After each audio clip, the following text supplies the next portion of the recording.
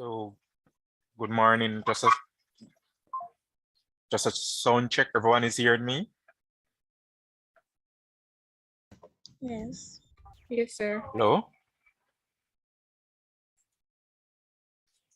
Okay, I can see in the chat that everyone is hearing. So good morning again and welcome students to this tutorial session where we'll be going through the 2018 paper 1. And as you can see, it is 1 hour 15 minutes. So this is June 2018 physics paper 1. So as we go forward, I ask for you to participate as much as possible. Basically, it will be you guys answering. I'll be here guiding and giving some feedbacks and tips on how to maximize on the paper one. So let's go. Wait, excuse me. On the paper one. Anyone in the chat willing to read for me?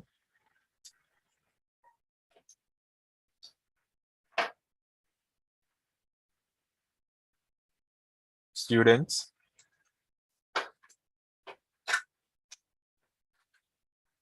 Okay, that seems like I know. If you guys stop hearing me, please let me know. So our first question is, I'm sorry, just a minute.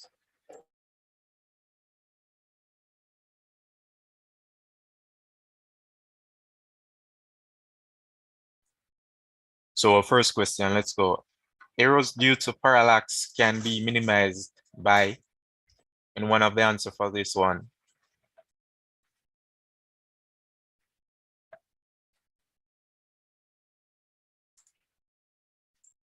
Sir, B.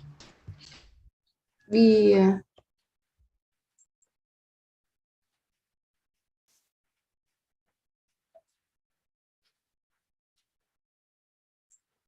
Good, yes, the answer is B, by you must read at a 90-degree angle, meaning you must get your eye level to that level of the, so for example, a measuring cylinder, you must get your eye level to the level of that water within the measuring cylinder to capture the correct reading. It cannot be below or above the water level.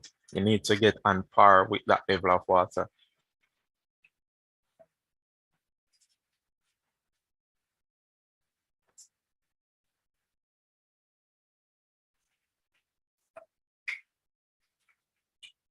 Okay, let's move on. So now we move on to question 2. Which of the following measuring instruments is most suitable for accurately measuring the volume of a 40.2 centimeter cube of a fluid, of a liquid, sorry?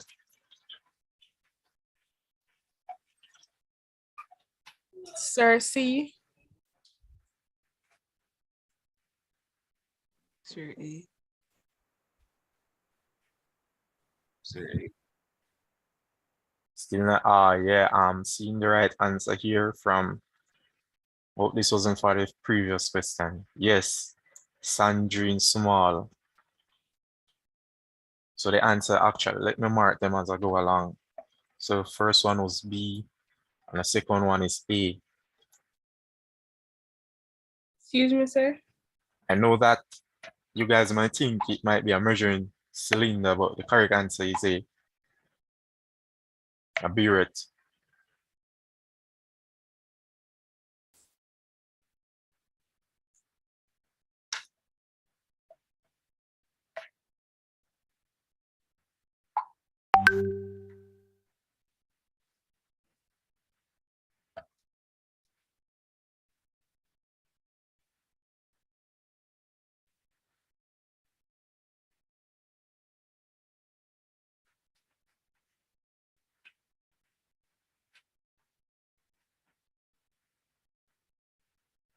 Oh, sorry, I didn't see you guys saying why.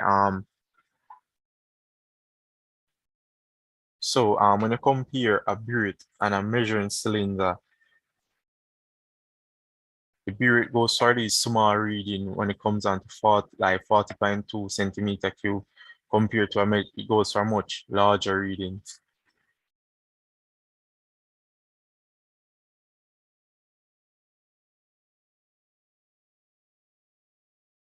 So now question three.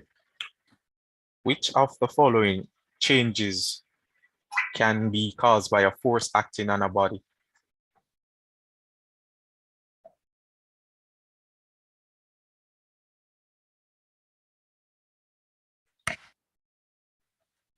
Anyone?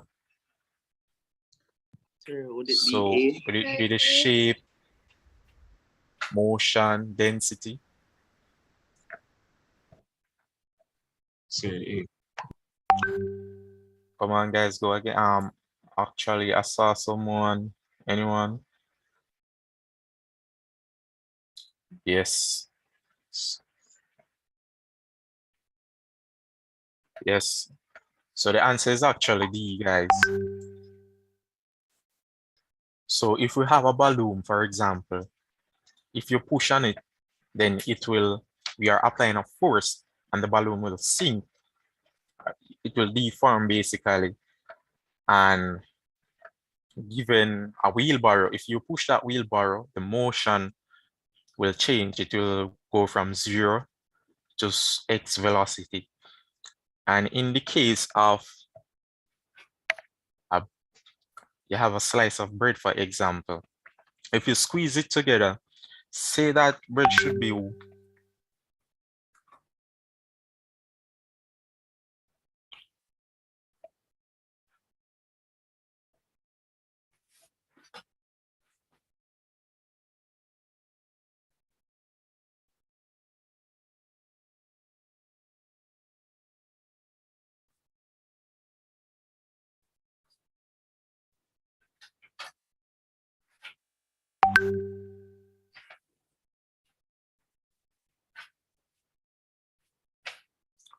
students, if you have been trying to talk, I'm not hearing you. I don't know why. Can someone try and say something? Sir, we're hearing you now. So you guys aren't hearing me? Sir, after you started talking about the bread, you kind of chipped up. Oh no, actually I stopped talking then to respond to a message regarding the whole hearing issue.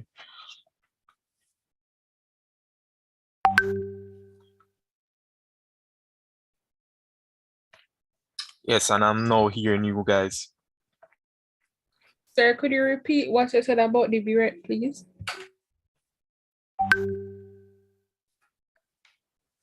I'm coming.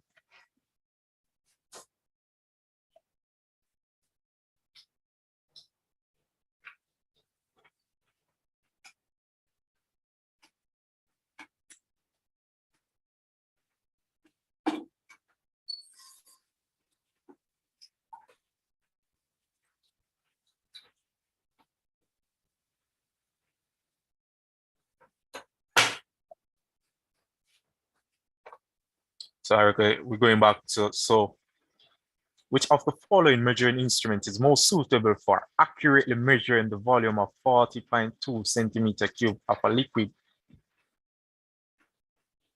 It is known that a burette is better to deliver a precise amount of volume. It is volume for a liquid because it has on it the intervals. It consists of more, it have more intervals compared to the measuring cylinder. So that's just the reason for it, and it have more graduation scale when compared to the measuring cylinder.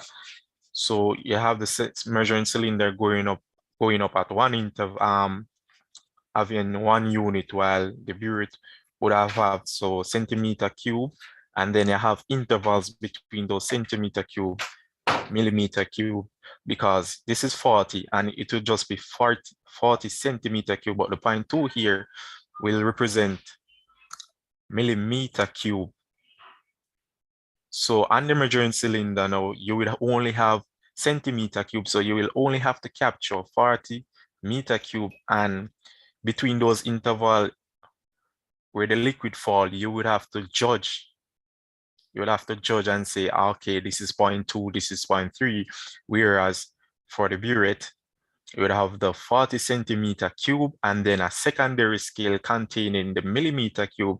And after reading your 40 centimeter cube, you go over to the secondary scale and look how many millimeter cube that is where the liquid fall. Do you guys understand? Yes, sir. Thank you, sir. Okay, nice. Okay, so back to our question. So as it regards to shape, you can use the slice of bread for this entire question. So shape, if you push on it, it's gonna squeeze. It's gonna be compressed. The motion, if the bread is lying flat and you push on it, then it's moved from 0 to velocity to x velocity. And when it comes on to density, consider that bread to be 1 meter cube. And what is the definition of density, guys?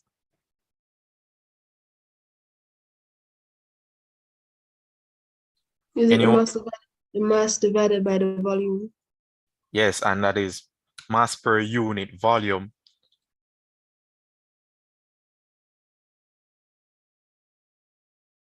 Right? Yes, sir. So what happens now is that you squeeze in the bread, you're changing the volume, and it's gonna be the same mass, but you're changing the volume.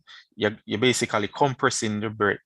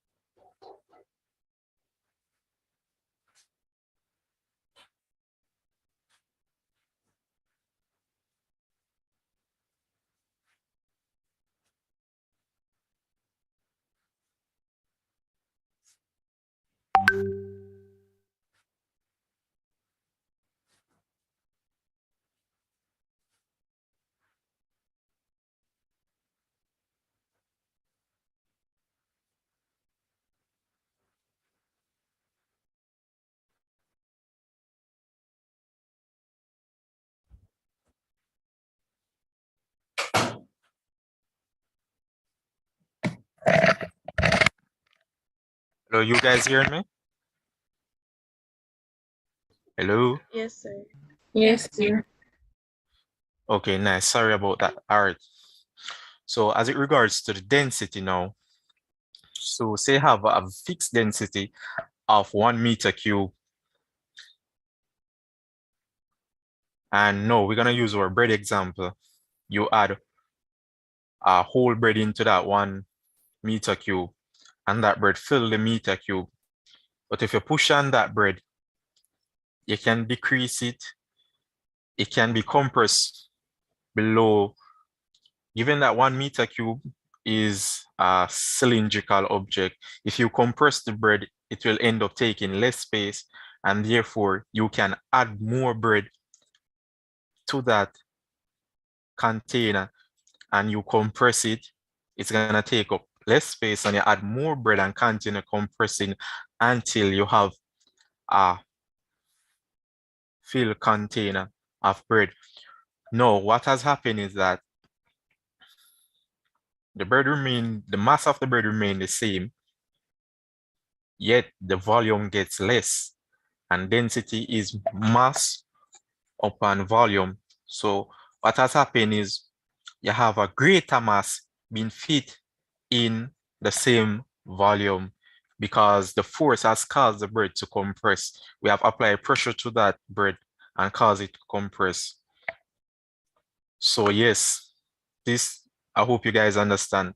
Well, this is an example of the force acting on the body causing a change in density.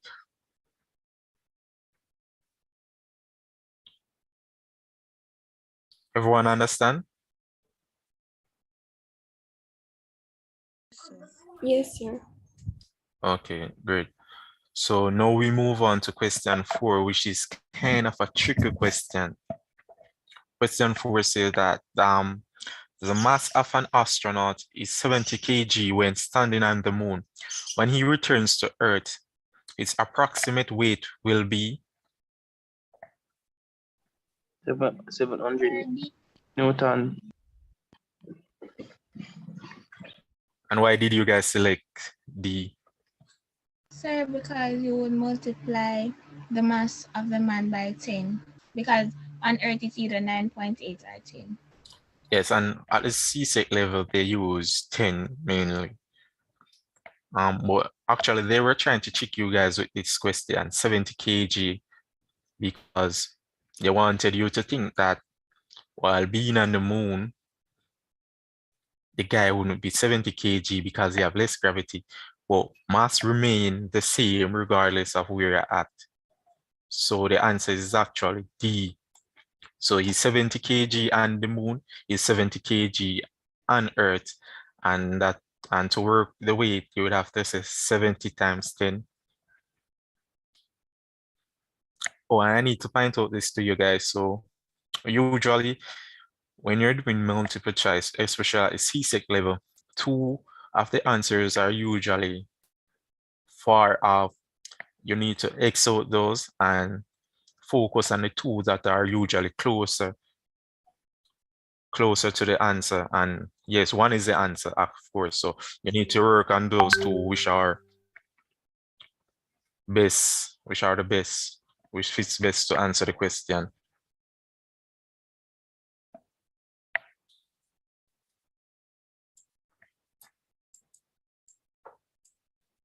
Okay, now question 5. And question 5 is pretty straightforward. The moment of a force is defined as the C. Yes, it is C. The product of the force and its perpendicular distance from the turning point to the force. Now, item 6, which refers to the following diagram, which shows 2 force X and Y applied to an object. So you guys should determine what should the magnitude and direction of a third force, which will cause the object to remain stationary. So, you know, the object is gonna, despite having a force X and Y acting on the body from the left, you need an opposite force at this end. And they're going to call this force X plus Y. So what magnitude should this force be to cause the body to stop, to remain stationary? X plus Y to the left. Correct. And that is to the left of the paper, guys, not the left, not to your left, nor your right. It would be to the left of the paper. So X and Y, you must have a force which is great, a single force which is the product of X and Y and the opposite end to cancel the force X and Y on this end. So it would be X and Y to the left.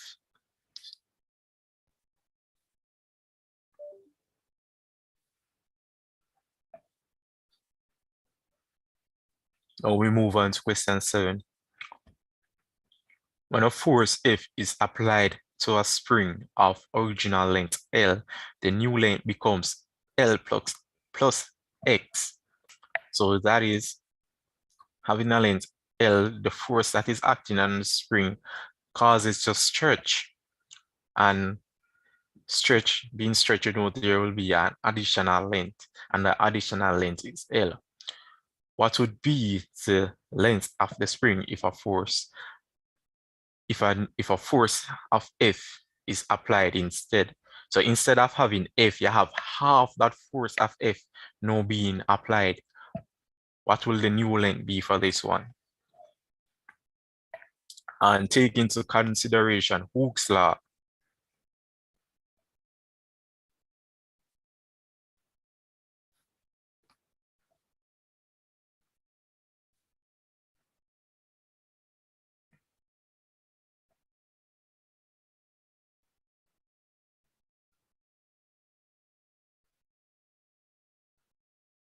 Would it be D?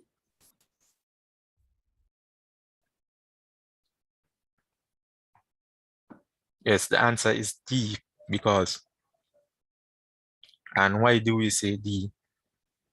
Because force is directly proportional to the extension. Amen, that's it. So if this force causes it to go X, then half this force would cause it to go half that length. Exactly.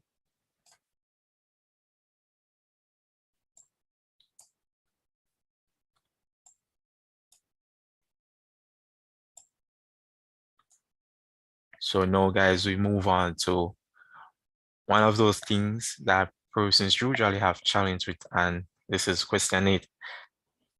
So based on a diagram here, which of the following reading is shown on the scale above? 12.26 centimeter. And can you dictate how you go about determining that measurement?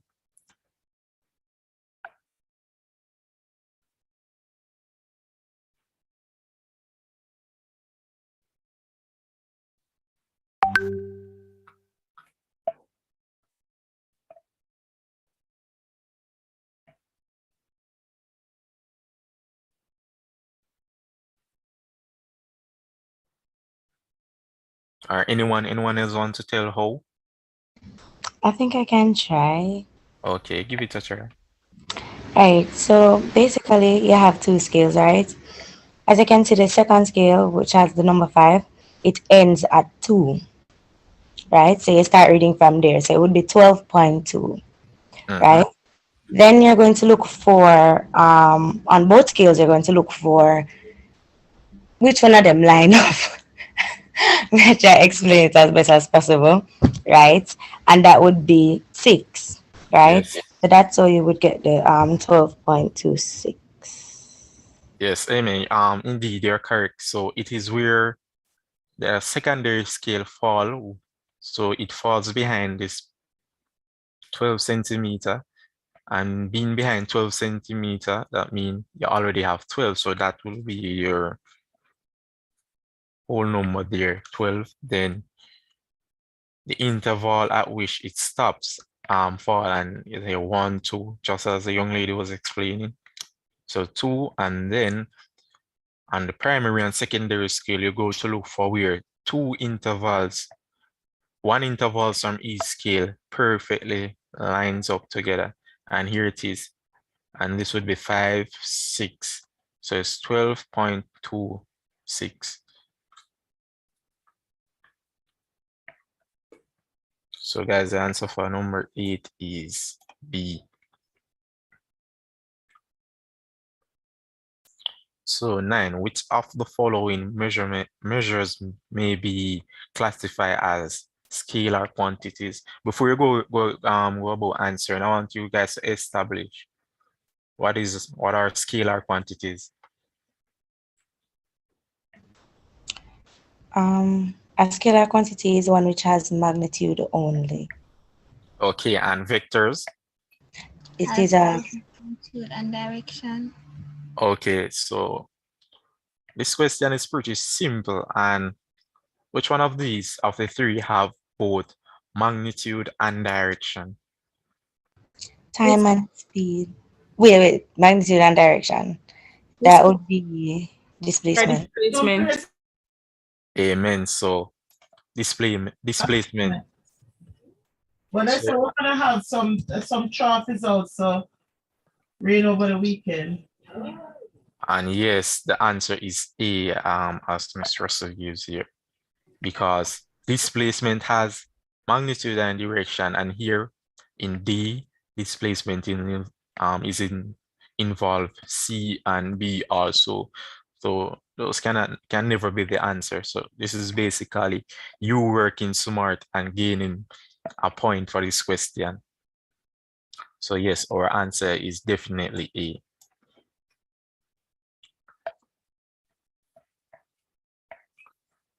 Okay, now we move on. Pressure in a liquid can be calculated using the formula P equal rho GH.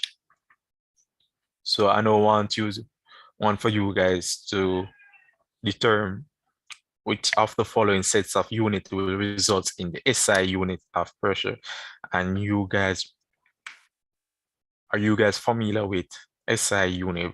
Must be, because at the introductory stage of physics from grade 9, I guess, I remember.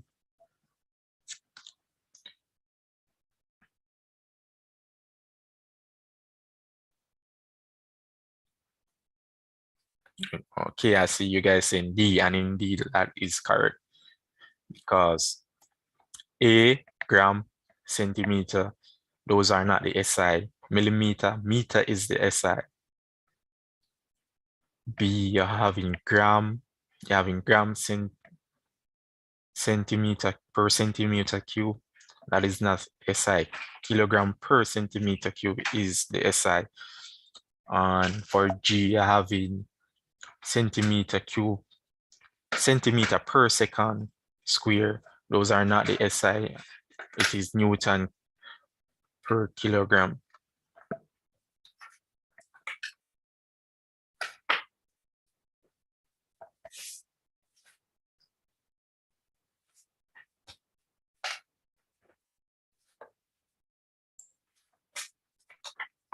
Now we move on to question 11, which refers to the following diagram, which shows two vectors of magnitude A and B represented respectively by O and A, OA and OB. The vectors acting at point O and are directed perpendicular to each other. Which of the following pairs represent both the magnitude and direction of their resultant? And this involves the theorem. Which theorem is that? Are you guys hearing me? Yes, sir. Yes, sir. And I'm saying this question involves a theorem, and do you guys know that theorem? Pythagoras. Pythagoras. Yes, it is. And you're basically gonna utilize that equation to determine the resultant vector based on the force. Based on the force OA, we're calling it a force OA and OB.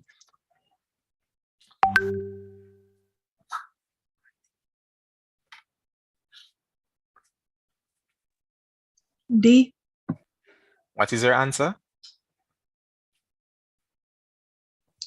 Is it D? No, I'm sorry, it's not. Oh, sorry, yes, it is D. My bad. Yes, so the answer is D. So, use a Pythagoras theorem equation to determine, and you would have a square root a square plus b square is equal to OC, because the force is based on the resultant. The force is direct from O to C. And here we have this. You guys cannot see, but is an arrowhead representing where the resultant force, the direction in which the resultant force will move. So the answer is D.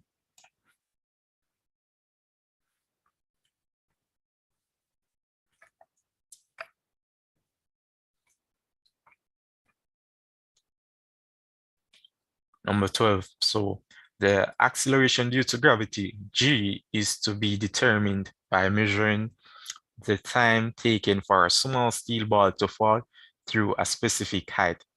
Which of the following activities is necessary? So you guys find the mass of the ball, allow the ball to drop, and start the stopwatch at the same instant. Measure the height through which the ball falls, or repeat the time measurements and take the average. So which one you guys say?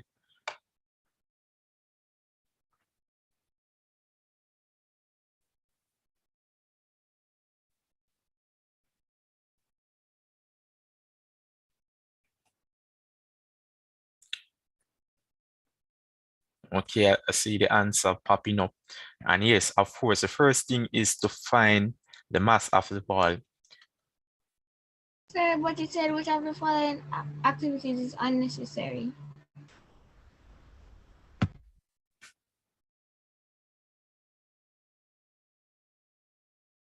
Hold on, let me take a look back at this question.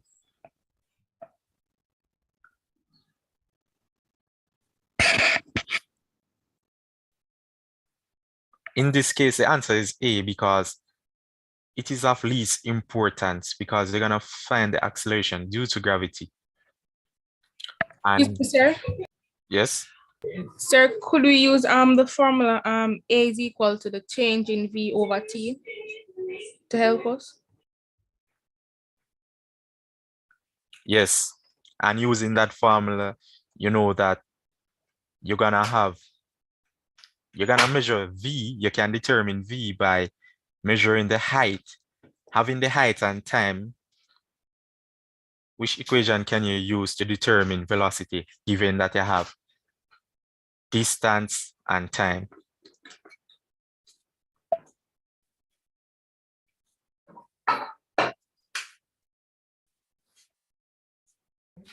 Distance divided by time. Amen.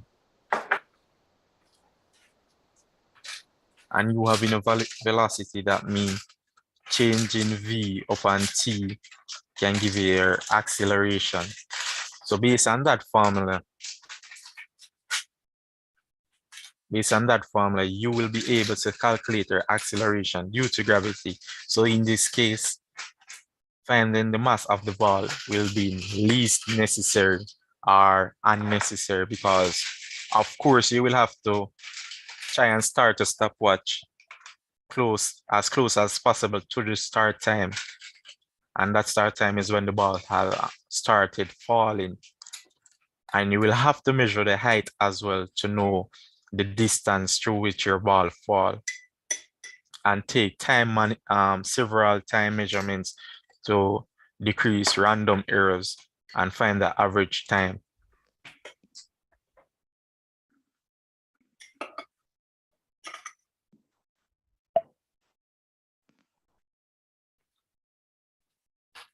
So you guys can see from here, using V equal D upon T, knowing the distance and the time it takes to complete that distance, then using A equal delta V upon T, you can find A. So there is no need to find the mass of the ball. Do you guys get that? Yes. Yes, sir. Okay, nice.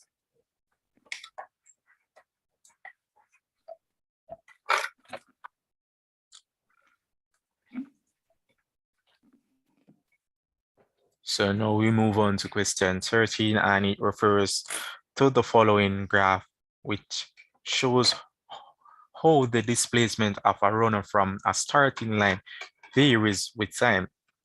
From the graph, guys, it can be deducted that the runner is, well, moving slow, not moving, going at a steady speed, going faster and faster, or going slower and slower.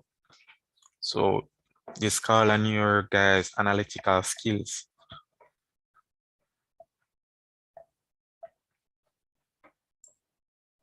I'm seeing people saying B, C, B, C, B, C. All right.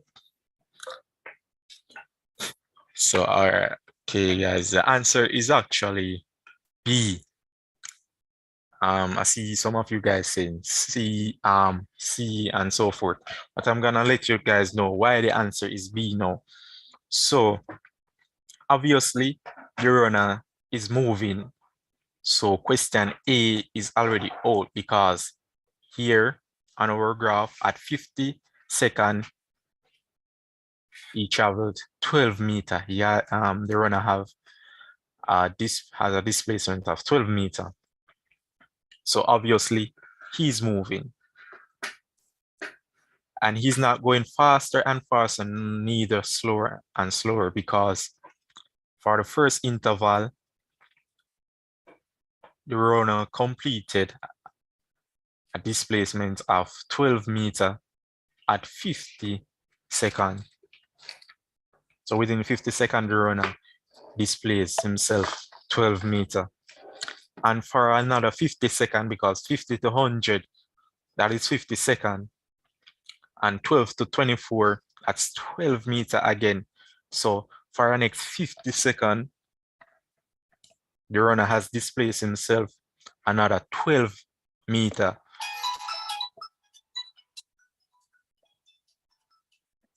So now you can see that the runner is going at a steady speed because within the same 50 seconds, you run 12 meters within both intervals. And that means you must be maintaining a steady pace to be going 12 meters, then another 12 meters. So that shows the level of steadiness the runner has maintained.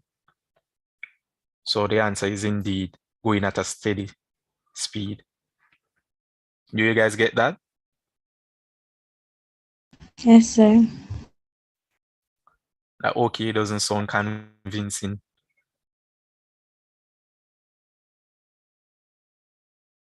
Yes, sir. Okay, I'm gonna just repeat it to ensure everyone gets it. So for the first phase, the runner ran for 50 seconds and displaced and has a displacement of 12 meters. And for the second phase, he ran another 50 seconds and has an equal displacement.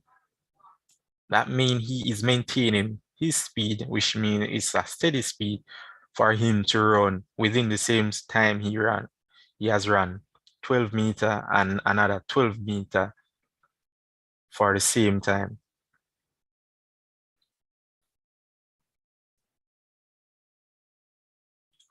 Now we move on to 14, and 14 reads, the time period of a simple pendulum oscillating with a small amplitude depends on the, anyone?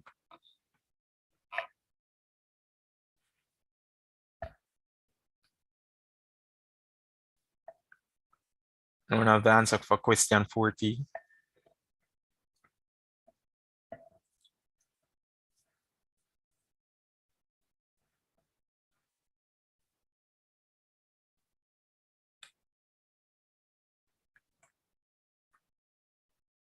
Okay, I can see the responses and persons are saying C, and can anyone?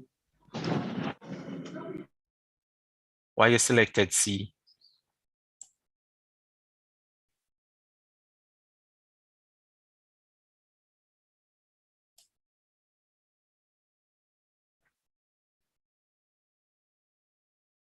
Can anyone give a reason? Sir, like, alright, so from basic knowledge, you know that if you should have a string, right, with a stone, for example, or the pendulum on it, if the length should be short, like really short, you know that it's going to move really fast. It's going to move faster, as well as it's going to pretty much have a smaller amplitude, I guess, right? And if you have a string that is, well, longer than the one before, it is going to move slower, right, due to the length, as well as it's going to have a more larger amplitude. And yes, you're correct. And I like what you say from simple knowledge, because it is basically simple knowledge.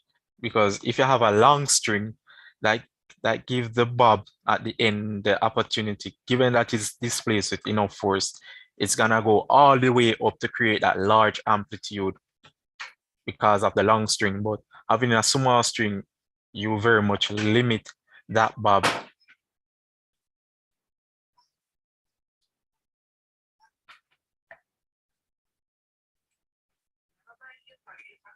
Having a small string,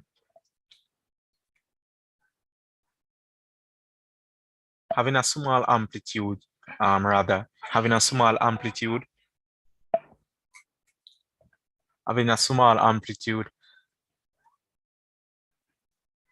is gonna be dependent on the length of the pendulum, because it doesn't get that degree of freedom to swing all the way up, given that it's given the same displacement, the same force as before compared to the long one. It's not gonna have that some great degree of freedom to go all the way up, creating that large amplitude, because the string limits the amplitude. So yes, our answer for 14 is C.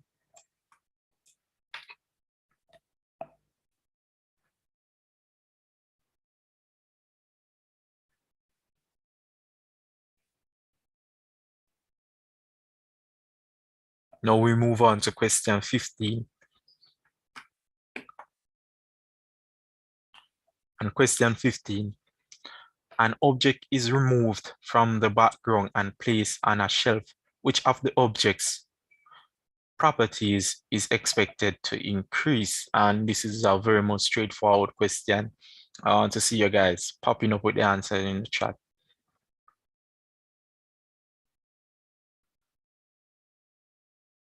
I saw someone saying D. It's D. C, sir. Come on, guys. No, the answer is actually C. Why did you guys say D?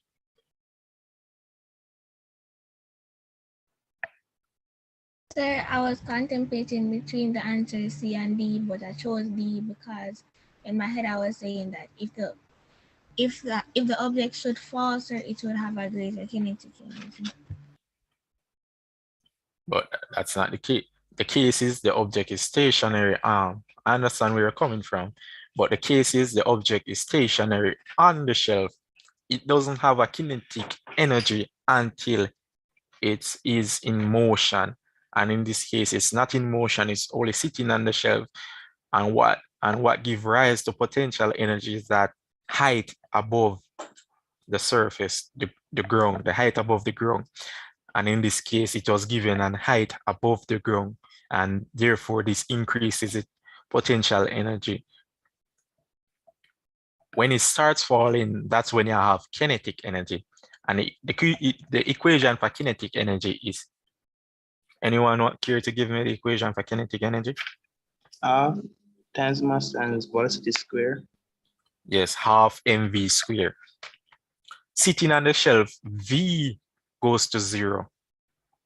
And v being 0, 0 squared is 0. And 0 times m, 0. 0 times half, 0. So there's no increase in kinetic energy. Kinetic energy remains at 0 as compared to potential energy, mgh, considering the object was on the ground, it have an height of 0. So 0 times g times m, that is all 0, but now it has been moved up to a shelf of height x. So it is now, let's give that height a value. Say it is 5, the object weighs 1, and g is 10. So it's 1 times 10 times 5. So that's 50.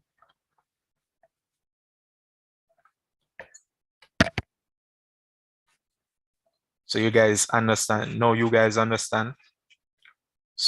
We increase in height, we increase potential energy. Yes, sir. Okay, nice. And remember, once it's not moving, once velocity is v, there's no kinetic energy. Because if kinetic energy is at velocity is at 0, that brings the whole equation to 0.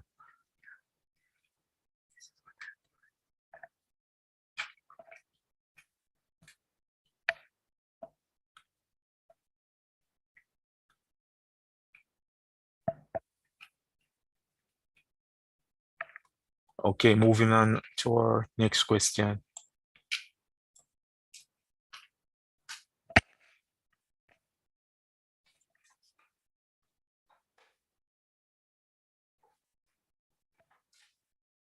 So based on our diagram here, the pressure due to the water is the greatest at which point?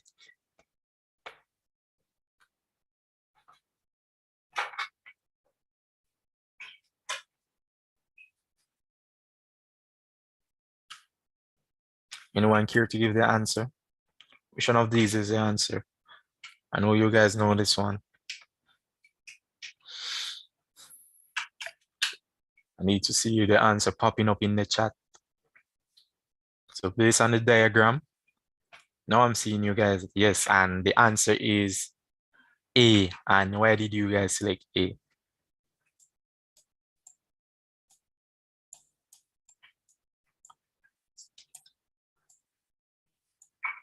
Sir, because it has the highest, it's the tallest and the volume. Yes, that's the reason. And P equal rho GH. So H here is the height above the object, the height of water above the object, and having more water above the object means that they have a greater force compressing, pressing on that point. Sorry, not compress, pressing on that point. So compared to these, you have a smaller height of water above the point, but here we have a greater volume of water above that point. So that means more force is being compressed on that point. So Q is experiencing the greater pressure, the greatest pressure, rather. Now on to 17, and 17 reads, a bubble of gas rises to the surface of a soft drink. This is because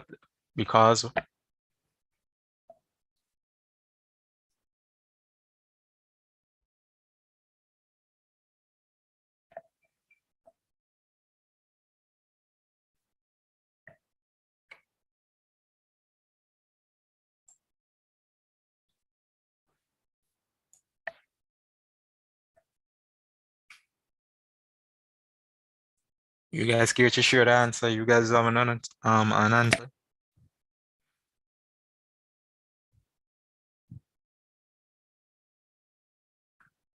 Hello?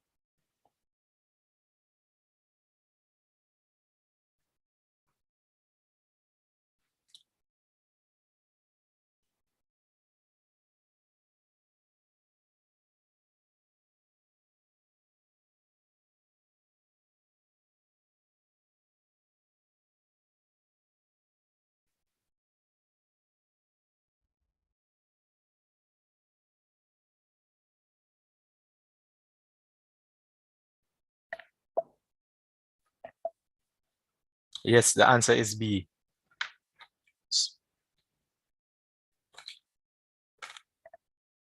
And A is definitely out because it said the density of the gas is greater than the density of the drink, and the drink is a liquid, and there's no way the density of the gas in a soft drink will be greater than that of the density of the drink itself.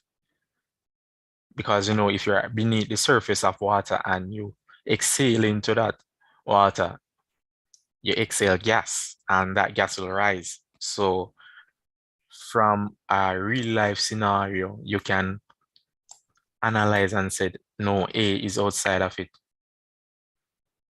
And B, no, the upthrust and the bubble is greater than the weight of the bubble. So, from Archimedes' principle that having the weight smaller than the upthrust, it's gonna be forced to be pushed out of that fluid or drink rather. It will be forced out of the drink because the upthrust is so greater than the weight that the upthrust is the force opposite to the weight. So the weight is pushing down, the upthrust is pushing up. And having the weight smaller, that means it's gonna be displaced upward. So yes, the bubble will be pushed out of that drink. So our answer is indeed B.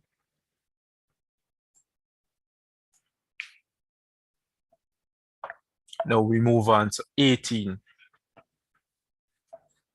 And 18 reads, which of the following statements about the pressure law are true? The ratio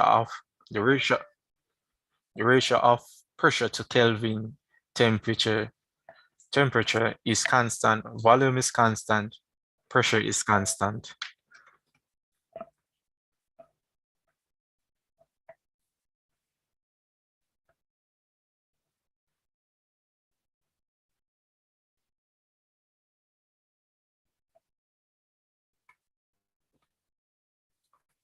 All right, giving you guys time to figure it out.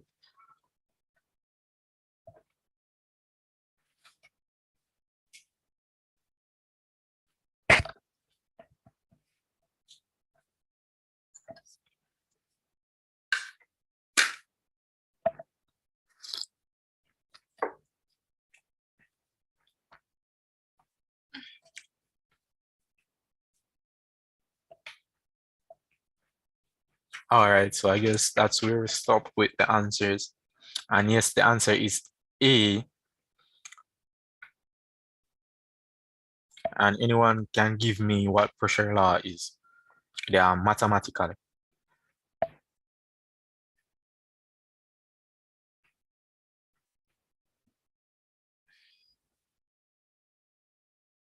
Sir, I'm not sure, but sir, is it P divided by T?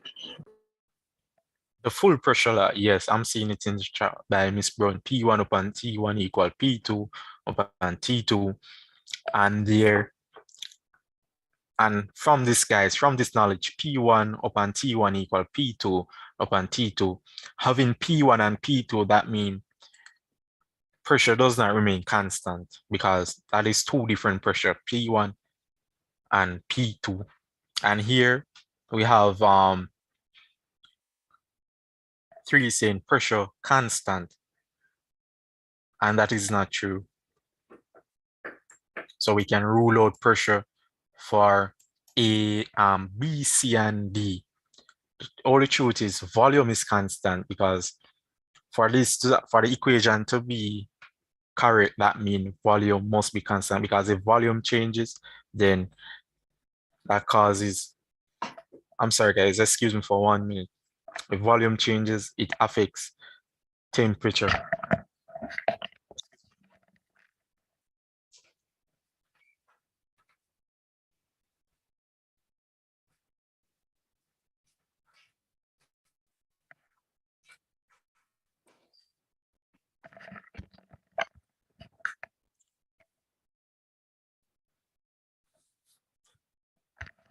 You guys are still here.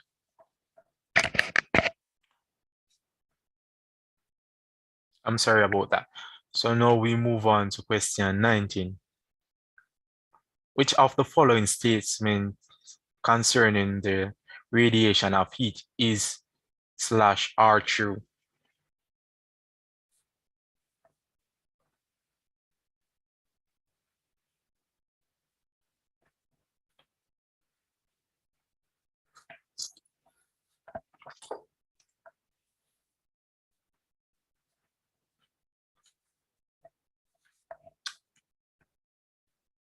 Anybody with the answer?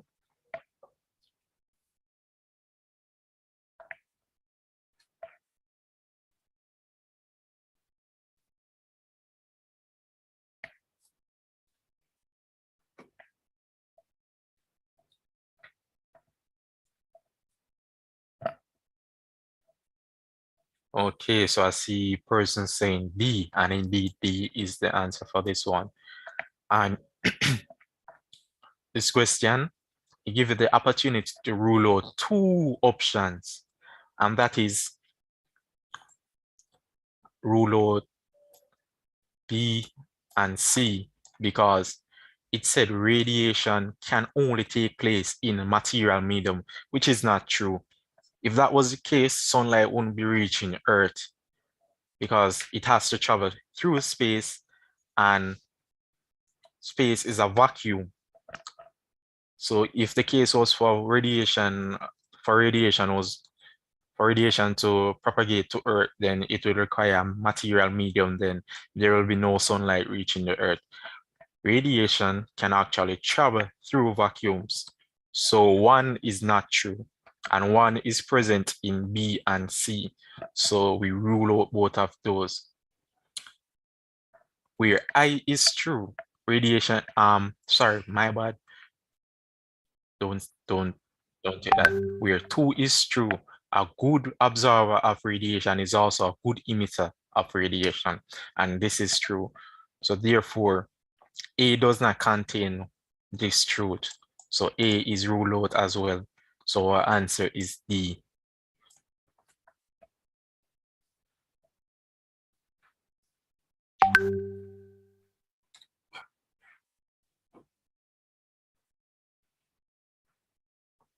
So we move on to question 20.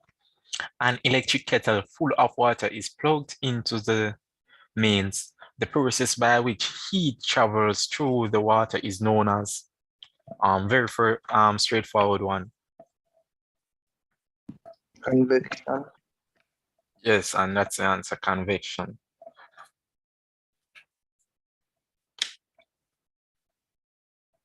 #21. Now we move on to 21. Let me mark.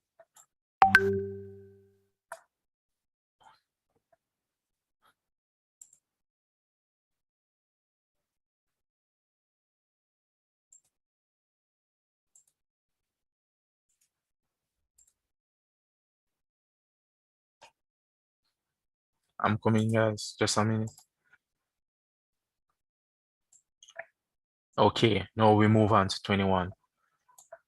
The energy required to change the state of a substance was determined to be E subscript H. If the mass of the substance is double the value of EH will. Anyone can figure this one out? B doubled?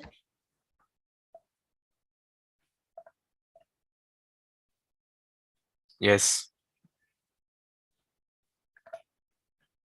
Yes, the answer for 21 is B.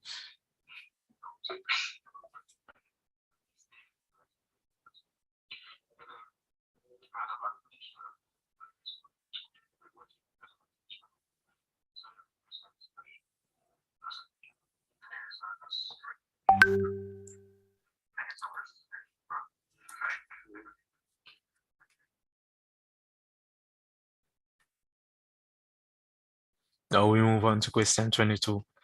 Which of the following statements about evaporation is false? Evaporation only occurs at room temperature. Evaporation occurs at room temperature only. Evaporation requires heat energy and causes cooling. evaporation occurs only at the surface, and D, in evaporation, the faster molecules escape the liquid.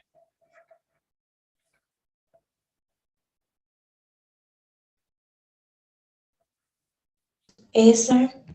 Yes, see in the chat, it's been filled with A, and A is the correct answer.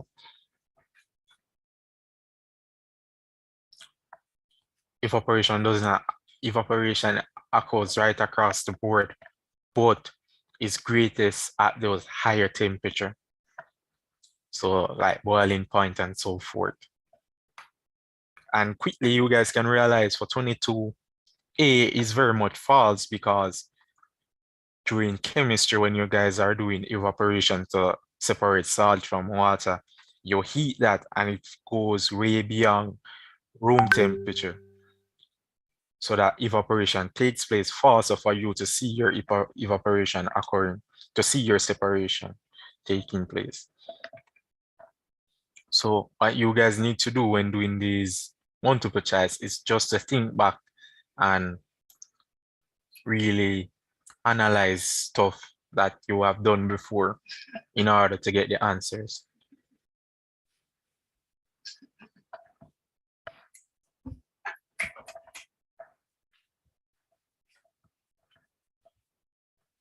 Okay, 23 now, guys. Some molten, I'm bad at pronouncing this word, naphthalene at 100 degrees Celsius is allowed to cool to room temperature. If it has a melting point of 80 degrees Celsius, which of the following graphs best represent the cooling curve of it?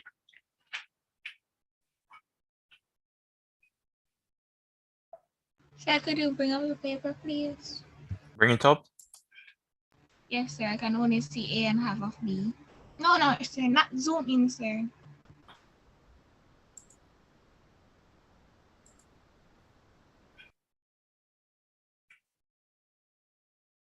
Hold on, let me make some adjustment.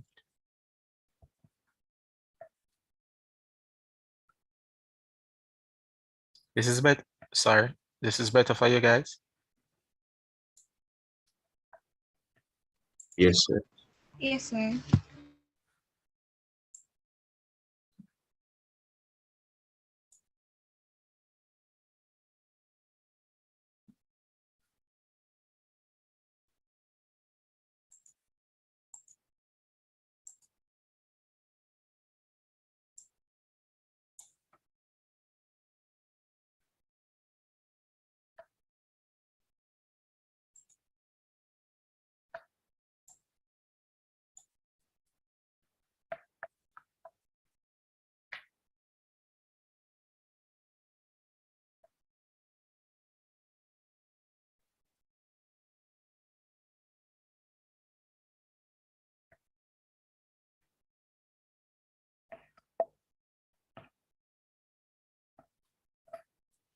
Anyone with the answer yet?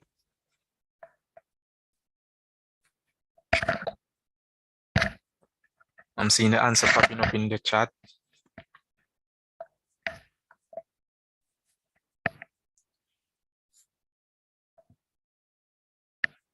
Only one person thus far.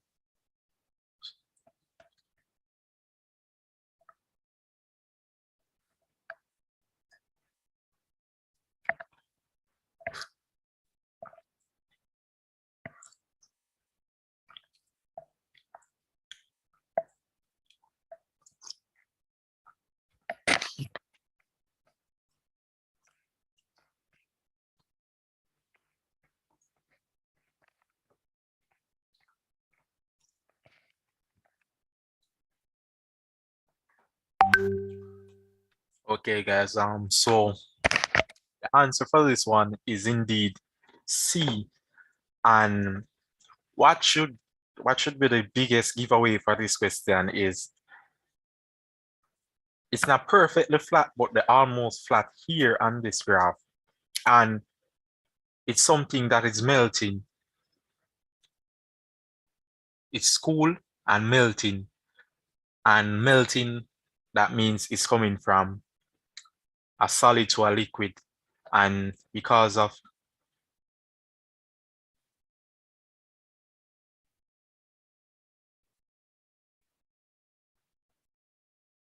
that, then you're having a change of phase. And usually when you're having a change of phase, when you're plotting that on a graph, you're gonna have a flat area to represent that mixture of solid liquid, the melting process. Because when you're drawing your graphs in school to represent phases during the process of melting, you guys have that flat, have an flat on a graph, that flat area on a graph. Is that correct?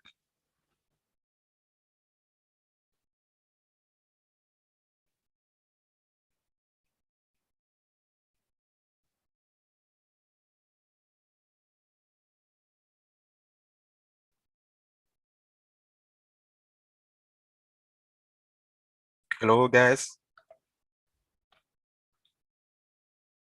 You can go ahead with the questions. Sorry, Lawrence. Alright, so sir, the flat part on the graph, I think it's due to the fact, or is it due to the fact of because it's changing state, it kind of has a little constant how was it temperature? I think it's something like that. I'm not sure. Yes, that's what I was saying, that the biggest giveaway for this question is that he mentioned that it has melted. Here in the question, melting is taking place. And for the other graphs, you don't see that flat area, and this flat area always represent a change of phase. And A, there's no flat area. B, it's a straight curve. And for D, there's no flat as well. You have this incline, but it's not flat enough to represent a change of phase or state as you guys relate to it. So C who best fit best fit to be the answer for this question, because here it has someone mic is open. It has a ear which is not perfectly flat, but would best fit as the answer for this question. Because every time you have a change of state, there goes a flat, whether vaporization, melting or freezing, condensation or vaporization. You're gonna get that flat here to represent a mixture of both liquid and solid. So that's what the flat here represent. Okay, guys?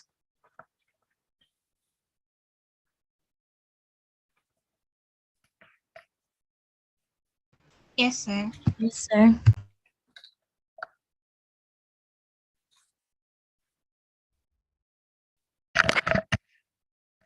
Okay, so now we move on to 24. The specific latent heat of vaporization of water is the energy required to change 1 kg of water at, and this is basically theory, so you guys have to recall information from your notes to answer this question. So which one of these is the answer? It's A, 0 degree to ice at 100 degree, 0 degree to steam at 100 degree, and or 100 degrees Celsius to steam at 100 degree Celsius, or 99.9 degrees Celsius to steam at 101 degrees Celsius.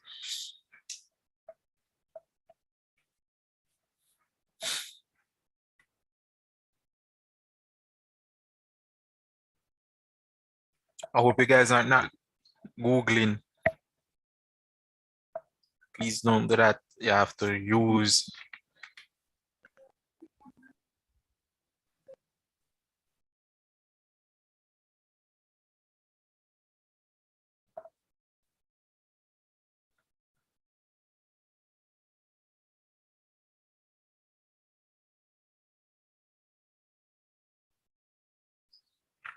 okay, nice. So how I would like recommend you guys, yeah, I see the answer in the chat. The answer is definitely C. And how I would like you guys to look at this question. And if you look at this question, we could have early rule out D and B, because latent heat of, when it comes onto latent heat of vaporization, all of them, latent heat, it's a phase change without a change in temperature. And here at D, you have a change in temperature where it's a 99.9 to 101 temperature change. That's not the answer, because a change of phase without a change in temperature. And here you have 0 degrees Celsius to 100 degrees Celsius. Then again, you have change in temperature. So B nor D can never be the answer. These are not the answer. So we X these off.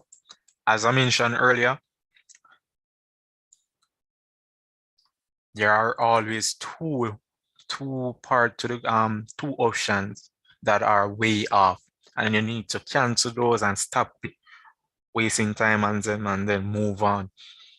And here it said 0 degrees Celsius to ice at 0 degrees Celsius.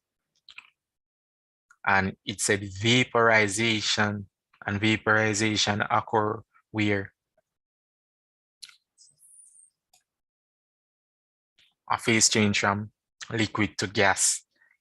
So, and this is ice, this is from liquid to solid. So vaporization is not applicable here, but rather here at C, where you have 100 degrees Celsius to steam, so liquid to steam, and the steam will be the gas. So C is our answer.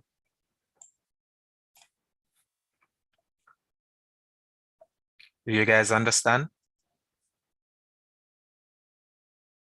Yes, sir. Okay, nice.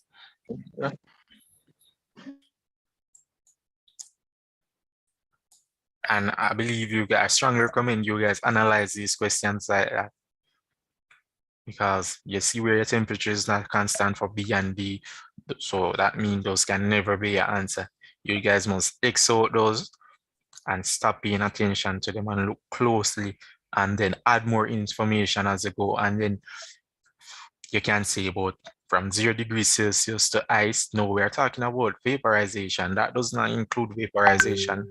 So you quickly rule out A and then pay attention to C, to confirm your answer where it said 100 degrees Celsius to steam. That's where you see vaporization occurring. And the question matches with your answer.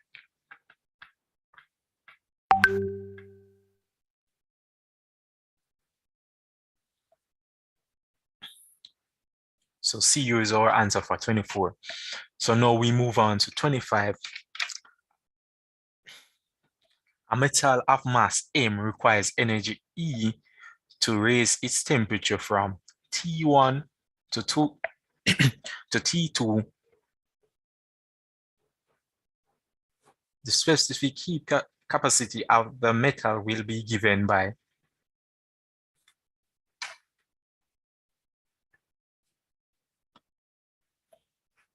you can read for yourself, guys.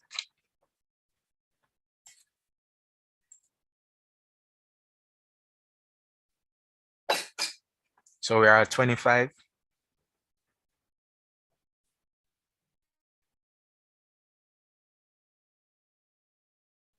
25 is B.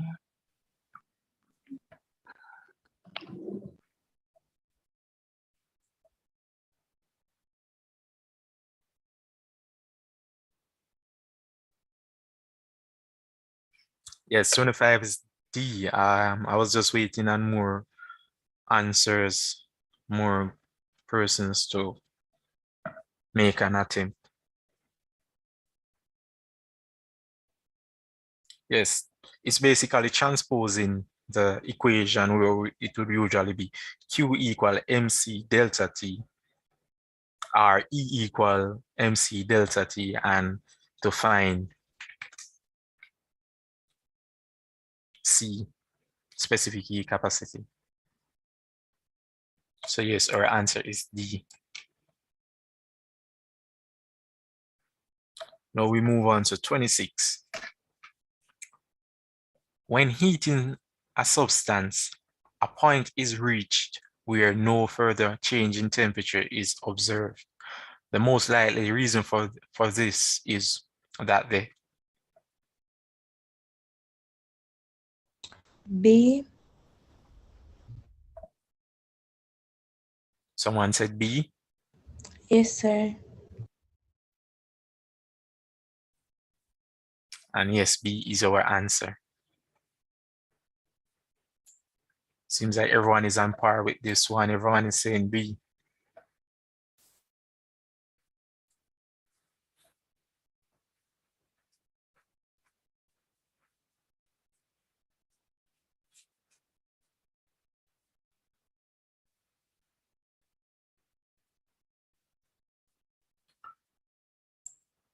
So 27, which one of the following phenomena are exhibited by sound wave? So refraction, diffraction, interference. You guys can see the questions, right? So I want you guys to determine which of the following phenomena are exhibited by sound wave.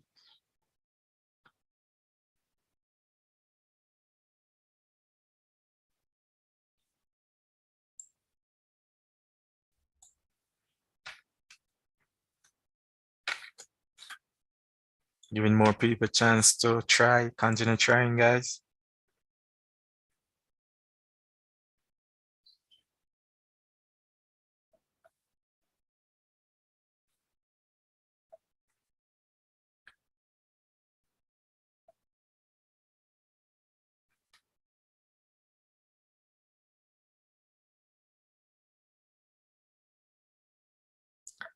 I was seeing a lot of C first, now I'm seeing persons saying D, person saying C again. But the answer for 27 is actually D. Sound wave can be refracted, diffracted, and interference can also occur. Sir, what is interference? Anyone care to share what is interference?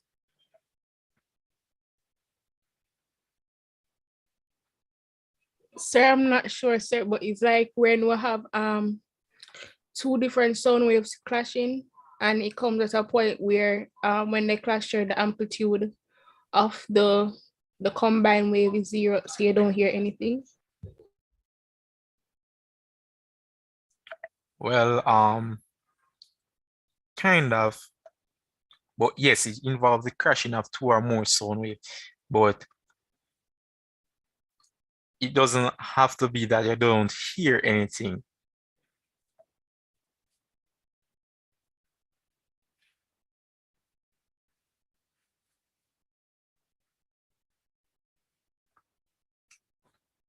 So the person who asks what is interference, do you know, understand?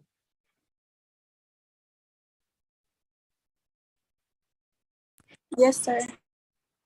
So it just involve, it can be two or more sound wave that,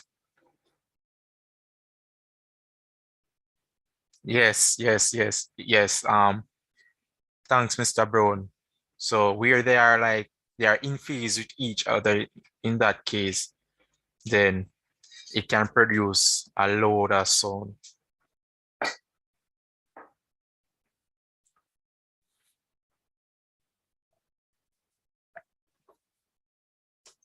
All right, so question 28. Whenever there is a complete destructive interference between two coherent wave trains, the wave must be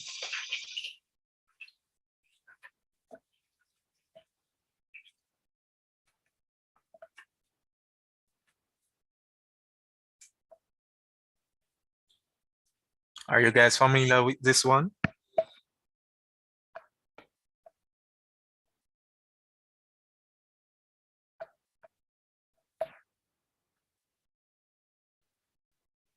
Remember, guys, it's saying whenever there is complete destructive interference between two coherent wave trains, the wave must be. That means in this case, you will like not hearing anything. given that it is a sound wave.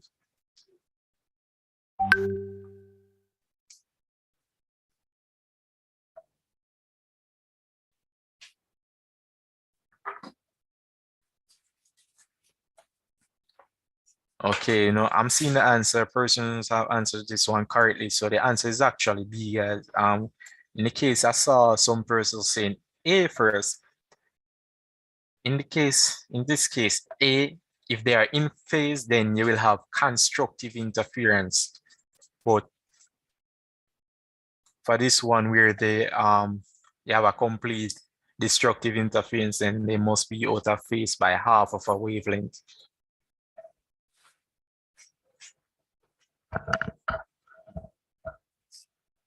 Okay, guys. Yes, sir.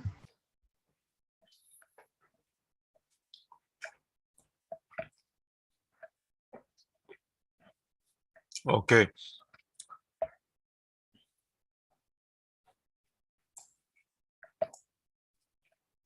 Now we move on to, we're coming from 28, now we move on to 29.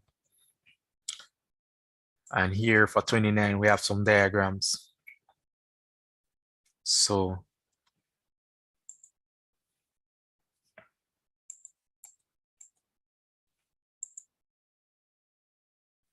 29, item 29 refers to the following graphs with axes having the same scales of two sound waves P and Q. Okay, which of the following statement is true? So I want you guys to read the statements. P is lower than Q, but Q has a higher pitch.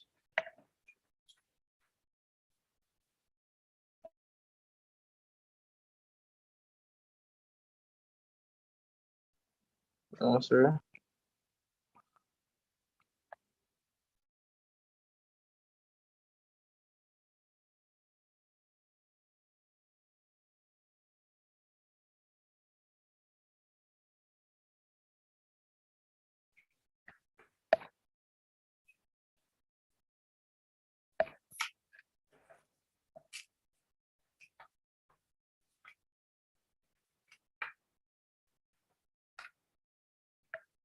I'm seeing some person saying C. I'm seeing one person saying D.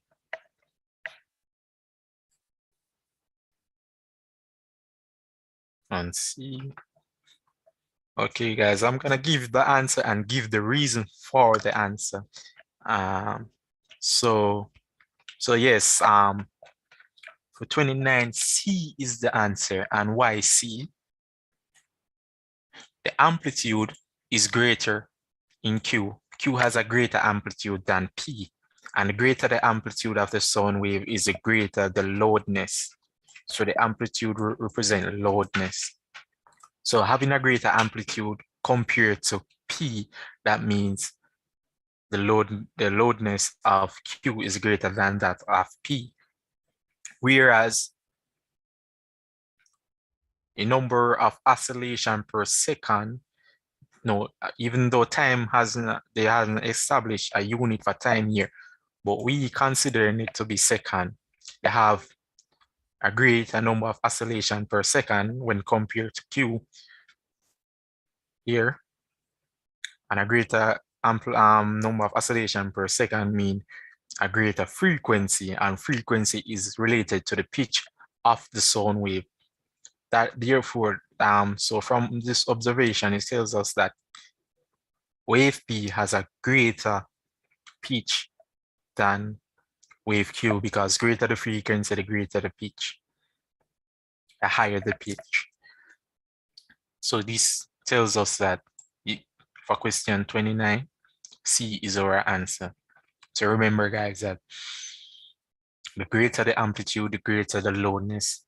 More oscillation per second, the higher the pitch of that sound wave. Because from the starting point, you can see where this wave is intersecting the time interval scale at smaller intervals compared to Q.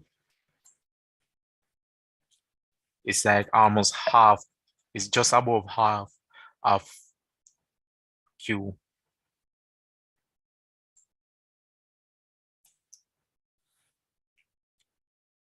So wave P is making more oscillation per second compared to wave Q. So the frequency in wave P is greater than that in the frequency of wave Q, and greater the frequency, greater the pitch. You guys get that?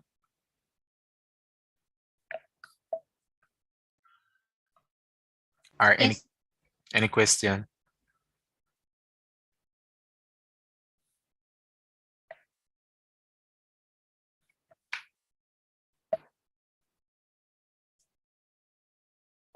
Okay, now we move on to 30.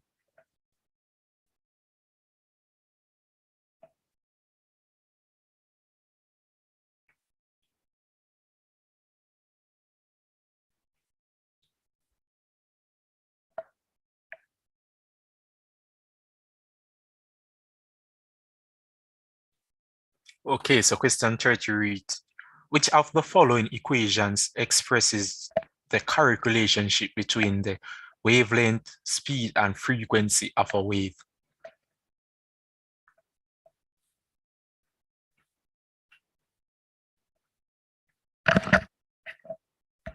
Anyone? So basically the equation is correct form based on wavelength, frequency, and wavelength.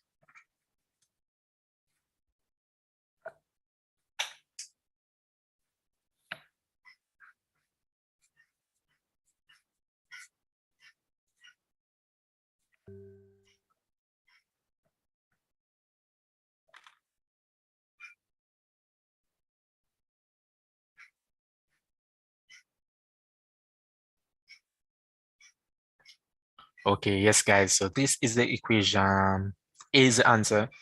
See, it's popping up in the chat. You guys are indeed correct. So frequency is equal to V upon lambda.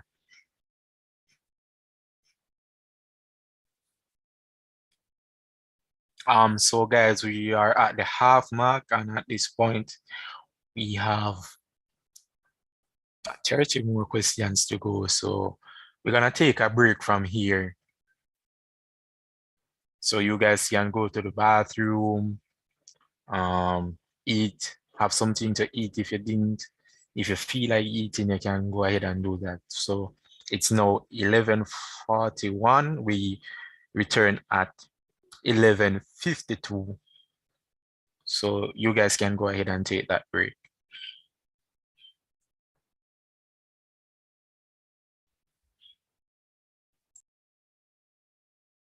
All right, guys, thanks. You guys have been doing well so far. I really love the feedback, so you can have your break now.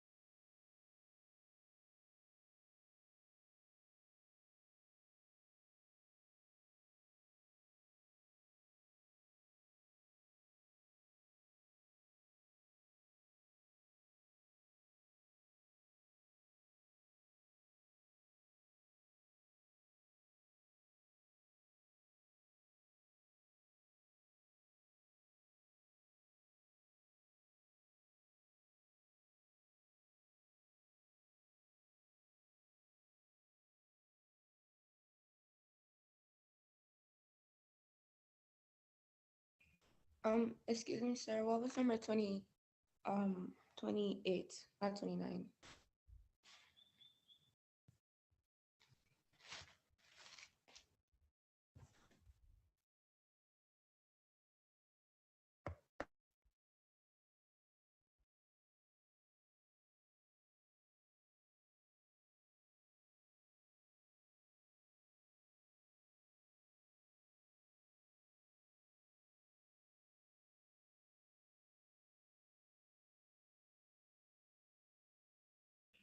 Sir, number 28.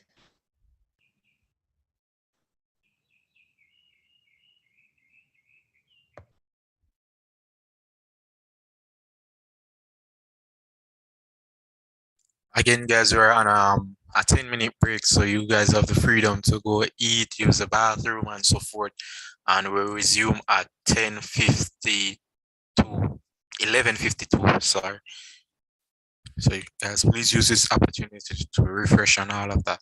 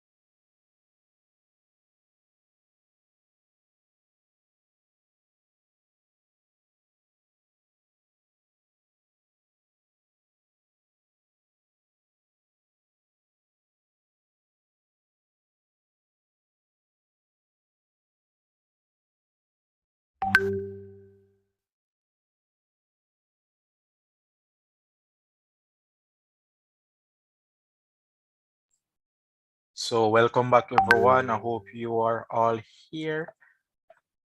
Everyone is here. Let me hear some activity in the Yes, chat. sir. I saw where someone was asking what was Bernard. It was Bernard asking what was 29. You need an explanation for 29.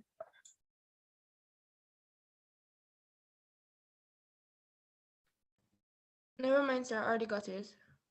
Okay, great. So we resume at question 31. So let's go now, guys. So item 31 refers to the following diagram, which shows an object in front of a plane mirror. And pay attention to the word plane mirror.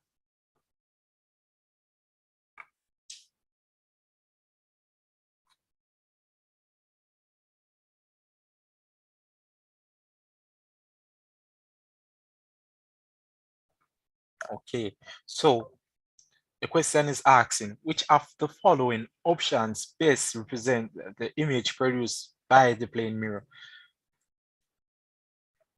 So I want you guys to give it a try.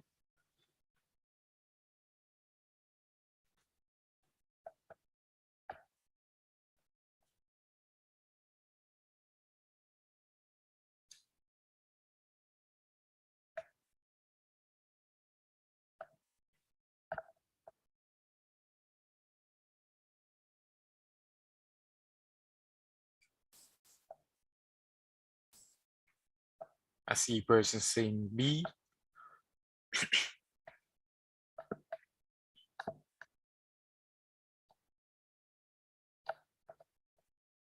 So, okay, the answer for question 31 is actually B.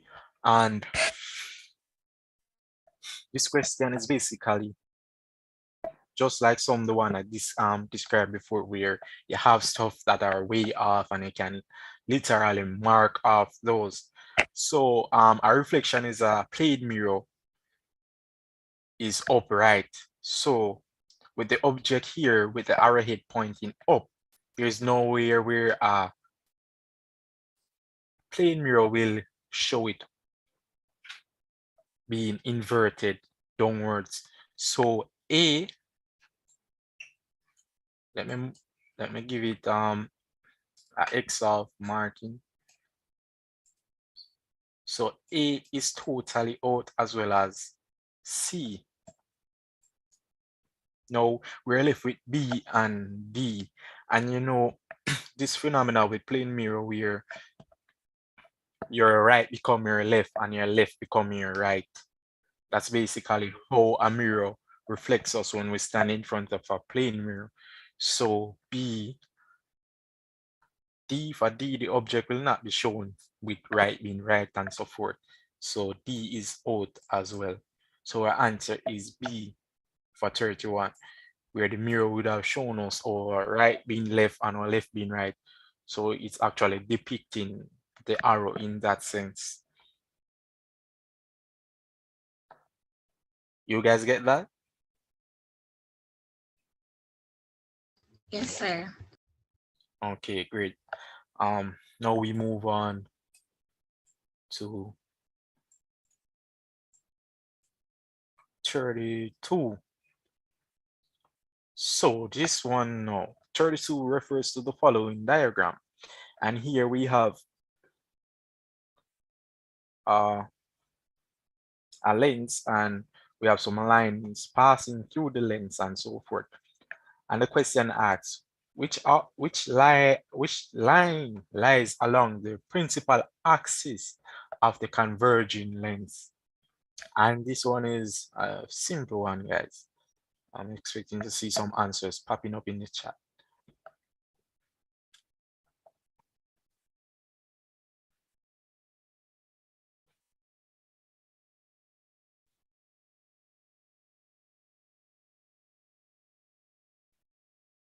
I'm giving you guys the opportunity to give some answers.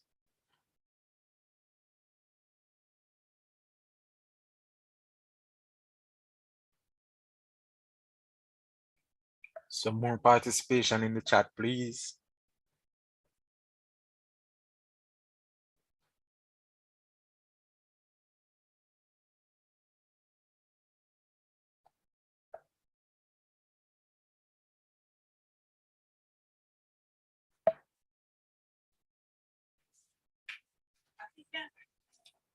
Okay, so now I'll let you guys know. So the principal axis passes through the center of the lens, and the principal axis run horizontally. So if you guys can recall from your notes from classes, the principal axis would run horizontally along the lens. And which line is passing through that area? Where you have the FF here, that's going to show you that. That goes to show you that these are representing the principal axis.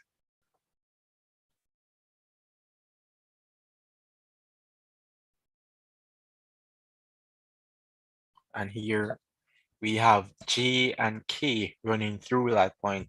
So the answer here is the line JK is the line that lies along the principal axis of the converging lens. Okay, guys? Yes, sir. Yes, sir. So, sir, it basically asks me for which line would represent the principal of axis. Yes, you could even say that it is representing the principal axis, but if you look closer though, you can see that the line JK, where this line ends, it is less. It is not as dark as the line where F, from the point F here to the point F here. It is much darker, so this line is like on top of that line. Well, yes, you could say that in one sense. It's basically representing the principal axis, J and K, because it lies perfectly on the principal axis. Okay.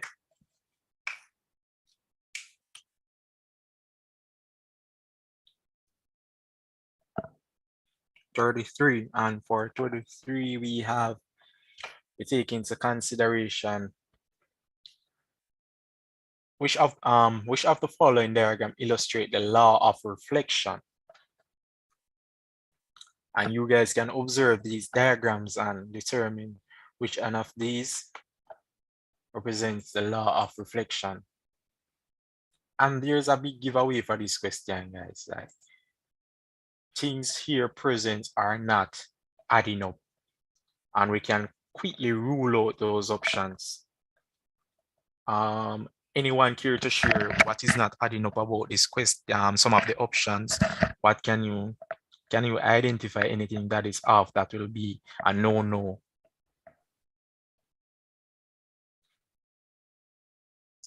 Anyone?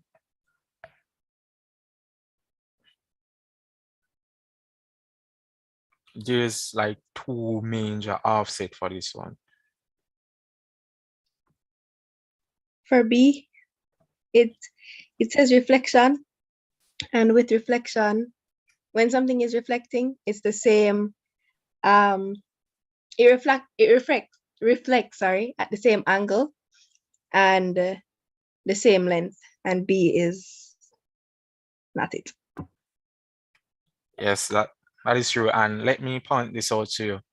So I'm gonna start from D. For D, you have the angle here being measured from the surface to the ray, the incoming ray, the line that represents the incoming ray, and this is not true.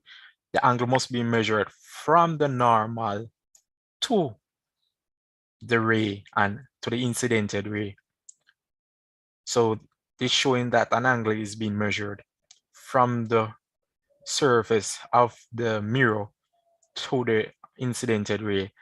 That's a giveaway. You won't have it being shown like this. We already know that A is the answer for this question. And we're gonna compare this to A, where the angle is being measured from the normal to the incidented ray. Here we have the ray coming in, and then this is another ray in an opposite direction.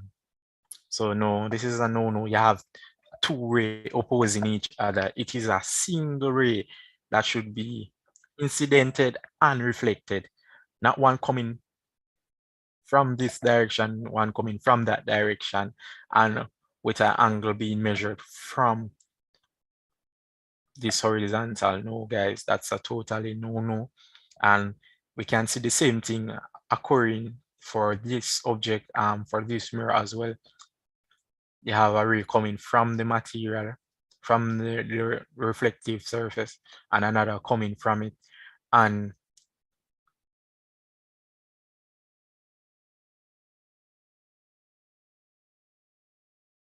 that is a no-no as well. And here we have the same thing happening.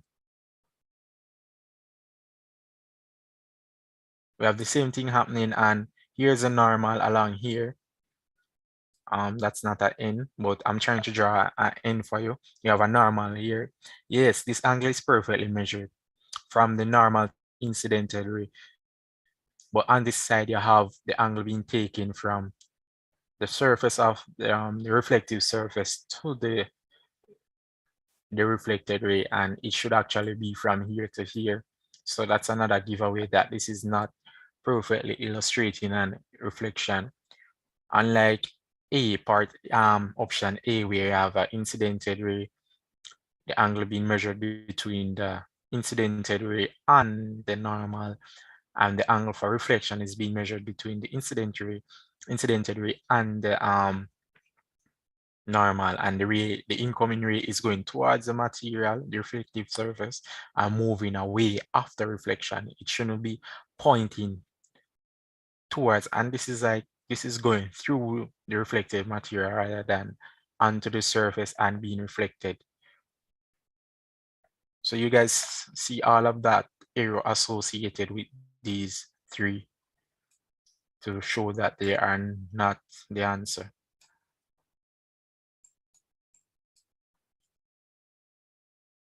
Anyone?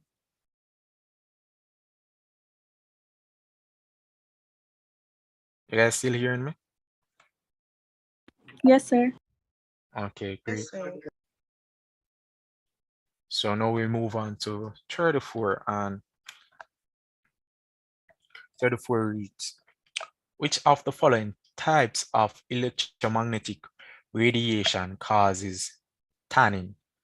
And you know what tanning is like when you stay in the sun for too long and your complexion changes. I'm expecting you guys to give me the answer for this one.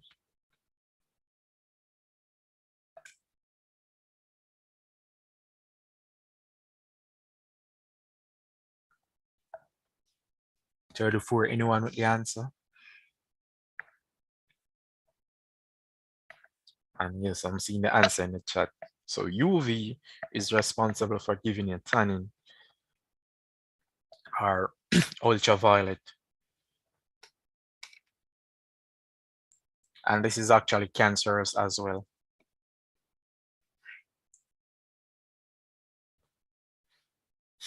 Okay, so no, 35, a ray of white light enters a transparent glass prism. In which of the following diagram is a dispersion of light correctly illustrated?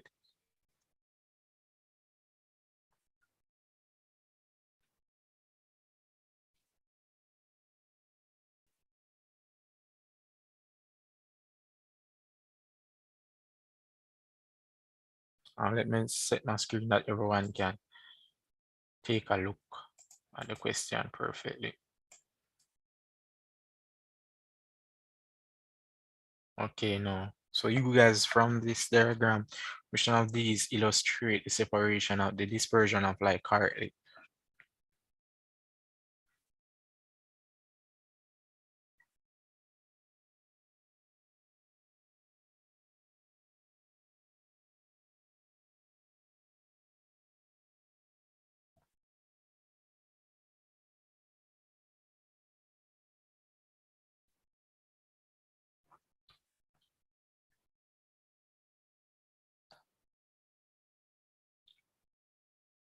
All right, I see everyone saying D.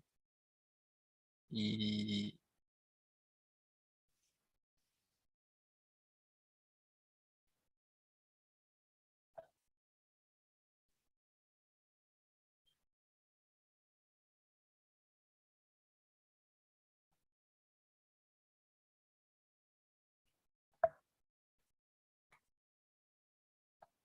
Anyone continue trying, guys? I'm not continue trying. D is not the answer.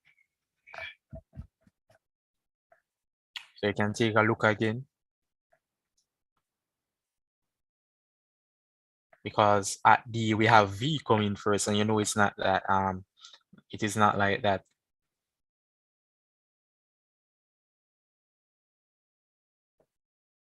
And yes, I'm now seeing the answer. A is actually the answer.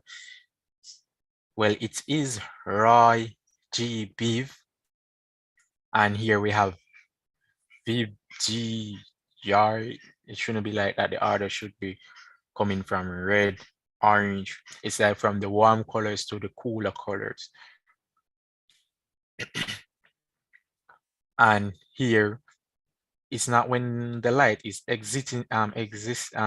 leaving the material that you have it being separated into individual components, but rather upon entering the material.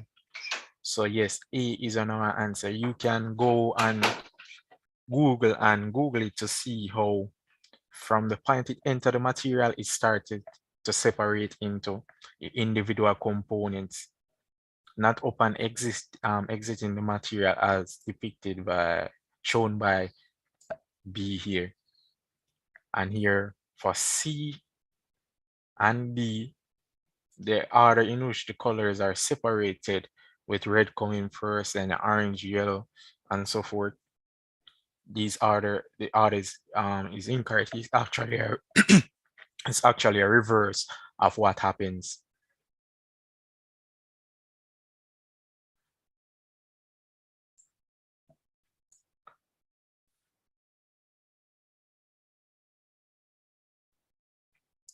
Which of the diagram best shows the path taken by a ray of light through a rectangular block?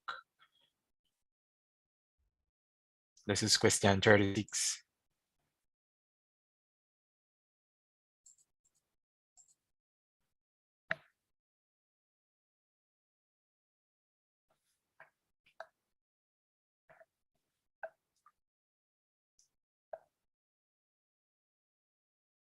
I'm seeing you guys going at it.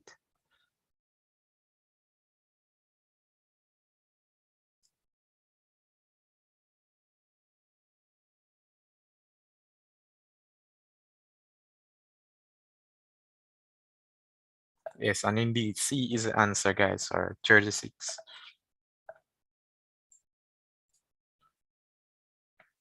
Whereas in the case, we have light coming through the block and turning here, that's not it.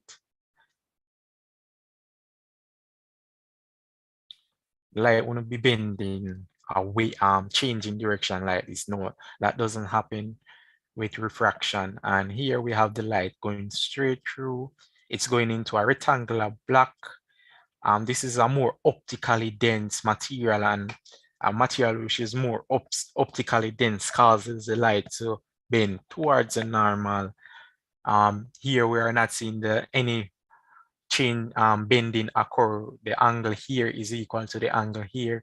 It's upon existing that you see the light changes direction, and here is where the error occur with this one, where it maintained the same angle away from the normal from when it moved from here to the block, which is more optically dense and should have caused it to bend towards the normal.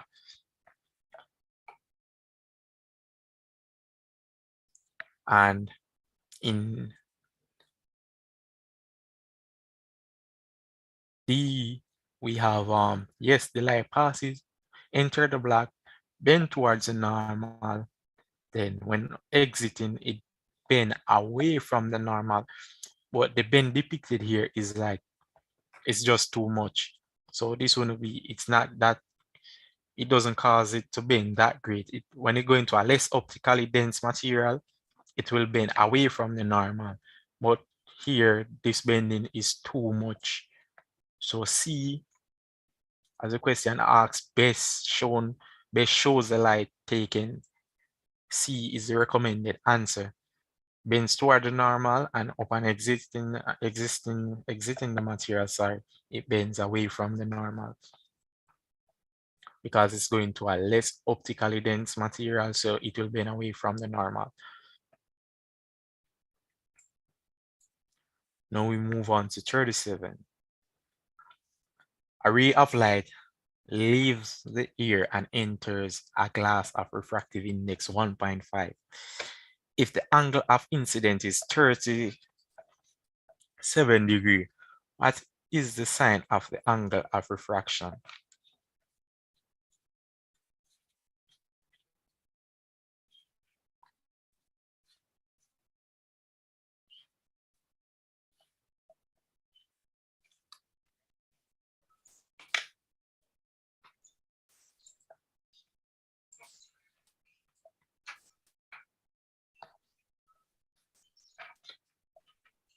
So basically, you're gonna represent that in a fashion that will allow you to work it.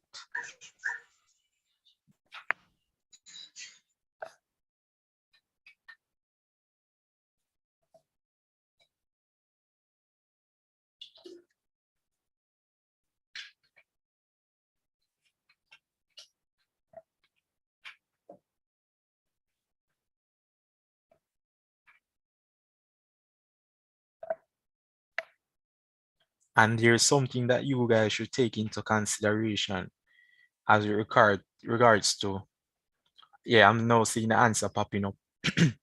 And the answer is indeed D for 37. But I want to give you guys some pointers that it said it leaves here. And what is the refractive index for here?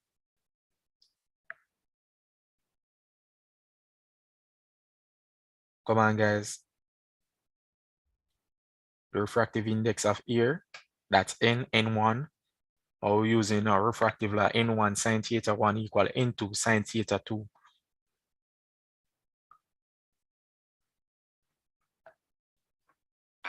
No one?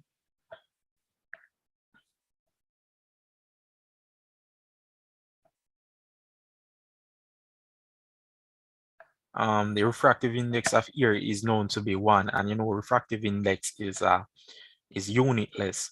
So having our equation N1 sine theta 1 equal N2 sine N1 sine theta 1 equal N1 sine theta 1 is equal to N2 sine theta 2. The refractive index of here is always 1. The incidented ray angle is 37 degrees.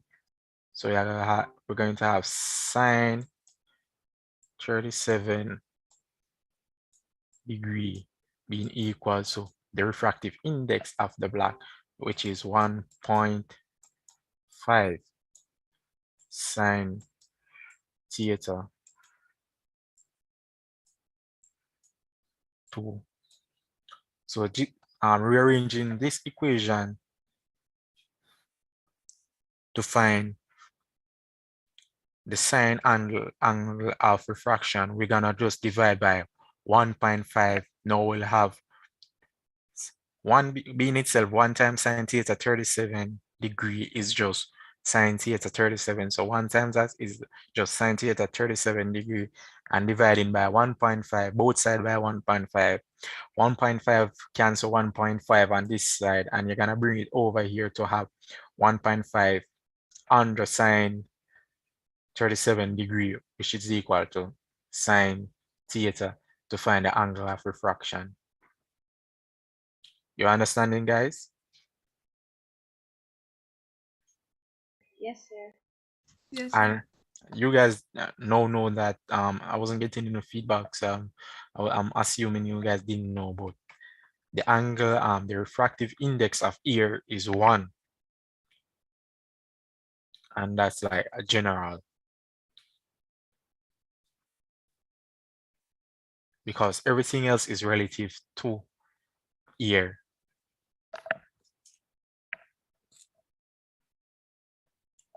Okay, guys. Now we move on to 38. And 38 reads, item 38 refers to the following diagram. Two similar loudspeakers are connected to the same audio frequency generator and set up as shown. So this is an audio frequency generator. As at some point along XY, no sound is heard because, so I want you guys to look at this diagram and try to come up with the answer for this one.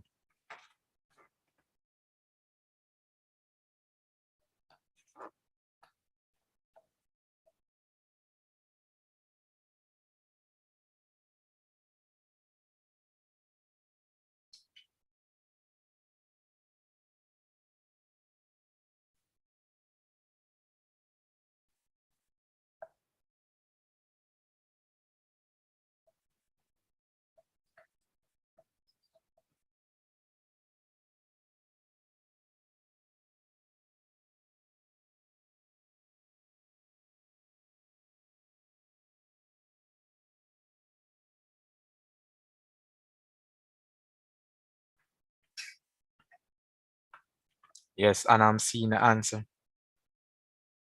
I'm seeing the answer in the chat, and the answer is indeed C. No sound is heard. So this is basically just as before we were talking about interference. You have two loudspeakers here, and this sound interfere with each other, causing complete destructive. You're having a destructive interference where the waves of each sound from each loudspeaker, the wave produced from those cancel each other and thus produce no sound.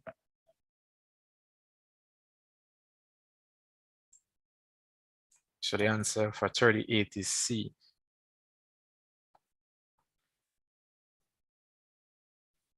Remember, if you have any question, you're free to ask your questions.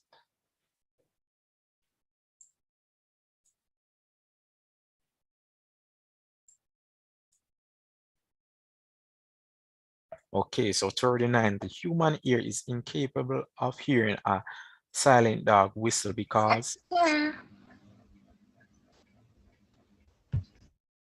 okay, Somebody asking if you could go over 38.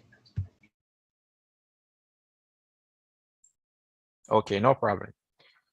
So 38 refers to the following diagram. Two similar loudspeakers are connected to the same audio frequency generator and set up as shown.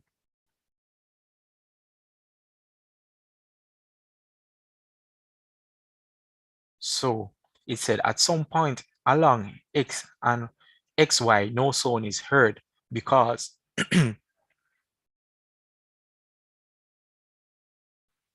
here we have two similar speakers producing sound, being acting as a source for sound wave.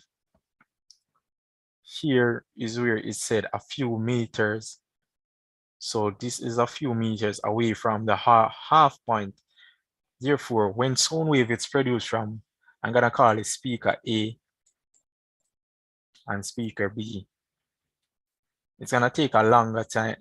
At this point, which is we consider the half point, it's gonna take a longer time to reach here compared to B. Therefore, we're gonna have these waves being out of phase by a half, and being out of phase by a half means you're going to have destructive interference because the sound wave is going to cancel each other, and canceling each other, destructive interference, no sound is produced because it's flattening the wave. The wave doesn't have any amplitude in this case, and no amplitude, no loudness. Remember we talk about interference with one of these questions just back, and we talk about destructive interference. because they are out of phase by half of a wavelength.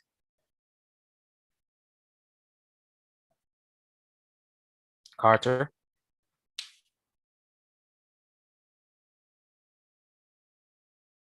Are you getting it?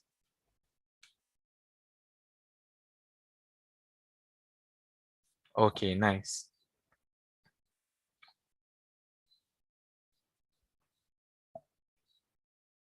Okay, we move on to 39 and 39 read.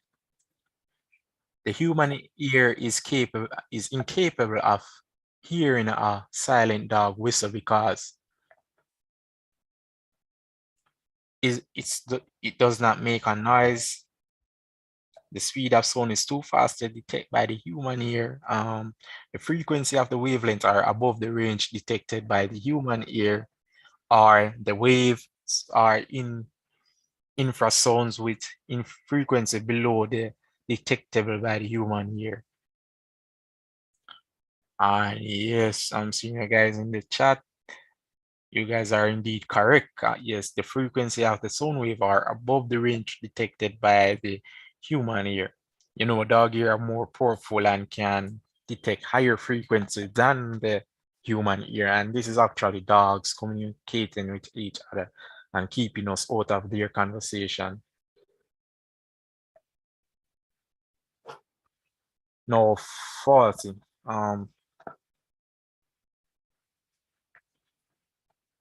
Which of the following electromagnetic waves has the shortest wavelength?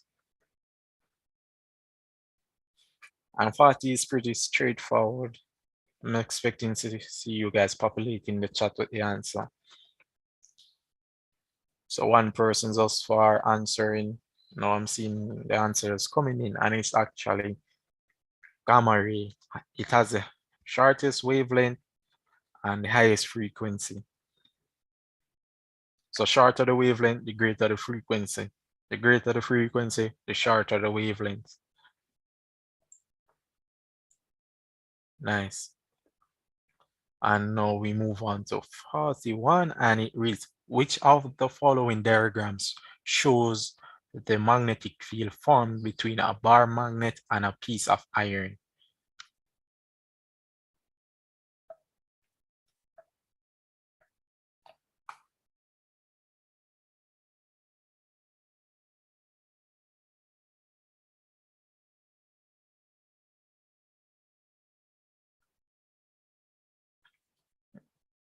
Well, it seems like you guys are extremely familiar with these. I see a lot of C.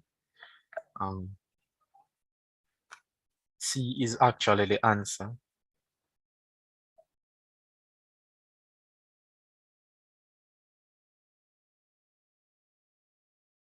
For 41, our answer is C.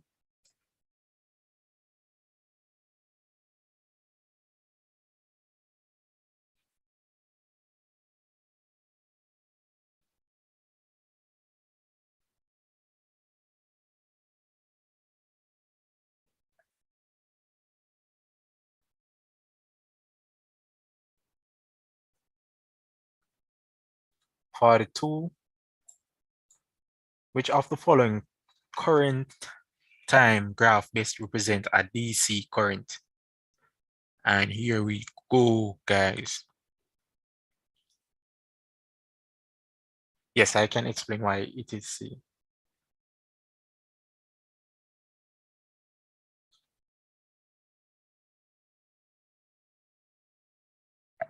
Do anyone in the chat like to explain to Miss Leslie why it is C?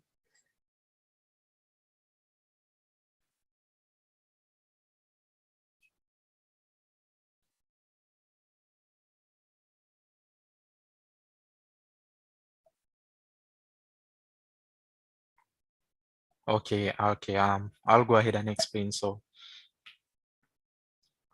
from this, it shows that B is out of it because it's basically showing, it's not showing that these are being attracted to each other, but rather repelled based on these coming out and moving away from each other, moving downward. Here, the like from this, it depicts there's no form of attraction, and you know that metals attract to magnets. A here represents, hold on, Miss Leslie, just a minute. Let me just develop a meaning of explaining this to you.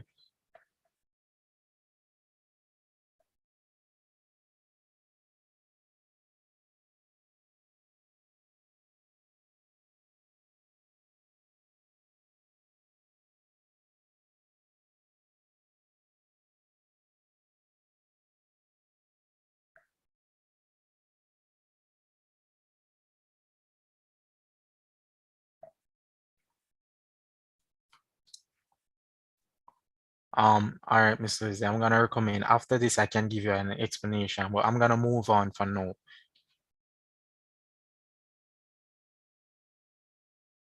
So you can shoot me a text directly in the WhatsApp group. But we move on to 42 for now. Okay, so 42 read, which of the following current I time T graph best represents a DC circuit? And you know what DC stand for, guys? Anyone care to share? Direct current. Direct current. Okay, and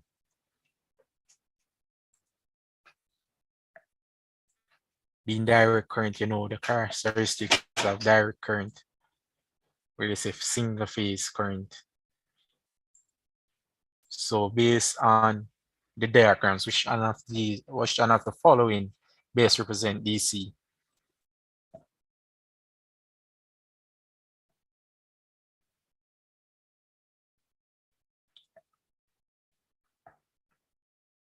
A. Yes, I'm seeing A. More. Come on, I want to see more. The others, please make an attempt to answer. Please, come on. One person, two persons so far. So everyone believes it's A.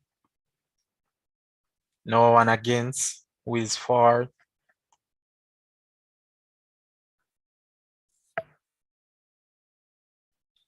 Well, yes, the answer is A for question 42. So we know that DC current, it stays within the positive phase. It doesn't go negative to positive.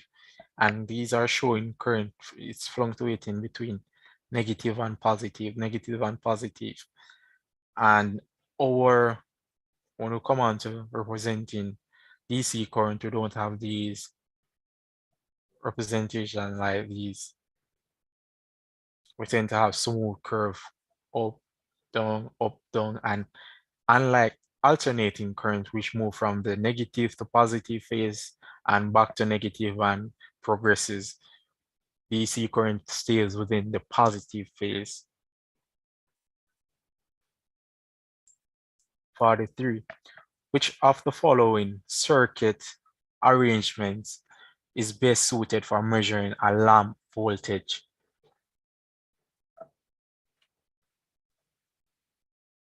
So take a look, guys, and tell me which of the following circuit arrangement is best for measuring a lamp's voltage. C. Yes, I hear you said C. Anyone else?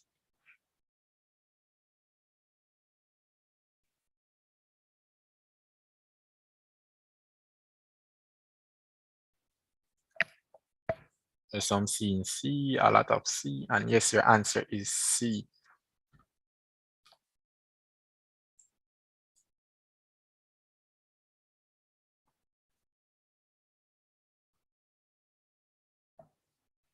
Okay. Why is it C?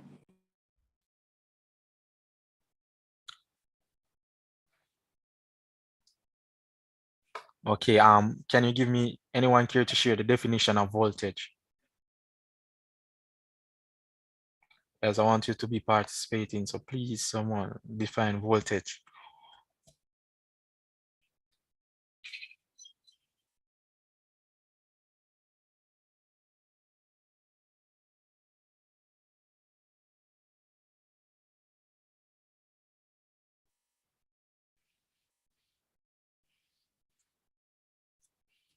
Okay, so we know that voltage is the electric potential between 2 points, and to get the voltage of this lamp, we'll have to add this V represent our voltmeter, right? So to get the potential difference between 2 points, we'll have to use our voltmeter around the lamp, and this is the 2 points of the lamp. You have the positive end and the negative end, and here our voltmeter will give us the reading of the potential difference within this area, across this area, and that would be the voltage of the lamp's voltage. Because here we have the potential difference for B, we have the potential difference. We're measuring the potential difference of the power source, because this is located within the region of measurement for the voltmeter. So it's getting the potential difference across the power source. For here, our voltmeter is just plugged into the circuit, and it's just getting the potential difference throughout the wire here. Here it involves the lamp and a resistor. So we are taking measurement, the potential difference across the resistor, and this would be a variable resistor. If I'm incorrect, someone please correct me. So we have a resistor and a lamp. So you're getting incorrect measurement because they're taking the potential difference across two circuit components. But the potential difference is taken here across the lamp, and the potential difference as defined before is the the voltage as defined before is the electrical potential across between 2 points, and between these points you have the lamp being located here, and whatever the reading is on the voltmeter would be the potential difference of the lamp. I'm not sure if that helps, but does it help for you?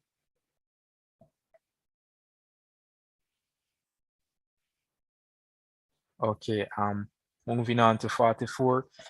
The unit of potential difference is defined as 1. Anyone? Joules per volt, voltage per ampere, voltage, joules per ampere, joules per coulomb.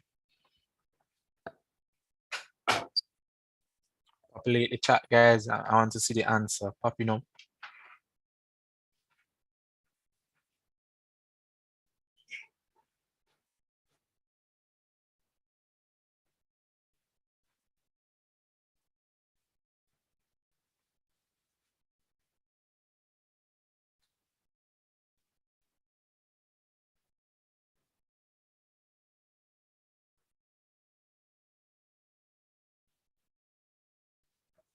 I'm seeing person saying A. All right, I'm zooming in for you guys. I'm sorry. Okay, so now I'm zooming.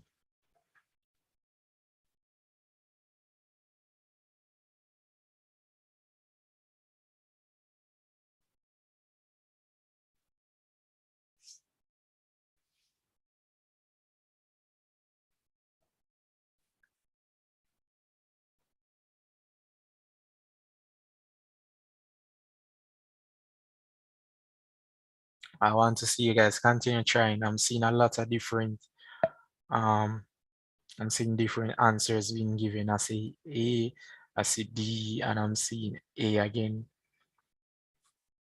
I'm seeing A.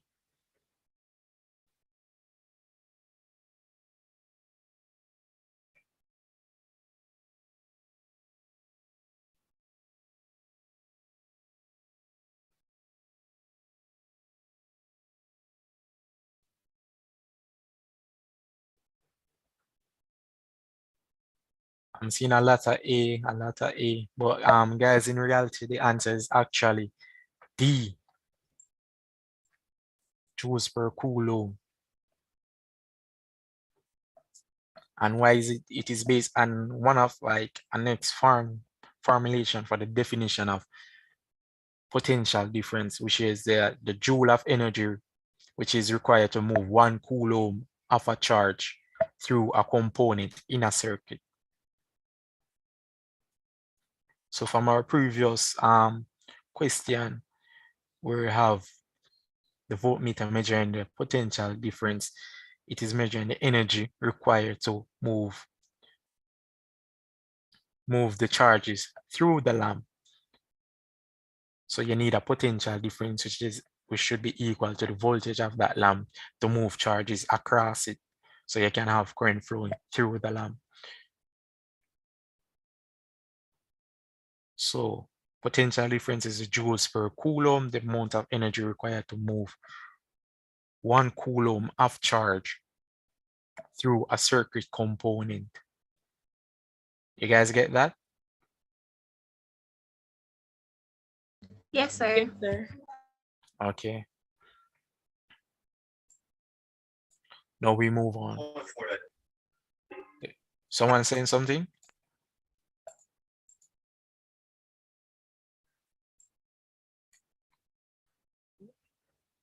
Which of the following circuit diagrams best represent a series arrangement?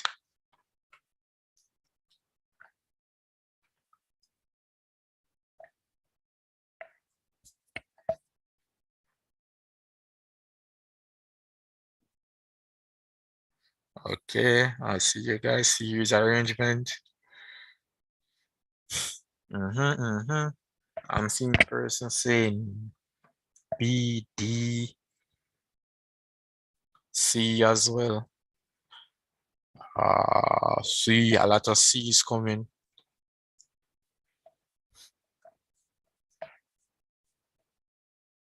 Another person saying C.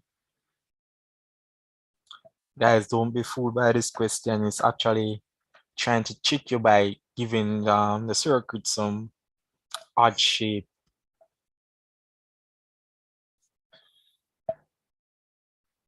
So I want to show to you guys, say the answer for this 45 is actually B.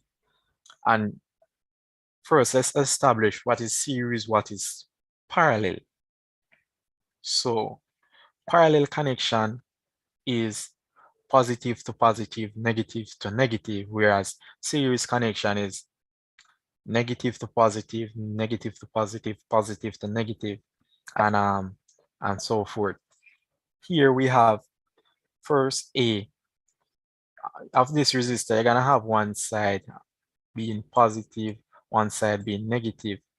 So here you have the positive side of the resistor connected to the positive of this one, the positive of this power source, and here the positive, where the negative and it's connected to the negative here, the negative here, and the negative here. So these are our series connection. Here we have a series parallel connection where the positive end of the battery is connected to the positive end of this resistor, and no, the positive is connected to the negative, and then the positive here, you have the positive being separated into two, connecting to two resistors here, and then these resistors are connected to the negative of the power source. So we have a series parallel connection taking place here and a series connection here. So we have a series parallel circuit.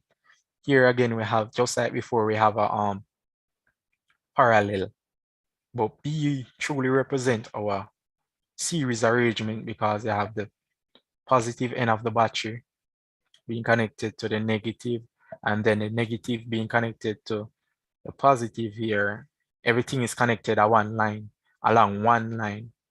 So don't let this shape that they give you fool you, because it's only a single conductor connected here, start back here, because if it connects to the negative of this resistor, then here must be the positive, and the positive leads to another negative, and a negative on the other end leads to a positive, and a negative on this.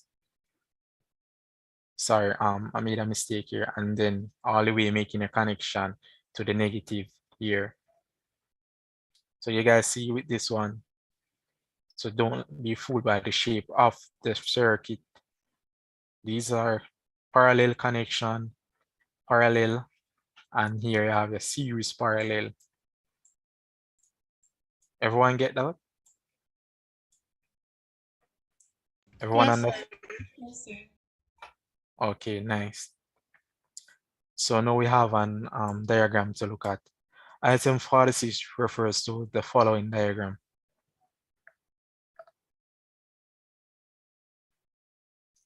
So given that the potential difference across the lamp in the circuit is 4 volts, what is the potential difference across the resistor A?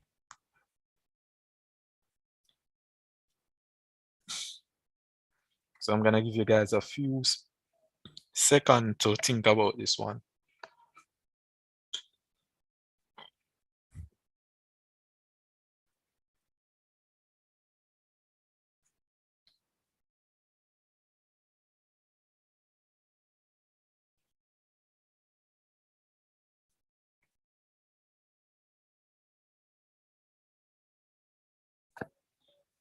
And this one, guys, you must look carefully because it's actually one of those trick questions in somewhat to some extent.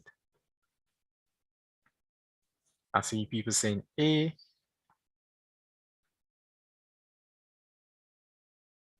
A lot of persons saying A.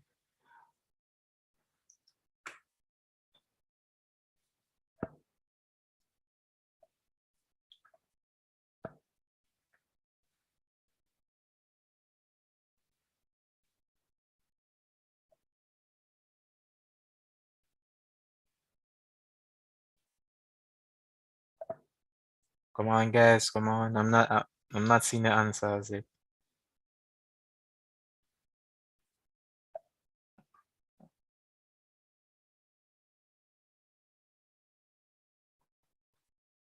Just give it a little more thinking. Someone is saying MB, what is that?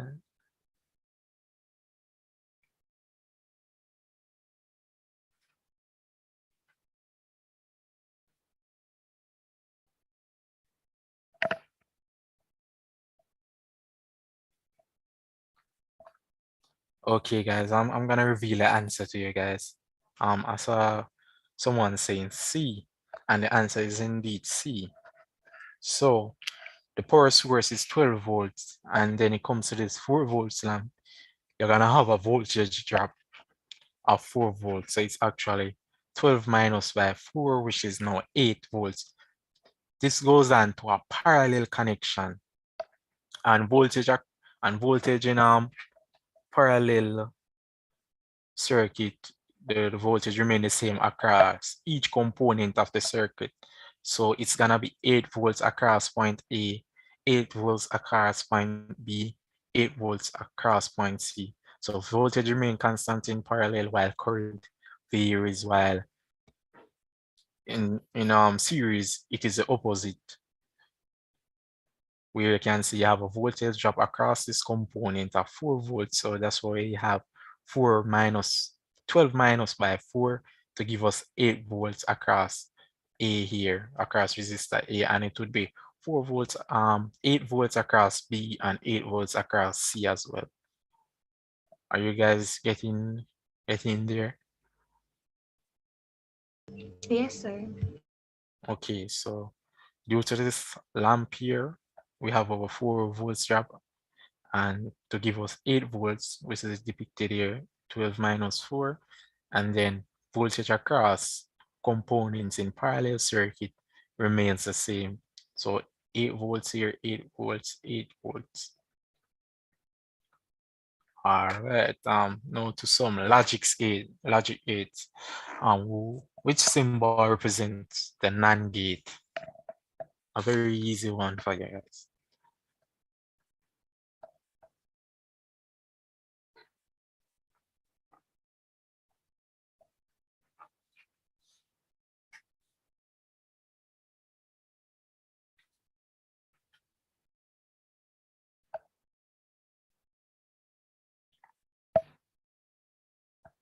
All right, I can see that you guys find this one real easy. You guys are Excuse me, sir, you could repeat 46, please?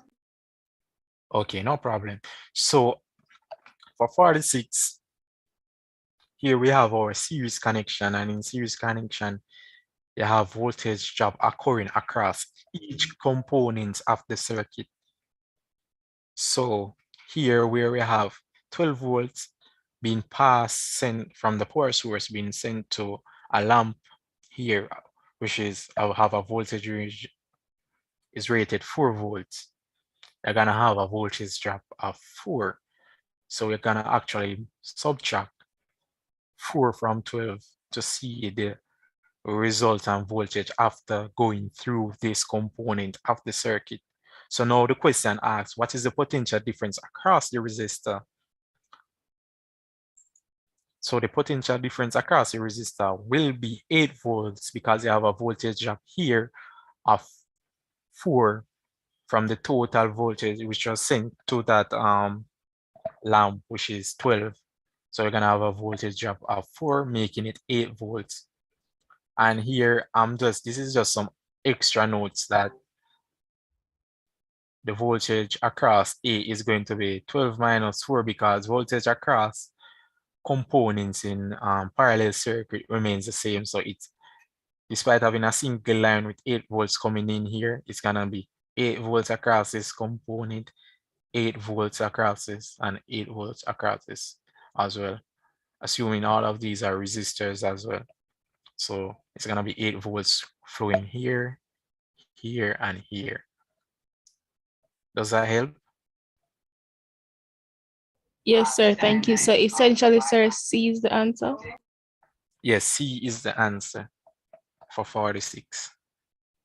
And for D, yeah. Oh, sorry, I didn't highlight it. My bad. All right.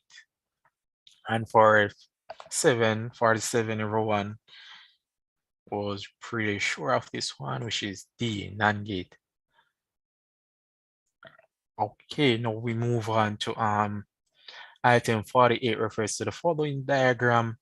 And what is the output at C and D when the input at A and input at A is 0 and input at B is 1? So I want you guys to, I know you're gonna take a little time to get to this one, so I'm gonna give you some time to figure it out and come back to me.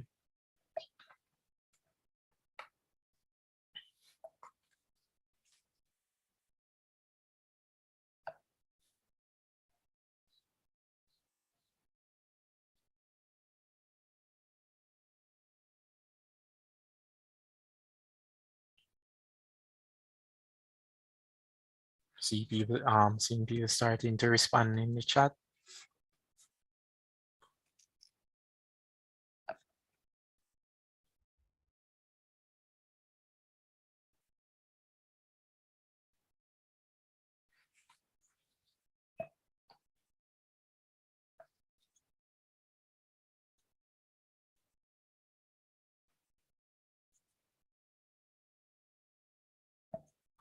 All right, guys, I'm seeing the chat. You guys are actually stating the correct thing. I hope everyone get this one.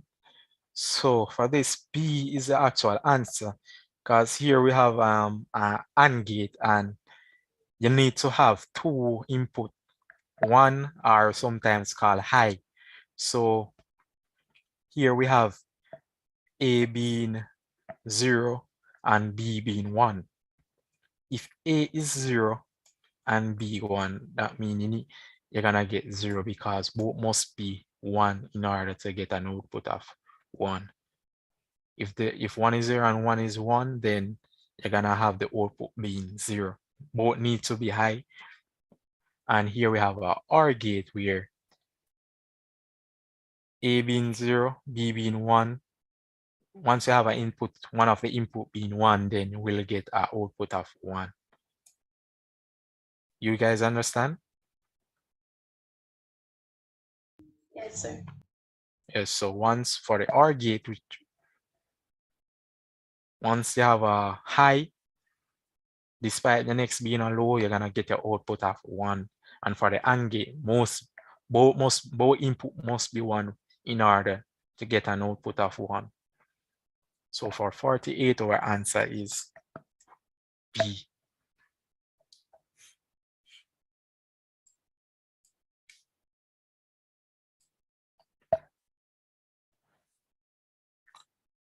Okay, an ideal transformer has a primary to secondary turn ratio of 1:3. An alternating potential difference of 200 volts is applied to the primary coil and a resistance of 200 ohm attached to the secondary coil. What is the current in the secondary circuit? All right, guys, giving you some time to figure this one out.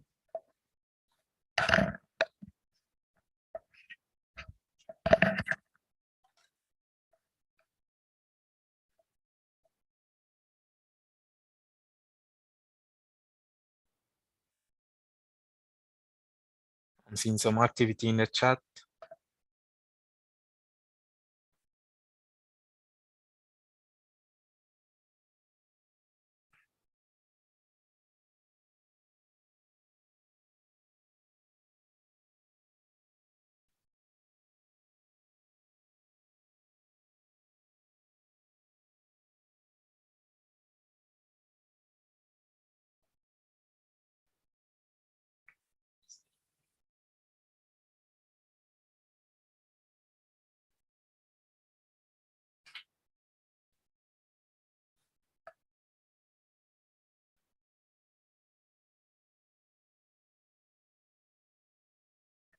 Anyone with the answers yet? No one?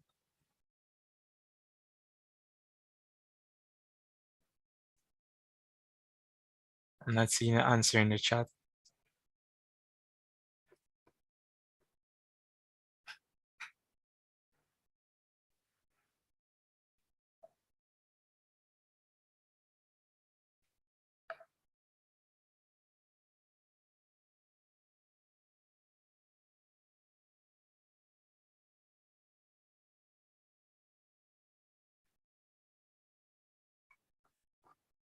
You guys still trying?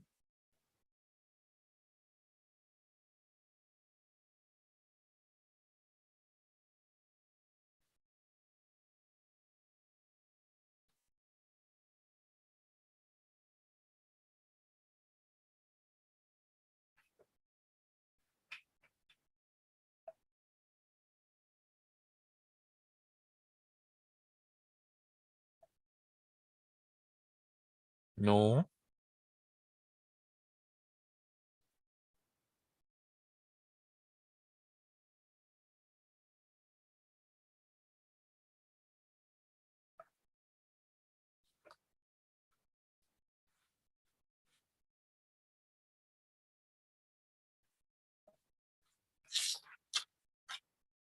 Guys, I'm still not seeing anyone putting in the answer. So let's be honest, sir, I'm not sure. Okay, all right, no problem. Anyone else?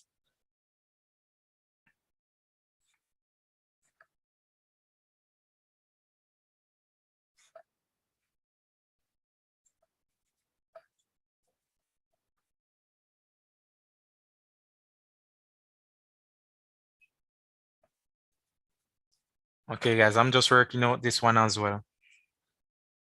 But I already know the answer. But I'm going through. The answer is actually A.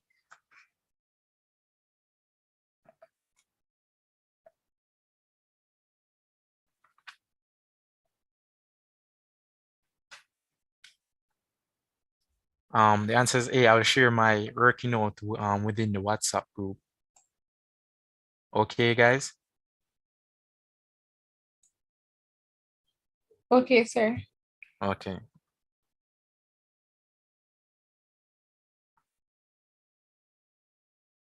So let me grab a photo of it and send the working note into the WhatsApp group. All right, now we move on to item 50. And item 50 refers to the following current time graph. What is the period of the current? And this one, you just need to analyze the graph. And you know what period, the time for a complete swing or oscillation.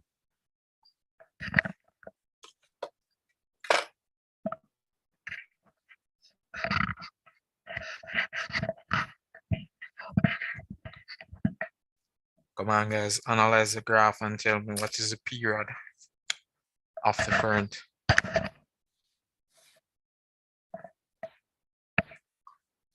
And yes, you guys are correct.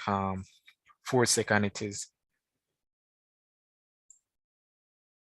So is the time, the period is the time for a complete oscillation, and complete oscillation involves here from this point going all the way, forming one crest and intercepting the line again, forming a throat, and then back to the normal.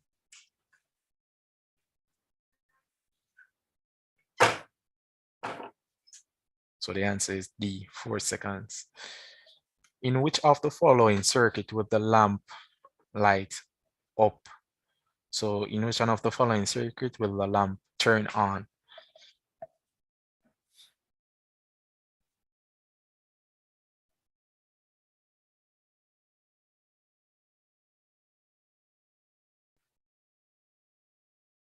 So again, you guys look at this one and try to determine in which one of the following circuit.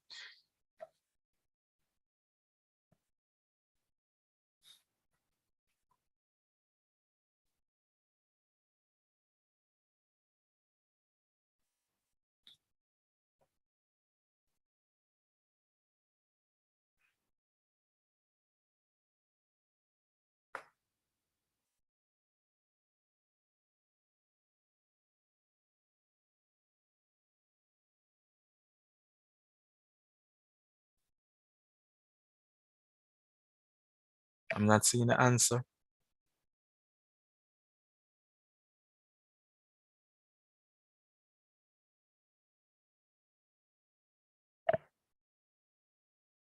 Yes, no, I'm seeing the answer. The answer is actually B.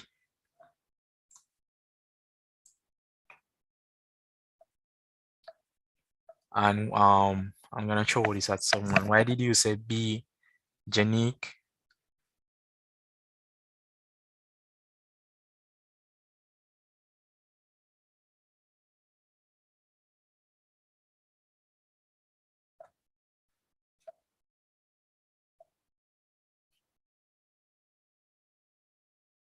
Sir, could I give it a try?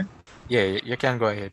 Well, for me personally, the voltage source in B is the only one where it's correct. Well, yes, that's one aspect of the answer. So we can see in D where this is basically a positive and a positive with 2 negative on the inside. That's a no-no.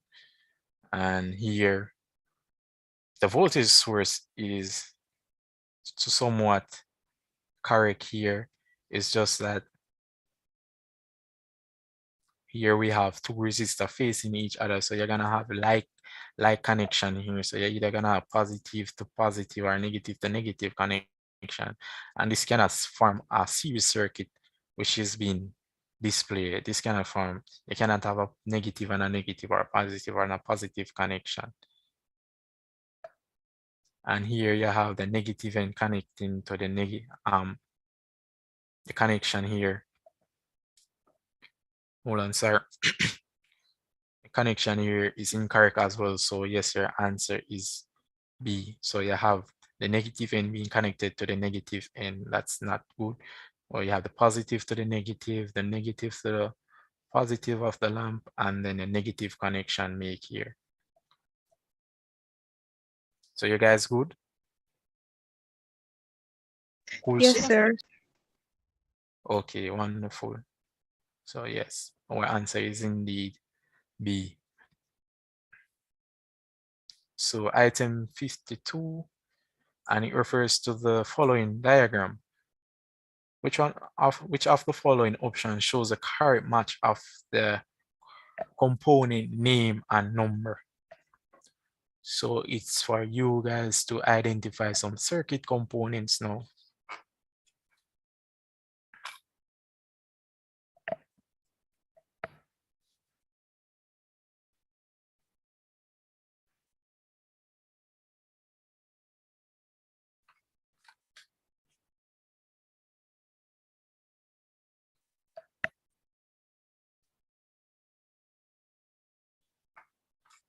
See you guys, like there's just one thing in the circuit that will like give you the answer.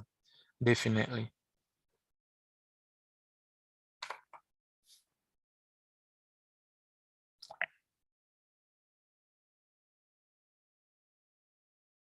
I'm seeing A, and yes, for 52, the answer is A. And why A? Maybe I made a mistake, right? So here is a diode, as this is a diode. And here we have a diode here. So 3 diode, and this is perfect. This is representing diode, and 3 here's a diode. Our lamp is represented by 1. X through the lamp is showing that we have our lamp or resistor. This block here represents our resistor, and 2 our fuse. So yes, 52 is our answer. Item 53 refers to the following diagram of a simple AC generator. The part labeled X in the diagram are known as the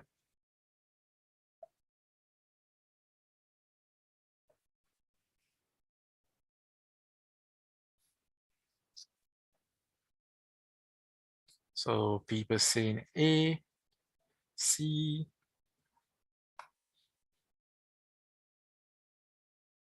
and one person saying D.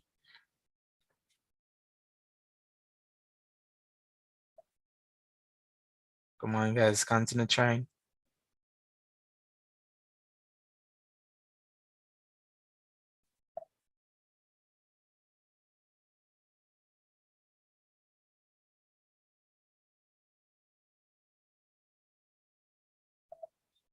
I know I'm seeing a lot of person popping up with the answer, and the answer is actually D, split rings.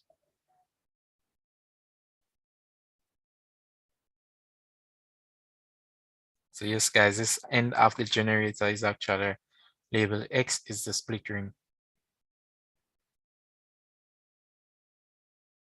Because the ring actually have a small split along the circumference. Sir, you could show me where would be the commutator? The what? Repeat? Sir, in the diagram, sir, where would be the commutator?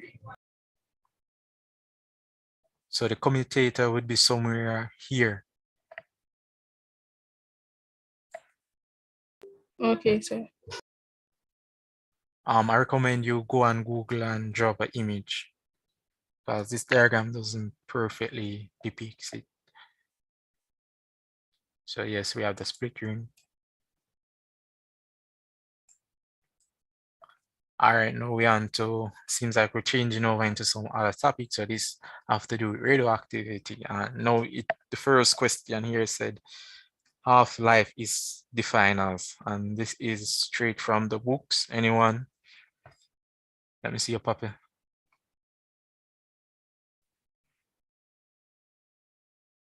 I need to see the answers coming in.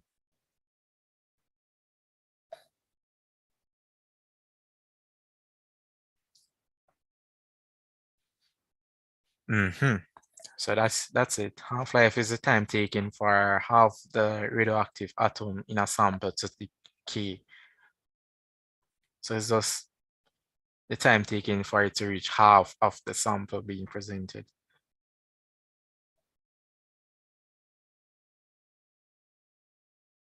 So A is our answer for 54. And which of the following scientists discovered the relationship E equal MC squared? This is our next easy one. I need to see you guys popping up. Make sure you guys are familiar with your sentences. All right, and that's it, Sir Albert Einstein.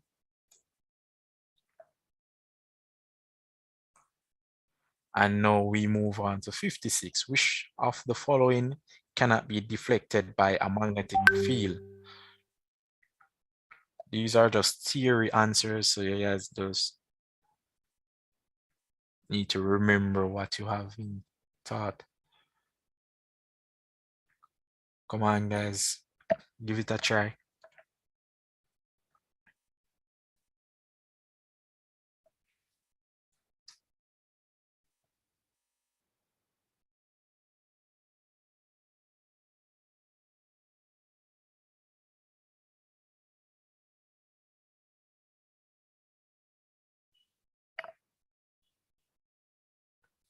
Yes, and our answer is actually C.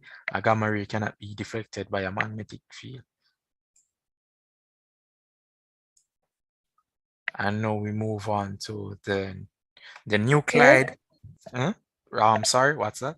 Sir, could it be due to that the gamma rays, sir, it has no charge, so that's why it cannot be deflected? Yes.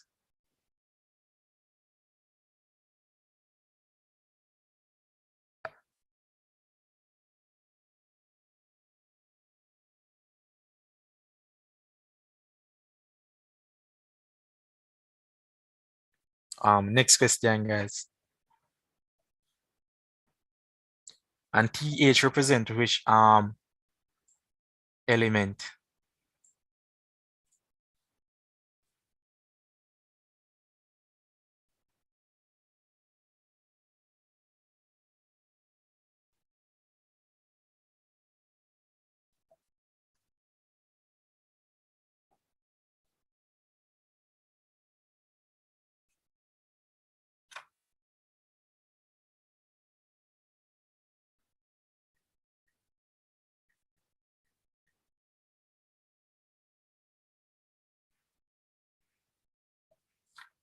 All right, no one remember this is thorium.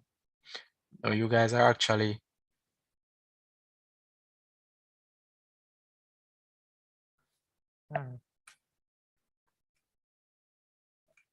I see some people saying C.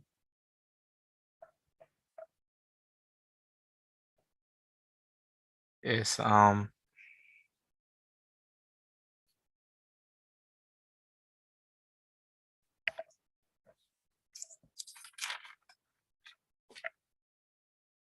57 is C.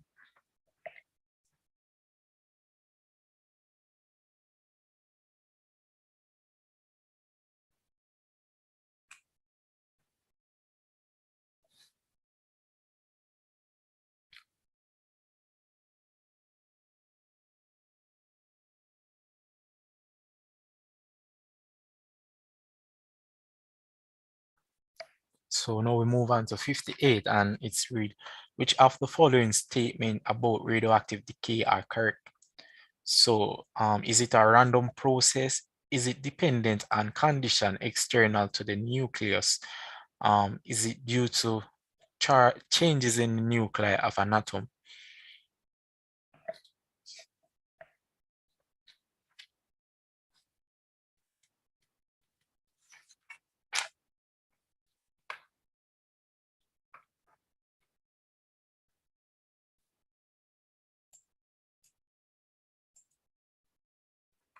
So what is your response to 58?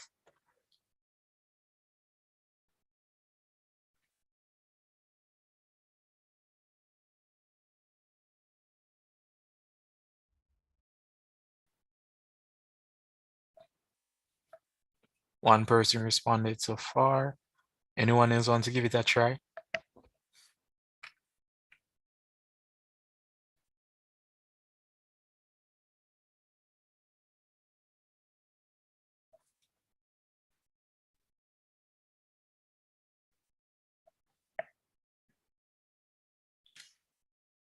So actually for this one, 58, the answer is actually B.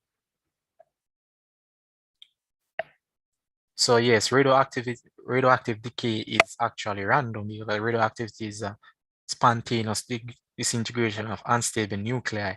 That goes to show you that spontaneous meaning unpredictable, same as random, and it's the nuclei becoming unstable.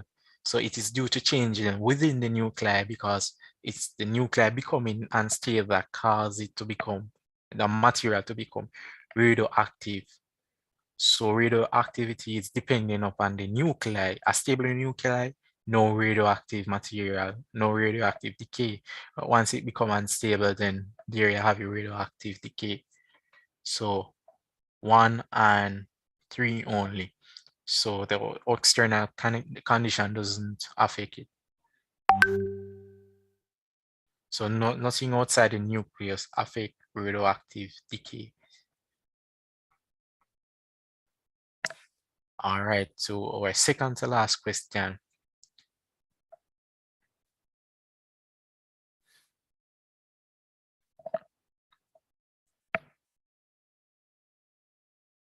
So N0 radioactive nuclei are present in a sample at time t=0. Which of the following graph best represent the variation with time of number n of undecayed nuclei present? So N0 radioactive nuclei are present in a sample of time t=0. Which of the following graphs best represents the variation with time of the number n of undecayed nuclei present? So which one of these graphs? Everyone can see now. So all right, populate the chat, please. Let me see your responses.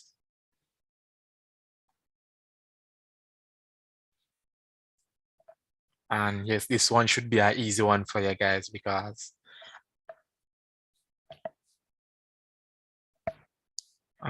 you don't allow with the coins and so forth to represent radioactive decay. And yes, our answer is D. Here, B is totally out because this is showing the number of particles increasing with time, and that's a no-no. C, you have a steady decay, and random does not match with steady. This is representing something steady, and being steady, then it becomes predictable, and that's a no-no.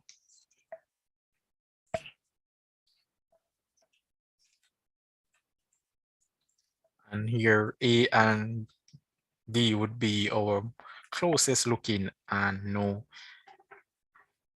A does not represent it because we have in our graph been bulged out, and this is showing this gives representation to positive. No, sorry guys, sorry. No, that's not it. But I'll explain further on this regarding graph A, but D is our answer. So I'll explain further in our WhatsApp group. And to the final question now, which of the following equations is correct? And so you look at your gamma decay, your alpha decay, and your beta particle decay and try to determine which one of these represent the type of decay that occur with alpha particle and beta particle. Alpha and beta, no gamma.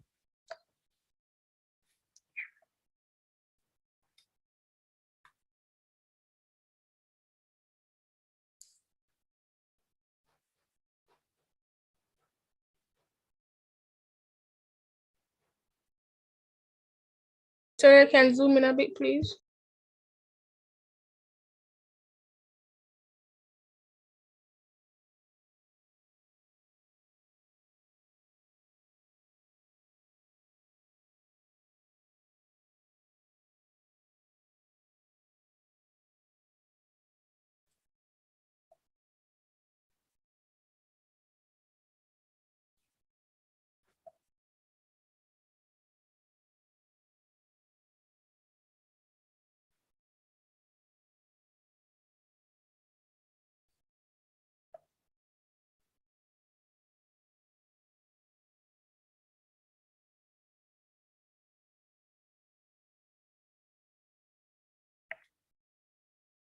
seeing some response, and these responses are indeed, C is indeed the answer. These responses from John Cyril.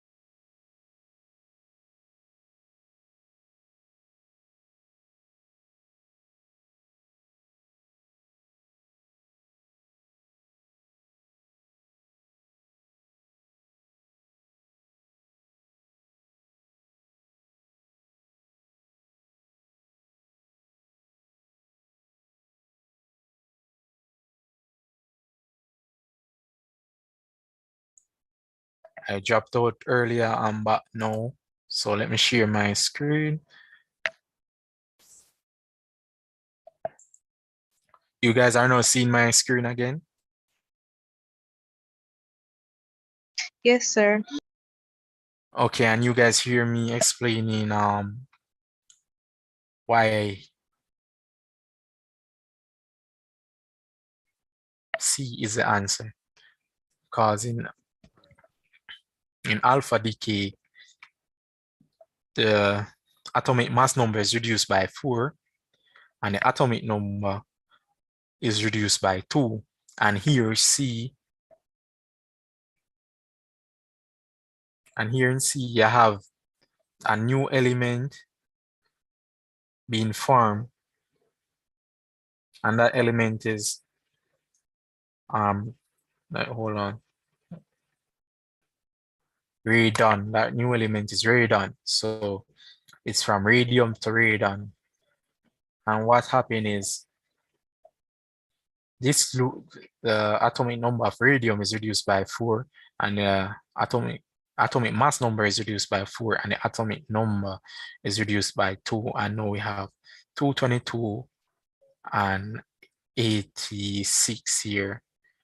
So this perfectly describe atomic particle decay, atomic alpha decay.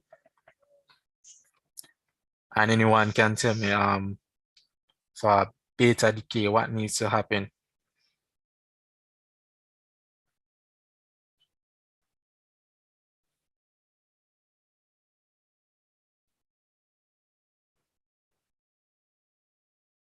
Sir, would it have been on the 226 would have remained the same, while the proton number would have been 87? Excuse me, sir, for which one you're asking for again? No, I'm not asking for any of these. I'm just saying in general, for a beta decay to occur, what needs to happen? Whereas for alpha decay, the atomic mass number is reduced by 4, and the atomic number is reduced by 2. In the case of beta decay, what happens? Oh, so sir, I'm not sure, but sir, for the beta decay, sir, the top number, sir, would remain. Yes. And the bottom number, sir, it would increase by 1. Yes, exactly. So, and here we're not seeing that happen in A, where it's a beta particle. It's actually 88 to 86, which is not true. And this is why, so this rule out being beta decay, and the second one saying beta decay, we have this increasing by 1, and the top number also increasing by 1. So that's not true again. And here we have the alpha decay where 14 to 15 when it needs to be reduced by 4. So we should have 10 here, but we actually have 15. And this, the atomic number, which should be reduced by 2, we have 6 to 7, which is incorrect, which should be reduced by 2 to produce 4 on this side. So our answer, that gives us our answer C, because we have 4 to 226 to 222 being reduced by 4, 88 to 86, and that's being reduced by 2. So this perfectly depicts our alpha particle decay. So everyone get that? Yes, sir. So it's end of the paper. Thank you guys for your participation. Anything regarding this paper that you guys are still not clear on, I'm in the WhatsApp group. You can contact me and I'll give you an answer and I'll further explain for you guys. There's a next session that is coming, a session coming after this that will be paper 2. So you guys stay tuned. And thanks for your participation again.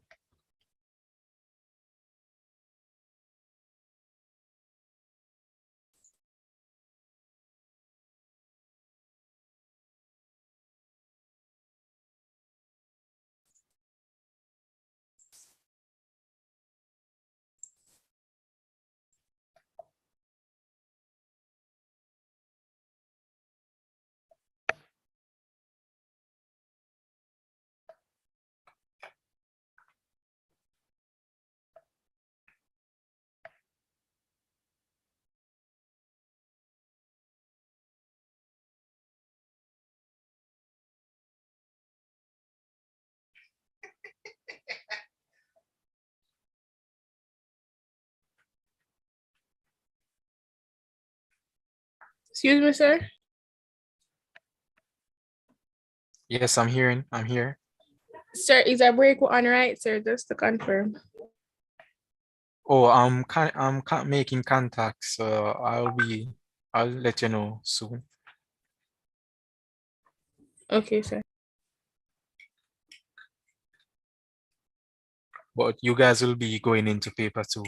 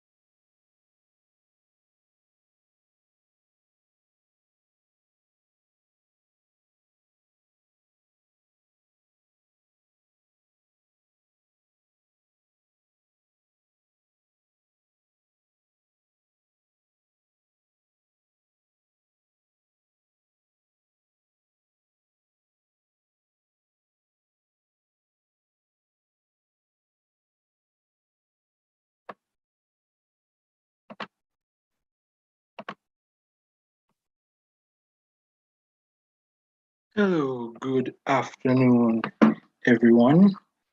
I'm just checking, can you hear me and see my screen? Yes, sir. Yes, sir. Thank you. That is lovely. So, welcome to the second session of our physics marathon today. I will be your moderator, Omari Brown. I attended in technical high school and I would have gotten a grade 1 in physics at the CSEC and CAPE level. So I'm somewhat competent and I think that I'll be able to assist you today. Right. So just some preliminaries before we get started. Communication is key, so I'll be needing feedback from you. The slides will be provided at the end of the session. Well, not exactly at the end. If there are any errors on the slides, I'll make adjustments and then provide you with the adjusted slides. I'll also be needing volunteers to read the questions for me. And I don't want one person to be reading for the entire duration of our session. And I'd also like 2 other volunteers to keep track of any errors that are on my slides. If you're typing in the chat, I won't be able to see it immediately because I'm sharing, because of how I'm sharing. So if you have a question, I prefer if you wait until after I'm finished with that specific question and then you just go ahead and ask, or I'll stop and ask if anyone has a question and you just go ahead respectfully. Right? So now we need 2 volunteers to help keep track of any errors that are on my slides. Anyone willing to volunteer? So I'm going to try. All right, thank you. And can I have a second person?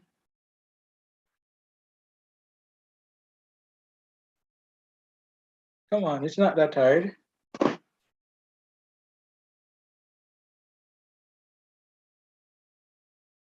right, so I guess, yeah, I'm asking if someone would like to volunteer to keep track of any errors that may be on the slides so I can correct them at the end.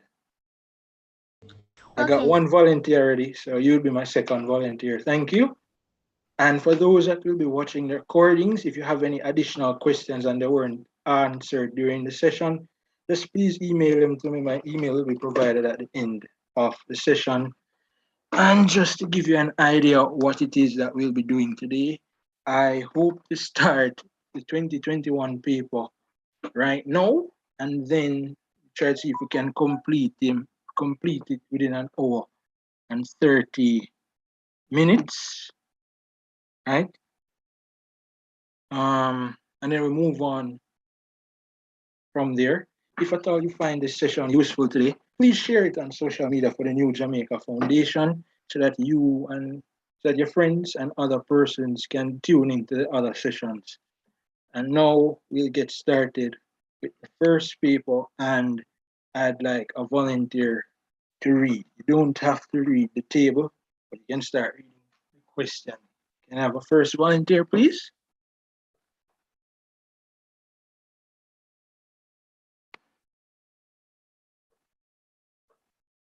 Come on, don't be shy. Okay, sir. Question 1A, state Hooke's law. Yeah, go ahead. State Hooke's law. All right, you can just read everything and then we'll continue the answers. You don't have to read the table exactly, but just the instructions. Okay, sir. Part B, to determine the spring constant or stiffness of a spring, a student placed different masses M on a hanger that was attached to a spring and recorded the length L of the spring. Table 1 shows the mass and corresponding values of the length. Continue. Part I, complete table 1 by inserting the missing force and extension values in columns 2 and 4 respectively. Part 3, using the grid provided in figure 1 on page 5, plot a graph of extension E versus force F. Continue. Oh, part C, calculate the gradient S of the graph on page 5. D, given the gradient is S equal to 1 over K, calculate the spring constant K. E, given that F is equal to KE, calculate the length L when a force of 8.0 is applied, 8.0 Newton is applied. Assume that the spring obeys Hooke's law. There's a reason why I asked you to read the entire question, and it's particularly and very true and important, especially for this question. Anytime you're given a graph question to do, ensure that you read the entire question before you do it, because oftentimes they ask you to find values, and if you didn't read the question ahead, you might make your graph a little bit too small, right? So when you get a graph question, ensure that you read the entire question to know if you need a specific value on your graph, right? So continue with the solutions now. So Hooke's law states that the force applied to a spring is proportional to its extension, right? And just to backtrack a bit, we're going to input the values of our table, right? And we're given the mass and we need to find the force, and then we're given length and we need to find extension. Now we know that the force is just mass multiplied by gravity. You can, right? In this question, they use gravity as 10 meters per second squared. At other times, they'll use it as 9.8 meters per second squared. How did we know that they use 10? If you look in the second row, they have a mass of 0.1 and a force of 1 Newton. That tells us that they use G as 10 meters per second squared. Then for our extension, we see that the initial length is 70.06. That's when no mass is applied. And in order to get an extension of 4.2, we subtract 70.2 from 74.4 to get that extension. And we'll basically follow that pattern to get all our values in the table, right? So I've already completed the table for you, so you have an idea of the values that you need to plot. And then they asked us to plot a graph of extension versus force. So extension is going to be on our y-axis and force is going to be on our x-axis, right? I've already done the graph for you. The orientation is a bit shifted, but I think you'd see the picture better if it was done, if it was set in landscape than if it was in portrait. It gives it a better zoom, right? When you're doing your graphs, please ensure that you have your titles, right?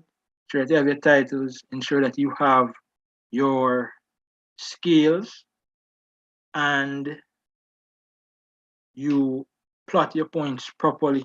Then you draw a line of best fit.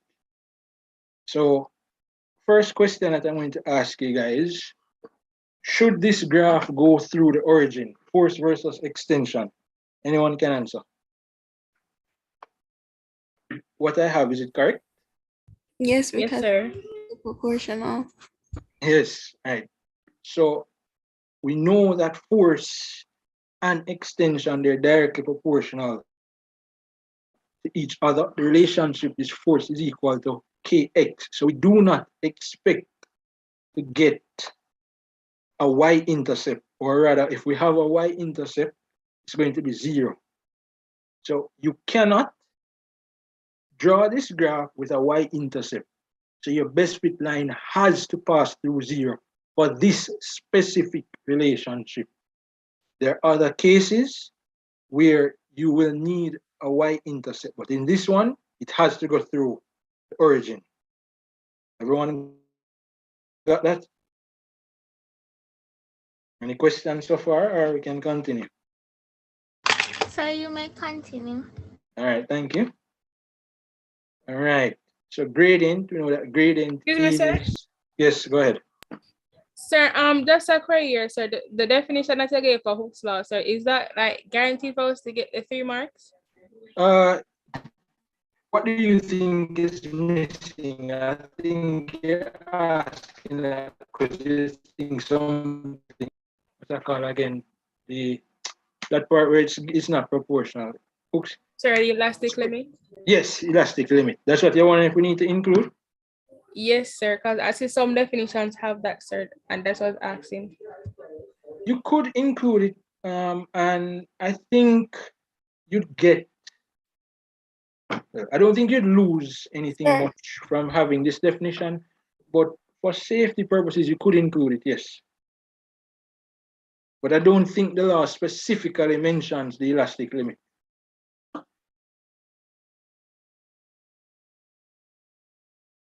Okay, sir. Yes, someone was saying something else?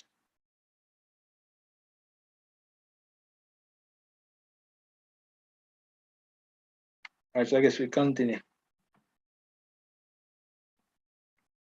Right. So now we're to find the gradient. Gradient is our change in y values divided by our change x values, right? And so that's the same thing as saying y2 minus y1 divided by x2 minus x1, right? And how do you know those values? You pick a point, you call it point 2, you pick another point and call it y1, right? All right. If you look back on my graph, you know that you'd notice that I pick specific points for a reason. I personally prefer to use points that are at intersections of my graph paper. It makes it easier for me to read the graph. So I normally look along the best fit line to see if I can identify any 2 intersections and then use them. So I don't have to be approximating values in between intersections and stuff like that. So the values I picked were for point 1, x value was 2.5 and y value was 11.2, I believe. For point 2, we have 4 as our x value and 18 for our y value, right? Remember your units when you're doing gradient calculations, and you should get a gradient of 4.533 centimeters per Newton, right? Given that our table has values in centimeters, we have to plot it in centimeters. They didn't explicitly tell us to change it or suggest otherwise. So you use the units that were given in the table. The next questions asked us to determine the spring constant. And they said that the spring constant is 1 over our gradient, right? So K is equal to 1 over M. Going to transpose, no, we don't need to transpose, we have the gradient. We're just going to plug in here, substitute. So 1 divided by 4.533 centimeters per Newton. Plug that into our calculators and we get 0.221 newtons per centimeter, right? And then they asked us to determine the extension that a particular force would produce. Again, remember our equation is force is equal to spring constant times extension. We got the 8 newtons for our force. The spring constant, we just calculated it as 0.221 newtons per centimeter. And then we need to find E as our extension. So all we need to do is divide both sides by 0.221 newtons per centimeter to get our extension of 39.199 centimeters. Everybody understand so far? Yes, sir. Right. You guys attempted the papers before you had joined the session, right? Yes, sir. I started with and I never finished. All right, that's Sir, good. I didn't get access to the 2021 one, but I did start the 2019 and 2018. All right, thank you. Remind me to send that paper in our group tonight, right? You don't have to worry about it. I just asked you to do the paper so you'd be familiar somewhat with the questions and you could compare the solutions to what you did before. But it won't be a problem if you didn't get a chance to complete it or do them, right? And then finally, you were asked to determine, sorry, not finally, the question that we were doing before, it asked us to find the new length when our force was 8 newtons, right? So in a case like this, you have to be very careful and ensure that you're actually answering the question that is asked and not what you think they ask us, right? Right? So given that F is equal to KE, calculate the length, didn't say extension, when a force of 8 newtons is applied, and we should assume the spring obeys Hooke's law. That means assume that there is no that the elastic limit is not exceeded. Right?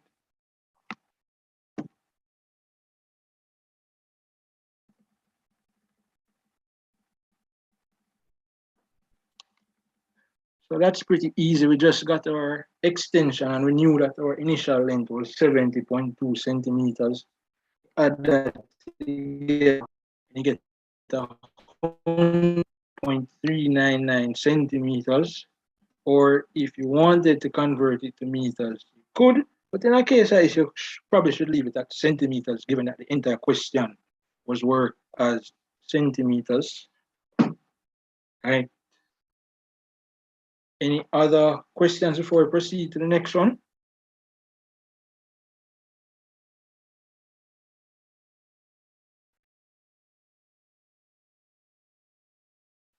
Take it that everyone understands.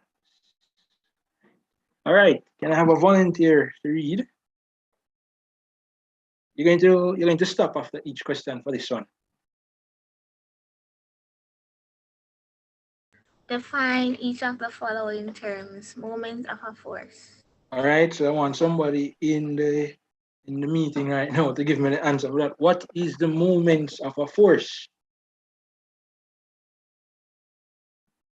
Don't be shy. It's not a difficult question.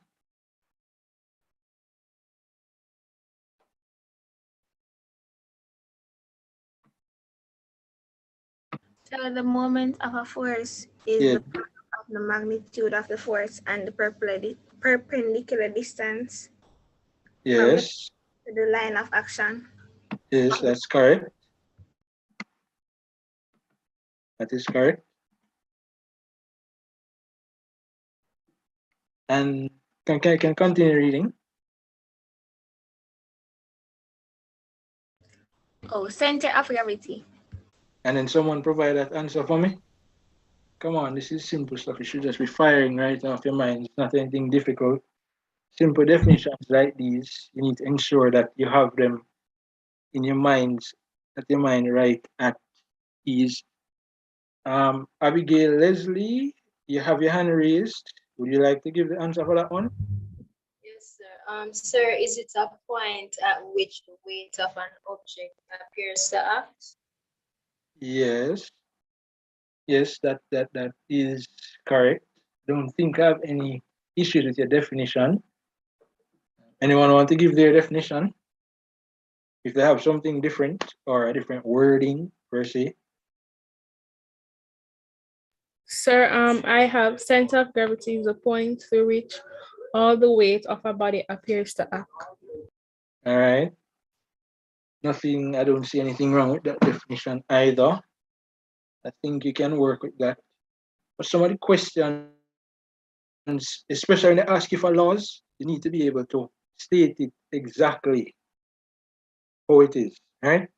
But when they ask you for concepts like moments of a force or center of gravity, you don't need to confine yourself to a specific set of words or definition. You can be free, you can explain it how it is that you understand it. But just ensure that you're clear and you're precise, right? You don't need to write an essay, give them a line or two, and you should be fine. And final question now, someone read it and then someone else answer.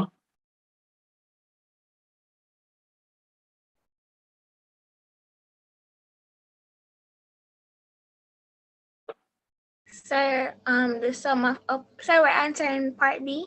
Yes, part B, 2B. The sum of upward force must be equal to the sum of downward force. I heard the first part of what you were saying about the sum of the upward being equal to the sum of the downward. Did you chip out or that was on my end? Or if someone would like to add to her definition? Sir, could we add to that? Yes, you can add to it. What's the Um, other one? So the sum of the clockwise moments must be equal to the sum of the anti-clockwise moments. About a point. But yes, you guys are correct. Total clockwise moments must be equal to the total anti-clockwise moments. And sometimes you might see they refer to this as rotational equilibrium, right? And what you just said about the sum of the upward forces being equal to the sum of the downward forces, they sometimes refer to that as translational equilibrium, right? But don't get confused. It sounds like it's a difficult concept or word, but it's really easy. You know what it is. You just probably not used to the term. We move on to the next question now. Right, can someone read for me, please?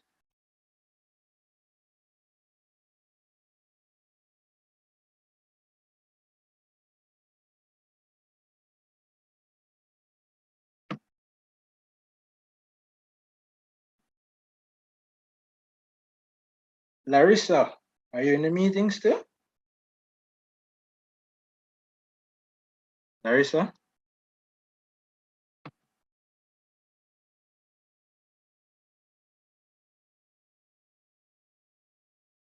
All right. Larissa is not answering. What about Shannon Smith? Are you here? Yes, sir. Yeah, can you read the question for me, please? Sure, sir. Thank you. Figure 2 shown Figure 2 shown below is a diagram of a non-uniform wooden plank AB, which is 2 meters long and weighs 1,000 newtons. The plank is supported from a ceiling by 2 vertical springs, P and Q. The plank is attached at a distance of 0.5 meters from each end. C is the center of gravity as shown in figure 2. When the plank is horizontal, the tension in spring P is 600 newtons. Calculate the tension in spring Q show all working. All right, thanks, Shannon. I'm going to ask you to read the other parts of this question later. But I'd like someone to tell me right now how they attempt this question, how they attempt to figure out what the value for Q is, the tension in spring Q.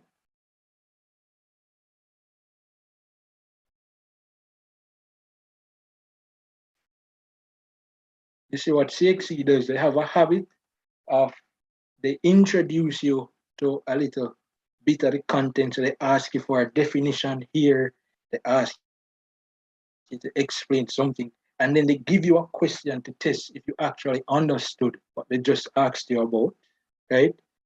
So it really and truly should not be a challenge for you to work this out. You guys know the answers. You basically told me just a while ago how you'd work it out, but I want someone to just say it. Remember, tension is a force. Oh, sir, can I attempt?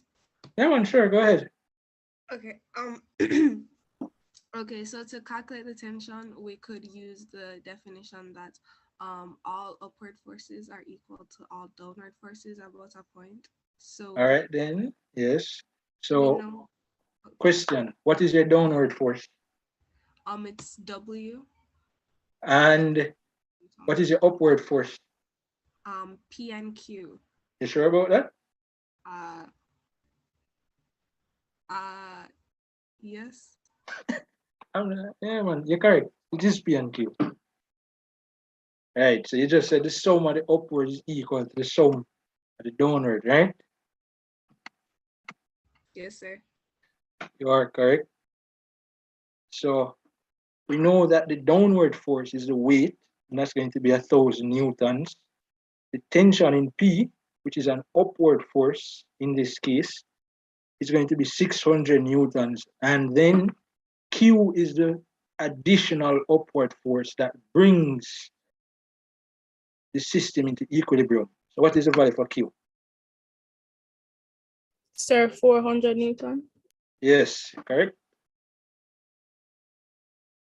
See, I told you guys, CXE likes to ask yourselves like definitions and simple concepts like that, and then they just give you a question about exactly what you just told them. If you can Excuse me, sir. define it, yeah, man, go ahead. Sir, so you can explain so where they get the 600 from exactly? Oh, they just told you in the question. It's just a number that they pick. Oh. Yeah, it's not anything that you need to work out. It was in the question. Just use it. You don't need to exactly worry about how it came about. Not for this question, at least. Right. So we got our value for Q as 400. Oh, and then before we move on, there's just a bit of additional work that I want us to do while we're looking at the diagram, right? So we know that the total length of the board is 2 meters long, and both springs are 0.5 meters from the end of the board. So what about the distance between the springs, right? In order to do that, you'd have to subtract those lengths from the total length. The distance between P and Q is going to be the total length minus the distance from point A to the spring P. Then you're going to minus distance from point B to spring Q, and you end up getting 1 meter as a distance from P to Q.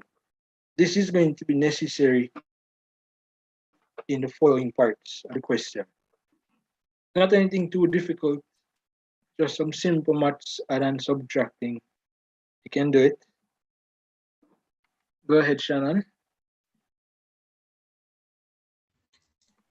By distance about A, determine the horizontal distance from P to Q. P to C, sorry. That's P to C. Sorry, right. my bad. Yeah. So the question asked us to take moments about A, right? And we just discussed and said that there were 3 forces, P, Q, and C, right? So I want someone to tell me which of these forces are clockwise and which of these forces are anti-clockwise.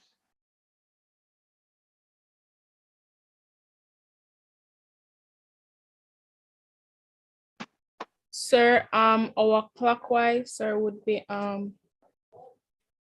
sir, I'm hearing W, because based on direction is pointing in, and our anti-clockwise, sir, would be both spring P and Q. Yes, that's correct. Right? See them there? If if, let's imagine for a second, we're holding the end of board A, right? And if we applied a weight at C, it would cause the board to go down and around in a clockwise manner, right? And if we applied a force at P, an upward force at P, would cause the board to go up and over. So that's how we get our clockwise and our anti-clockwise movements. And you have to be very careful, right? Whenever you're taking moments about a point, and you have to take a moment about a next point, you have to start the exercise over.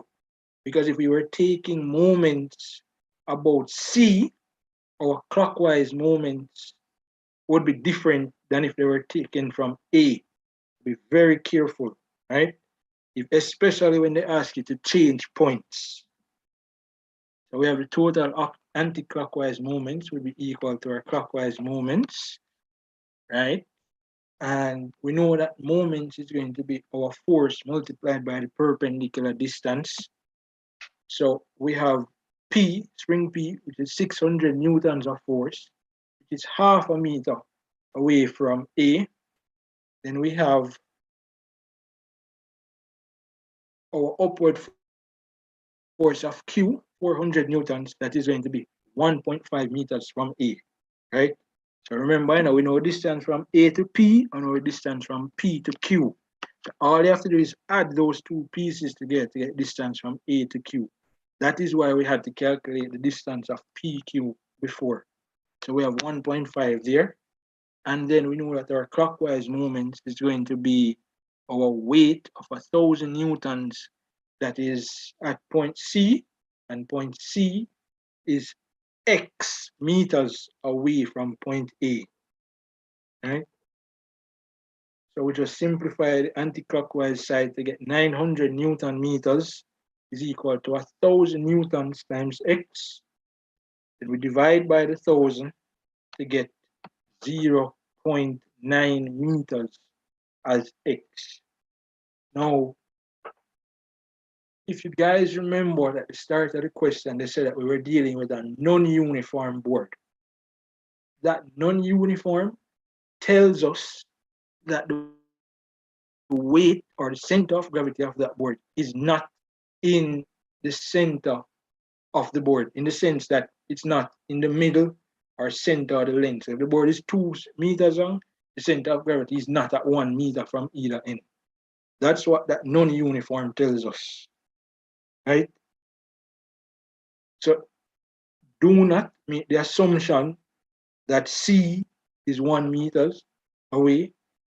This question asks us to determine the length, but if there was a next question that was similar to this, and they ask you to find something else, do not assume that the weight is always in the middle of the board, because it can be a non-uniform board. You have to look out for that word. If it says uniform, it's not in the middle. If it does not say, sorry, if it says non-uniform, it is not in the middle. If it says uniform, it is in the middle. If it does not specify if it is uniform or non-uniform, 90% of the time it's going to be uniform. But you still need to check it. Everyone with us so far and understand what has been done? Wait, sir, why is it 0.5? No, why is it 400 newtons times 1.5? All right, so let me check on here. Let's see if this will work. Right, so here is point A, right? You see in red dot? Yes, sir. So from A to P is this distance right here, so it's a half meter, right? And we're taking moments about A. That's why we're measuring from A. From A to P, it's a half meter. The next anti-clockwise meters is from A right here to Q right here, right? So that length has to be all of right here. That length should be everything up to that point. So we know that up to here, it's a half meter. And then we know that from here to here is 1 meter because the distance between P and Q. So you add them together to get the 1.5.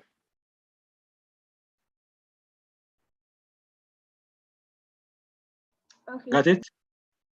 Any other question? Everybody understand so far?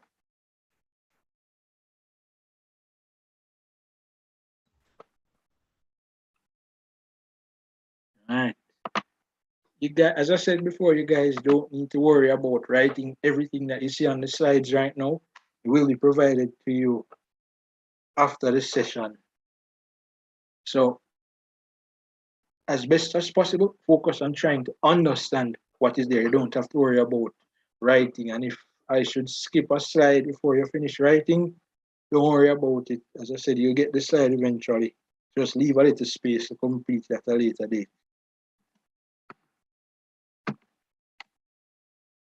All right. So the final part of that question, it asks us to state why the center of gravity is located closer to the point P than to the point Q. As I said before, the Planck is non-uniform, right? And because P is a greater upward force than Q, it's going to require a smaller distance from the center of gravity to be in equilibrium with Q. So because it has a greater force, it has to have a smaller distance for the two of them to be equal. So in a case like this, it's like we're taking moments about C. Because we're taking the moments about C, and that force of W is at C, the moments for W would be 0. So the only two forces we need to consider are P and Q. So this question here, you don't need to do the calculation, but you just need to understand what is happening behind it. Like we're taking the moments about the center of gravity, and because P, which would be an clockwise moment, in this case, if we're taking moments from C, and D would be anti-clockwise if we're taking moments from C, and you want the two of them to be equal, you require a smaller distance from P than from D. Everybody understand that?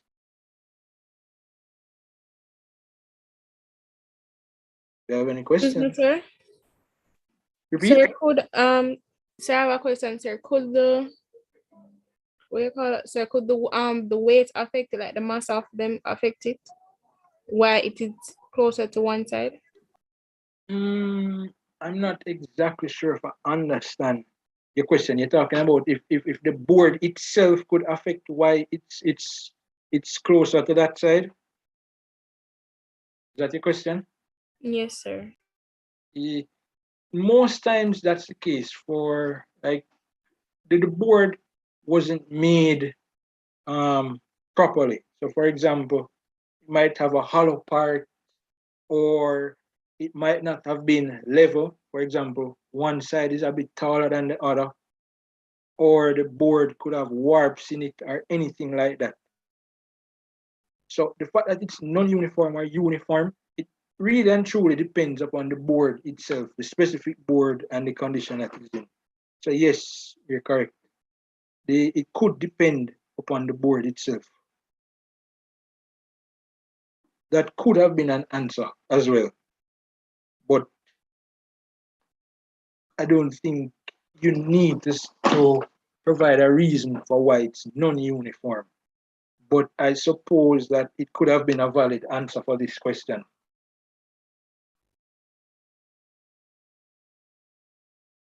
That's it? Or you want to ask a follow-up question?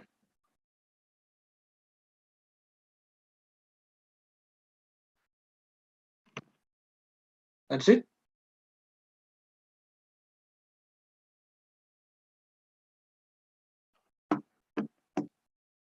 Are you still here? I'm not hearing you.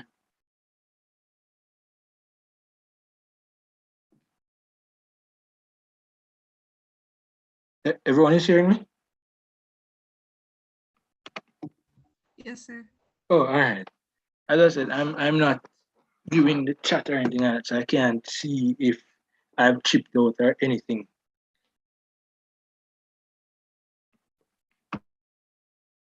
Right, so I think we're on to the next question right now. Can a volunteer just read the entire question for me, and then afterwards we go through and answer them one by one?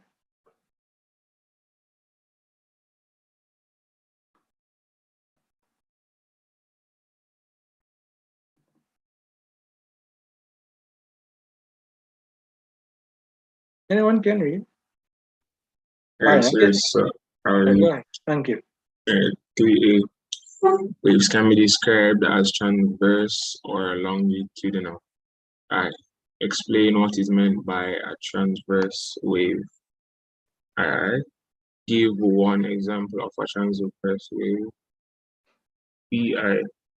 Define the term ultrasound. And I. State one example of the application of ultrasound. All right. Would anyone like to give their definition for a transverse wave?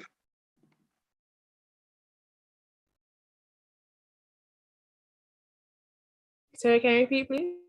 Would you like to give your definition for a transverse wave?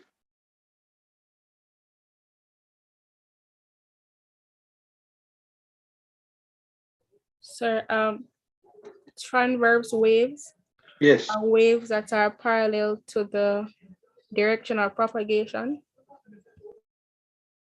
Parallel to directional propagation. Oh, I think you're confusing it with something else. Someone else would like to give their definition? I don't remember the exact definition, but it's like it's 90 degree. Something. Yeah, perpendicular. You are correct, yes. Transverse wave is one where the vibrations are perpendicular to the direction of propagation, right? So let's say that this is our wave, right? The wave is moving in this direction, but the particles are moving up and down, right? So this is our direction that the wave is propagating. Vibrations are up and down, right? If it were, let's say, a longitudinal wave, you'd have something looking like this with compressions and rarefactions, I believe they're called. And so in a case like this, a wave is also moving in that direction, and the particles are moving that way as well. So the wave and the vibration of the particles are in the same direction. And I gave the example for the transverse wave already, light. Anyone has any other examples that they want to give, you can just put it in the chat for your colleagues. And then while you're doing that, someone can give a definition for ultrasound.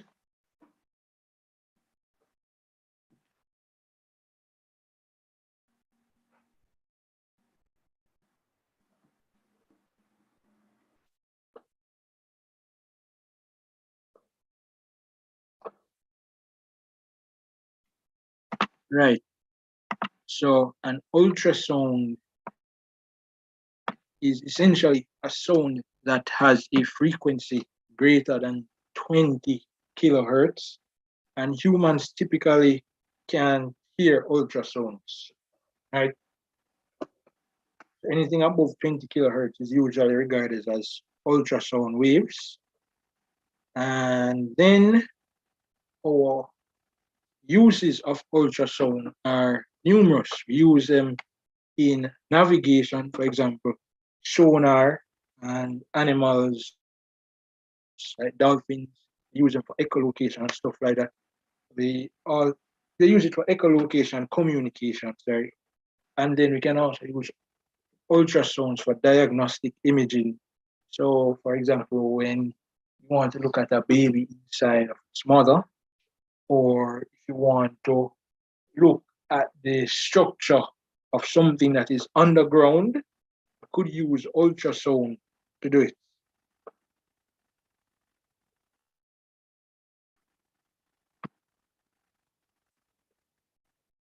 All right.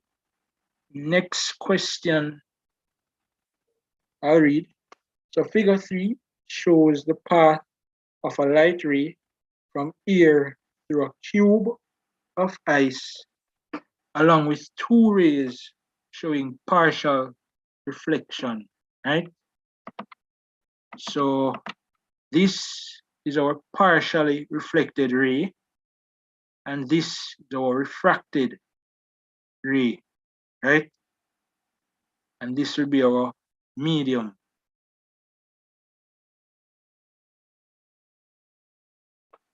And then they ask us to determine the angle of incidence on the face MN. Right. Angle of incidence. What is it? Someone can just tell me what they have for the angle of incidence? Or looking at the diagram, what do you think the angle of incidence is? 59 degrees. Why do you say 59 degrees? Because, okay, so at M right there, it's 31, and when the line right there, it's a 90-degree angle, so, you know, it's going to be also equal on both sides. Makes sense. 59 right there. So you're saying right here should be 59, right?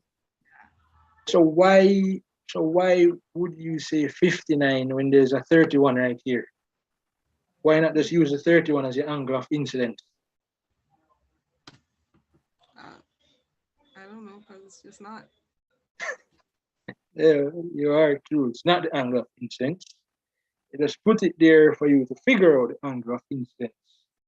The angle of incidence is always between the normal line, which is this perpendicular broken line right here, so, and the ray of light. So it has to be between right here and this. So you are correct. Is 59 degrees.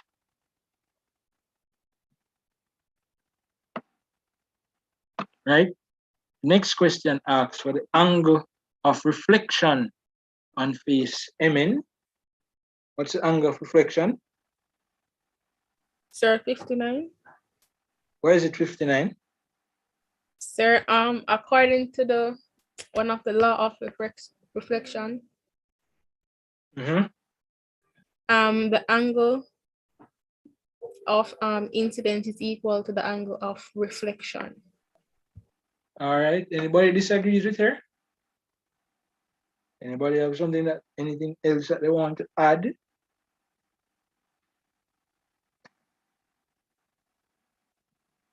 Yes, not. So all your friends and colleagues agree with you. Angle of incidence is equal to the angle of reflection. So we do have 59 degrees right here.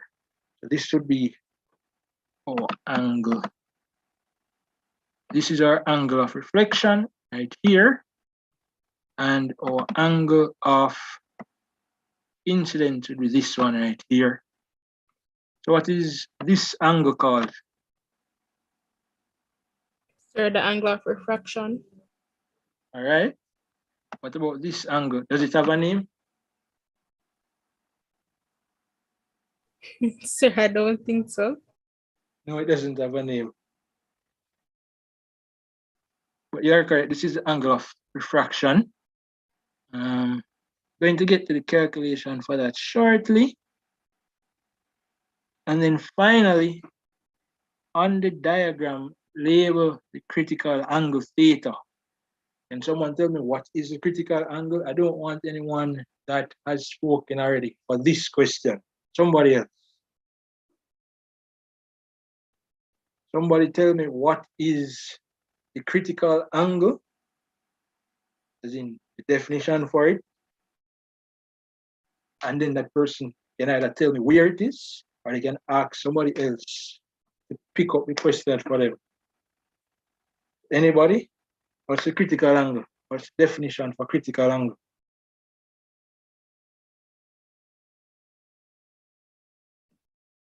Anyone? Come on.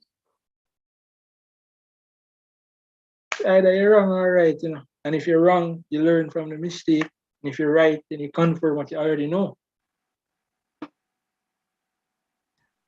Sir, can I try? Come on, go ahead. Is it the angle between the refractive index and the normal? You're giving me that as your definition, or you're giving me that as a location? Both, kind of, the definition. Definition. So you said that the critical angle is the angle between the angle of refraction and the what angle? The normal right there. This normal right here, or we're talking about the other normal? So this normal, right? It's angle between the angle of refraction, which is this. This is the angle of refraction down here. Wait, no. There's no other angle of refraction down there. So right. You have to give me a little bit better instruction so I can know exactly where you're talking about, or would you like for someone to assist you? Somebody try. Yeah, go ahead. The other person. The critical angle is the angle of incidence when the angle of refraction is 90 degrees. Yes, right, that's correct. So now tell me where it is. Sir. Yes, someone speaking. Could I try as well? Sure. You want to give a definition, or you're going to tell me where it is? So the definition. Go ahead. So the angle, so could it also be defined as the least angle of incidence at which total?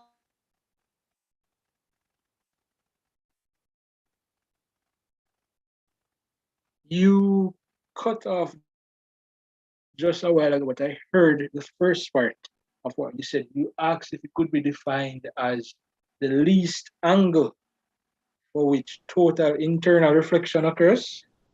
Sir, could you repeat, please? No, I'm asking you to repeat your definition.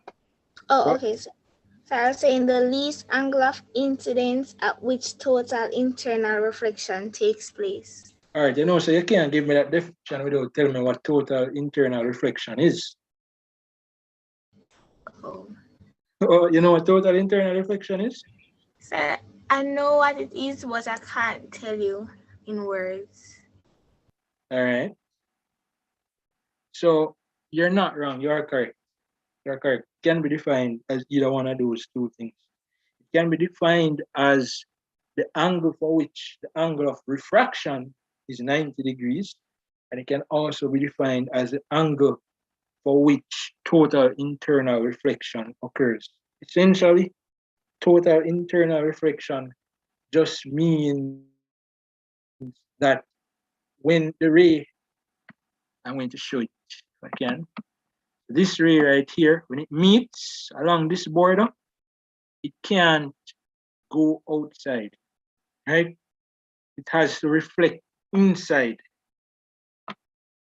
Unlike up here, where you saw, let's clear all of these and then start over. So unlike up here, where you saw this ray came down here, and then it came into the medium, and then there was a weak reflection right here. There's a weak reflection right here. In this case, on NO, this face right here, this line, this ray, hit upon the medium, and instead of going outside, it reflected inside. It could not go outside, right? That's what you call total internal reflection. The ray returns. Returns is a loose phrase to use, as it doesn't go outside. It remains in the medium, right? And our angle of, or critical angle is this angle right here. This one right here. Right. I'm just going to go to the other slides where we have a little better depiction of all of that information. And then we need to complete question CIII.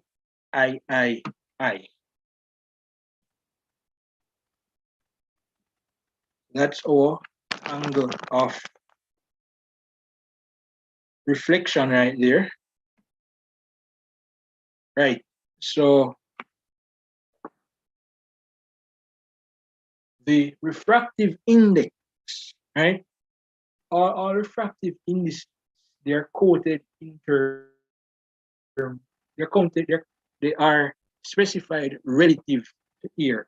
So if I say the refractive index of water, for example, is 1.4, means the refractive index of water relative to air is 1.4, right?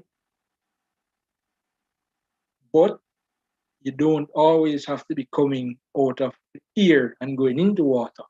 There might be a case where it's passing through glass and then going to water. In that case, our refractive index would not be the same 1.4 that we had before. It's going to be a different number. So refractive index is a ratio of the sine of the angle of incidence divided by the sine of the angle of refraction. So sine of the angle of incidence divided by the sine of the angle of refraction is equal to our refractive index, right? N2 over N1. And sometimes you might see it written as 1 with the subscript of 1 before. All it means is that it's the refractive index of medium 2 relative to medium 1, right? So back to the question.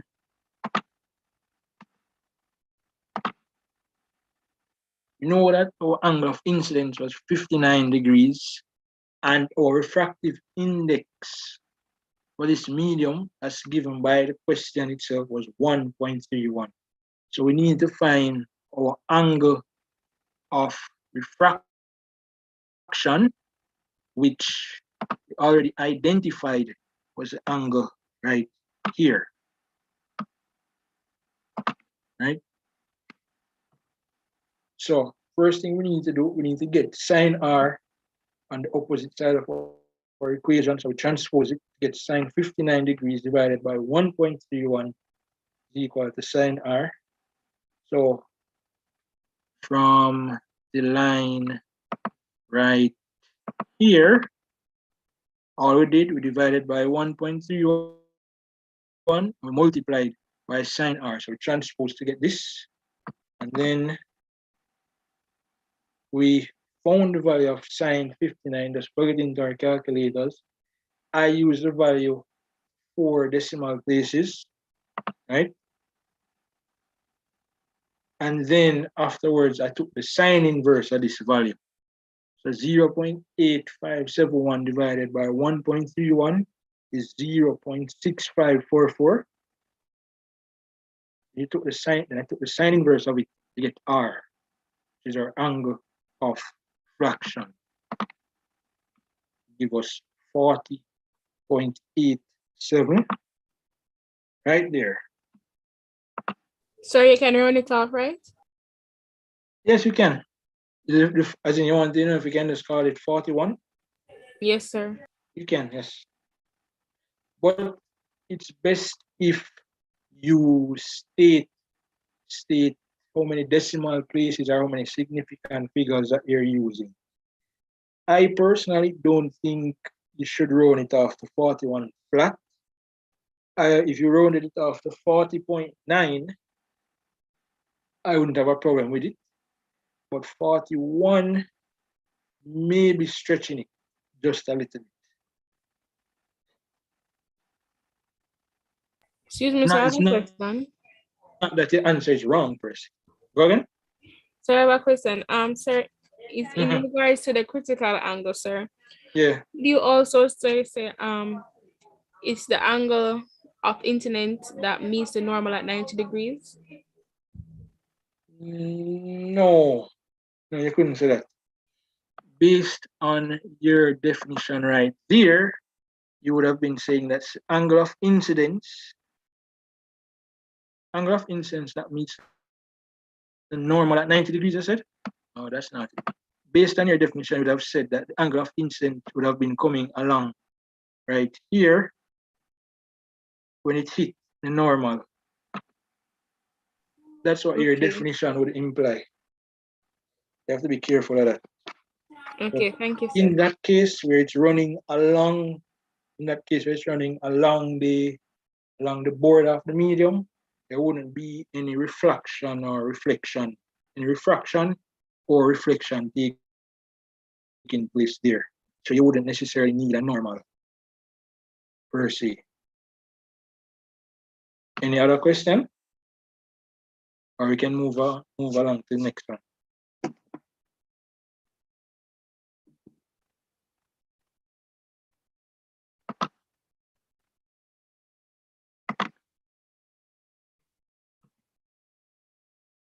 Right now at question 4. Can I have a read of these?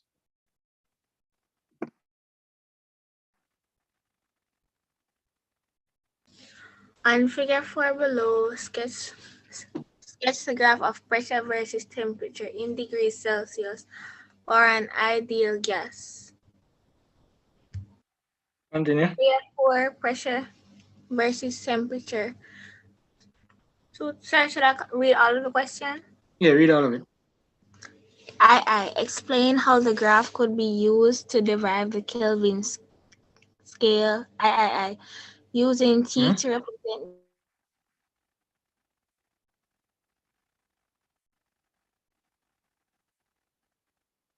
Using T to represent Kelvin temperature and theta to represent the Celsius temperature, state the mathematical relationship between Kelvin and Celsius temperature scales. Thank you for reading, but you chipped out at the end. I just continued for you.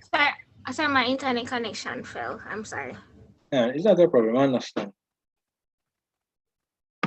Right? So, given that we're plotting a Celsius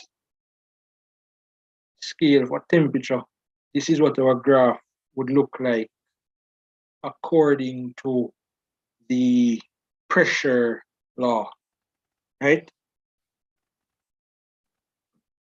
I'm not exactly sure what it is that they're asking for in question 2. I don't understand how is it much different from 3, to be honest. So I left my answers. You obtain the Kelvin scale by doing a horizontal backwards shift such that the x-axis, the x-intercept becomes the new origin. So this point here becomes the new origin. That is my answer. I don't understand properly what it is that they're asking for this question.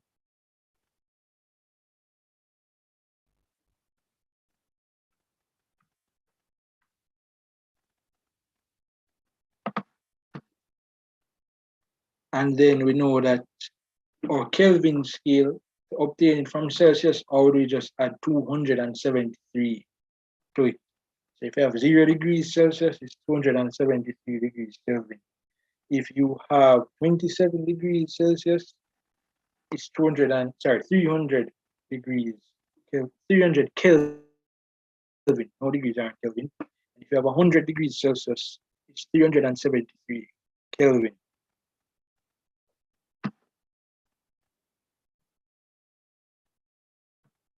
Sir? Yes, I'm still here. So did you answer part 2, sir? Because I don't understand it. Yeah, that's what I was just saying earlier. Part 2, I'm not entirely sure what it is that they're asking. Let's backtrack a bit. Yes, I'm not entirely sure what it is that they're asking if you're looking for a more technical answer, but as I said, to go from Celsius to Kelvin, you're essentially adding 273 degrees. And so if you're looking at a graph, right, essentially what you do is that this y-axis that you have here, you take it and you shift it right here such that this value along the x-axis is the new origin.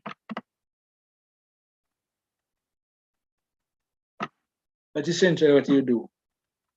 You'd move this, you move this line here, move this line here to this point. And how do you determine this point?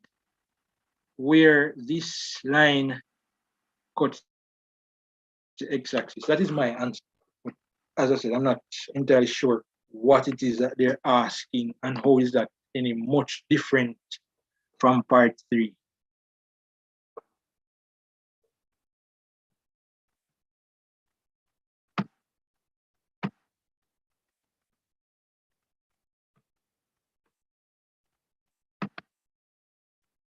Right.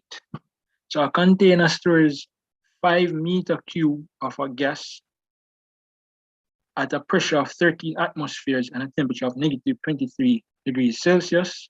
Calculate the volume of that same the same gas would occupy at a temperature of 27 degrees Celsius and an atmospheric pressure of 1 atmospheres.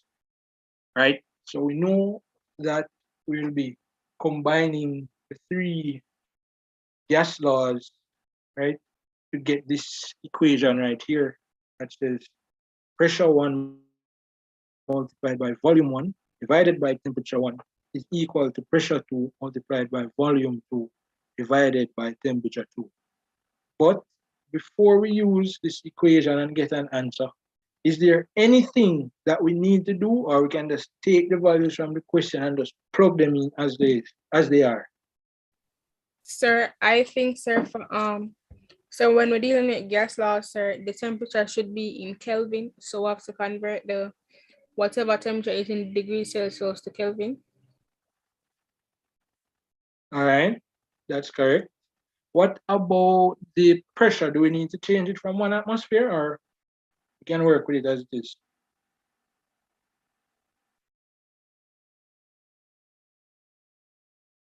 What about the volume? Can we work with it as meter cube, or do we need to change it? Yes or no? Sir, I think it can stay. Yeah, both of them can stay. Only thing that you need to change is the temperature. Use this equation. Temperature must be in Kelvin. If you don't get it in Kelvin, you have to do it yourself. And so that's why in the denominator, I just added 273. Right? So following this line right here, I need to rewrite it so that volume 2 is the subject, right, of that equation. So the denominator is 300 Kelvin. I need to move it from here over to this side. In order to do that, you have to multiply by 300. And this 1 atmosphere that's in the numerator right here, you need to move it to this side. And to do that, all you do is just divide by 1 atmosphere. And so our new equation becomes 13 atmospheres multiplied by 5 meter cube times 300 Kelvin divided by 250 Kelvin multiplied by 1 atmosphere is equal to volume 2. And we plug that into our calculator, we get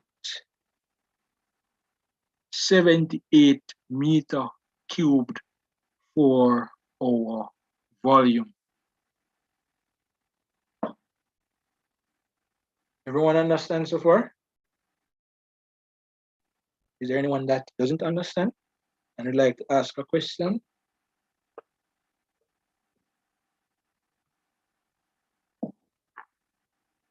All right, I take it that everyone is good with what is on the screen.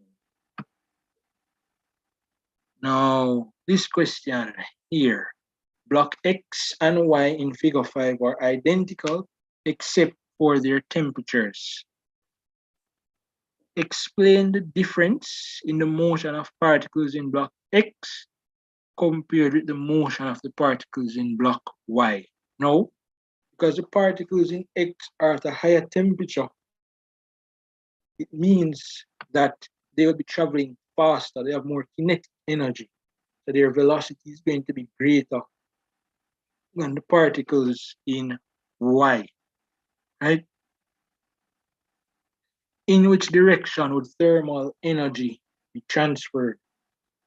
Heat energy always moves from an area of high concentration, so where there is high temperature, to an area of low concentration, right?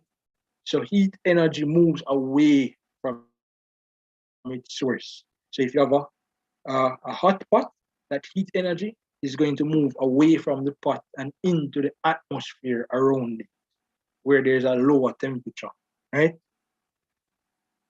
And finally, state the condition under which the transfer of thermal energy would cease.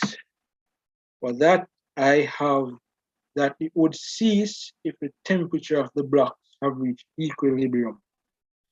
If both block temperature, there would no longer be any heat transfer between them. Right.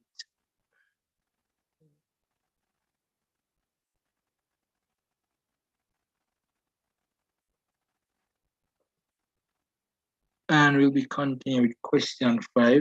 We're going to be moving a little bit quicker for these last two questions. I want to see if I can give you guys a break at 3:35. All right, so see if we can finish these last two questions for this paper in 20 minutes. Right. So figure 6 shows a simple DC motor which consists of a coil and a wire A, B, C, D between the poles. So South pole, North pole of a magnet. The dotted line represents the axle about which the coil can turn. So our coil is this thing here, can turn about this line here, axis. And the current flows through the coil in the direction of the arrows flown. So current is going along this path here from D to A to B, B to C, and then back out, right? The first one says, draw the magnetic field between the poles of the magnet on figure 6. Know that for a magnetic field, right, you always show the direction as the direction that a small body would move. You'd show it as a small body if it experiences a north pole, right? So it moved from north to south. Magnetic field lines move from north to south. So from north goes out and from south comes in. And so our direction that the magnetic field is flowing, it is flowing to our left, right?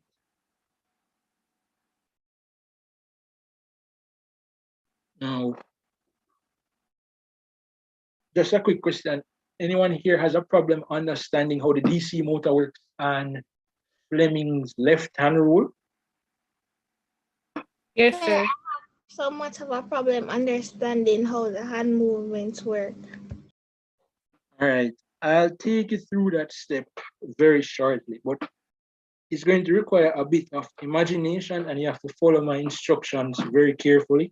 So when I tell you to do something, you have to do it for yourself, right? So Yes. first thing that I want you guys to realize is that this diagram that we're looking at right now, you're looking at it from top view, right? So it's like you're above the motor and you're looking directly down on it. So the north and the south pole magnets, they're lying flat on the table or the desk or wherever, and there is a wire between them. See if I can. Right. So I basically drew what it looked like in 3D file. You're looking at the top part right here on my graph. You see what it would look like in 3D. So you have your south pole, the north pole, you have your wire that's between the two of them. This end is connected to the positive terminal. This end is connected to the negative terminal. So current going along this path right here, right?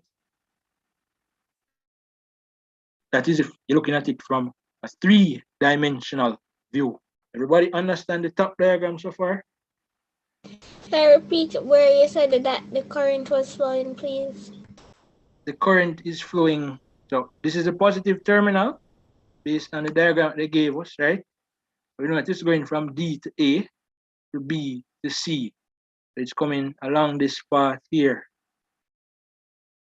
Seeing the red dot? It's coming along here, right? So on the 3-dimensional view, you'll be doing the same thing. So the positive terminal goes in, goes around, comes back out. Goes in, goes around, comes back out. Everyone understand the 3-dimensional view so far? I'll get back to it later. Yes, sir. Right. What is at the bottom right here? This is if you're looking at the diagram from the front. So you're looking at it from here. If you're looking at the diagram from right here, here's a different color.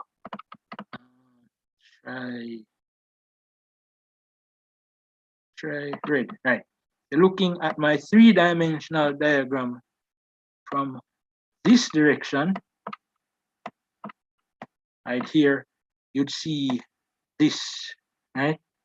Well, technically you can't really see the magnetic lines, but just imagine it for me. This would be right here, is this right here would be this part right here. So this right here is this, and this right here is this. I'm circling now. Right? You can't actually see the magnetic fields, but you'd just be seeing your south pole right here. Is this? You'll be seeing your north pole. Is this? And then you just be seeing the two ends of the wires right there. Right? So you're going to get back to Fleming's left-hand rule now. Going clear. You want me to leave the markings on the screen right now or clear them off? So you can clear them all. All right.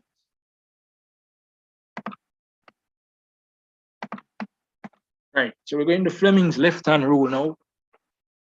If you have something in your left hand, put it down and follow me. Right.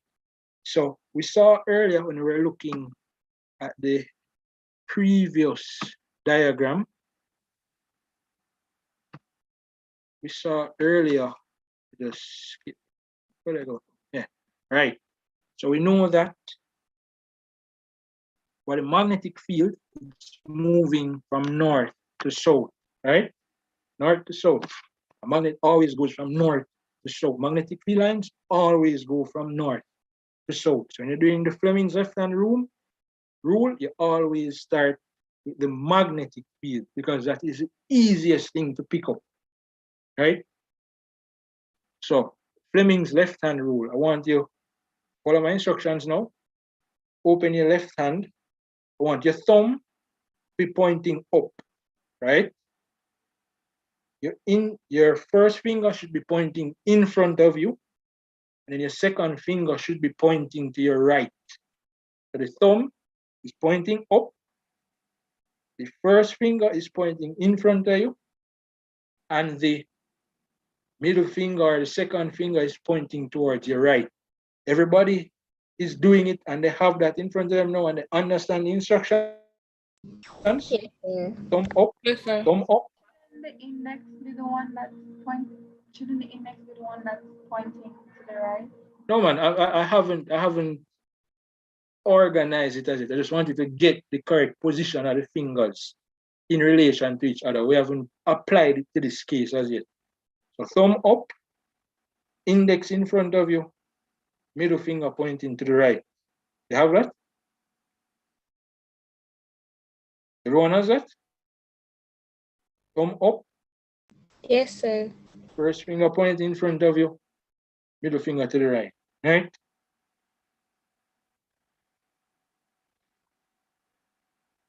All right. Give me a second. Right. So the first finger that you have, I want you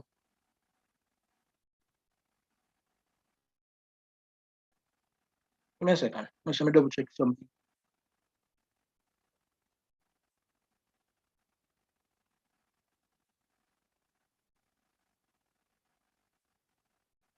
Right.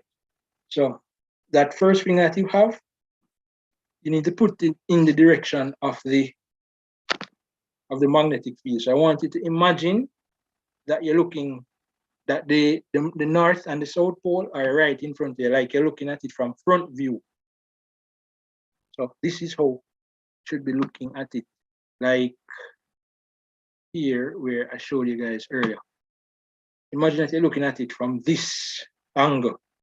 North and south poles are directly in front of you, and your index finger should be pointing to the left because the lines are going from north to south. That's from right to left. Index pointing finger should be pointing to your left. Everybody has that. Right? Everyone has that? You have to tell me, let me know if you're hearing me and following, you know. Yes, sir. So right now, if you're doing what I'm telling you to do, the palm of your hand, it should be facing away from you. So if someone is standing in front of you, they should be able to see the palm of your hand. Right? That is how your hand should be set right now. That's how your hands are set.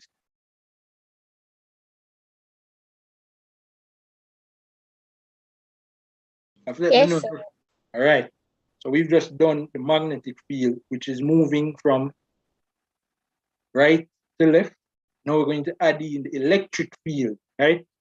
Now, the positive part of the cell is going away from us, right? So again, remember you're looking at, you imagine the diagram setting up right in front of you like this, like it's in front view, not looking from on top, not looking at it from three-dimensional. You imagine that it's right in front of you, like this down here. The electric current is going away from you, it's going further away. So that middle finger should be pointing in front of you, because it's in the direction of the electric current.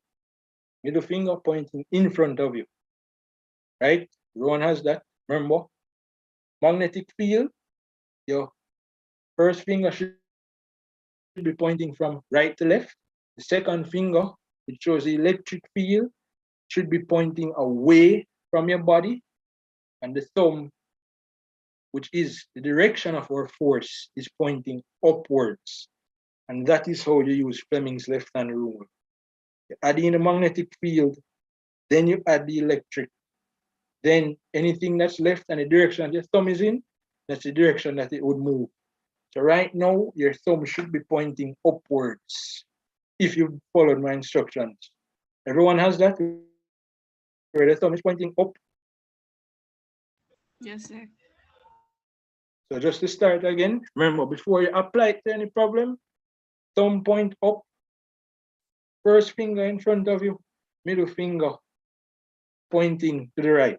Then you find the magnetic field. The magnetic field is going from right to left in this case. You rotate your hand in that direction so that the index finger is pointing from north to south, right to left.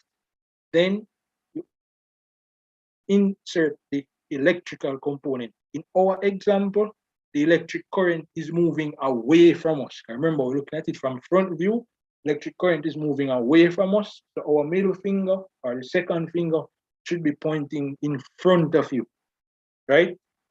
And then whatever is left, the direction your thumb is in, the direction of the force.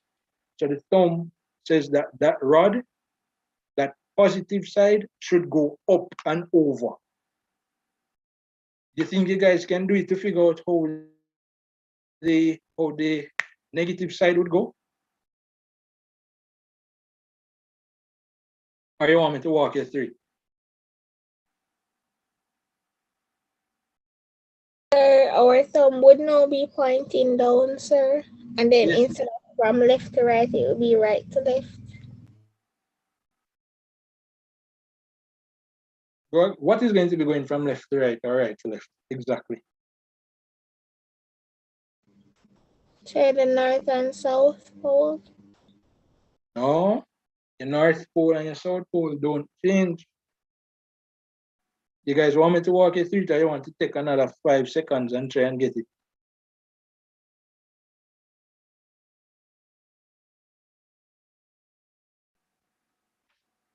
All right, so I'm going to walk you through it. Remember, the direction of the magnetic force is always from north to south. So we're going to start over from the top. The thumb pointing up, the index finger in front of us, the middle finger pointing to the right. Now we're going to add in magnetic field. Magnetic field is from north to south always. So our index finger needs to be pointing to the left. So from right to left, right? Then to do the negative part, the negative part is coming towards us, our bodies, right? So you need to rotate your hand. It's going to feel awkward to you, but you need to rotate your hand, not just the wrist part, you know, you have to turn into your hand, come on, you hurt yourself. So remember, first we have the magnetic direction first, which is pointing to the left. And then you're going to rotate your hand so that your middle finger is pointing towards you, right? And then your thumb should be pointing down. So that negative part of the electrical wire, going to tell that is going to move downwards when the current is turned on. Everyone has that and everybody follow? It's going to feel awkward to you to do the negative part, but it's correct.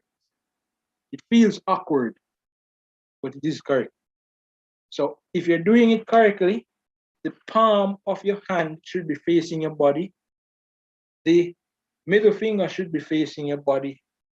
The index finger should be still facing the right, and your thumb should be pointing downwards. So if I'm to draw a simple diagram, it would be magnetic field is going in that way. Your finger is pointing towards you, and then your thumb is downwards. So M for a magnetic direction, E for the direction of the current, and F for the direction of the force. And that is why this one right here is going to move down and around.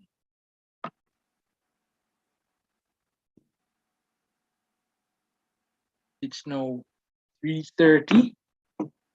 And continue with the question and then take a quick 5 minutes break after this one.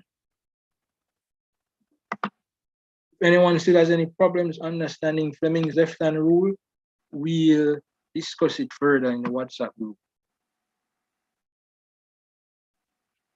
This was on it there.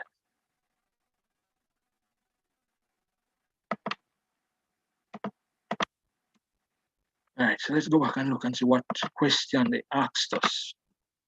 So we drew in the magnetic field lines. We stated the direction that dA, which is the coil would move, and it's going to move upwards in a clockwise rotation. And we know that we use Fleming's left-hand rule. The next one asks why a split ring is used in a DC motor. Essentially, the split ring is a device that is somewhere right here. And what it does is that it changes the current. It changes the current. So when this wire, which is DA, rotates, and it rotates from the south to the north, it changes the connection. It now becomes negative, and then that wire, that DA, is going to go downward. So it keeps the rotation. If it did not change it, what would happen is that when DA got halfway through its rotation, it would experience an upward force again that would just send it back the other way. So it's like it did 180 degrees and then go back. 180, go back, 180, go back, 180. So this split ring allows it to a complete 360 degrees.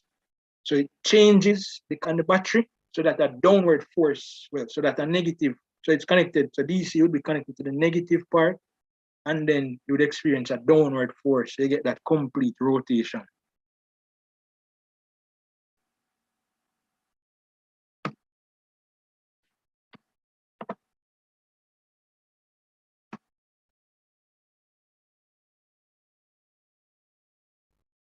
Right.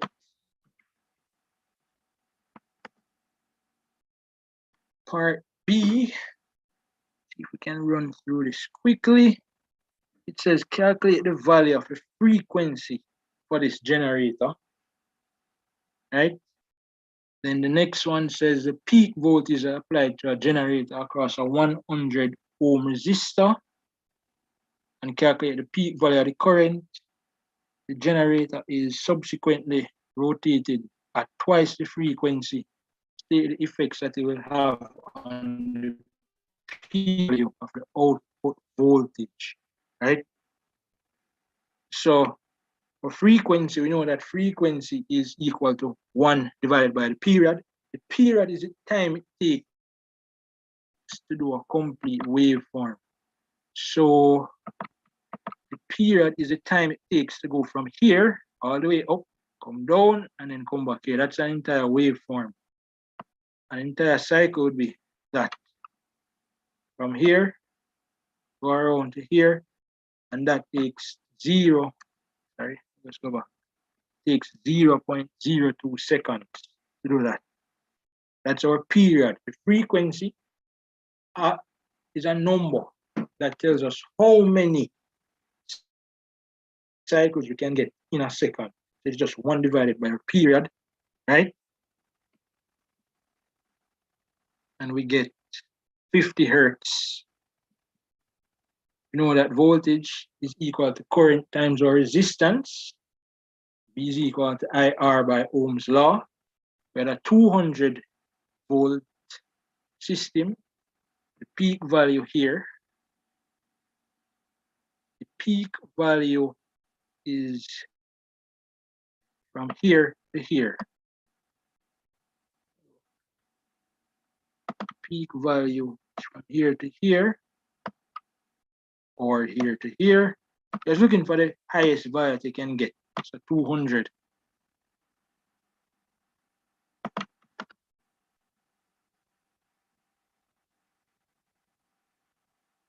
The 200 volts must be equal to our peak current times 100 ohms. So we get our current as 2 amps. And finally, if the frequency were to increase, as in we have a greater number of cycles in a single second, it would mean that a single cycle would take less time, and I believe our voltage would increase. It is now 3:36. We'll take a short 5-minute break so you can get some water or use the bathroom and come back at 3:42 for the next question.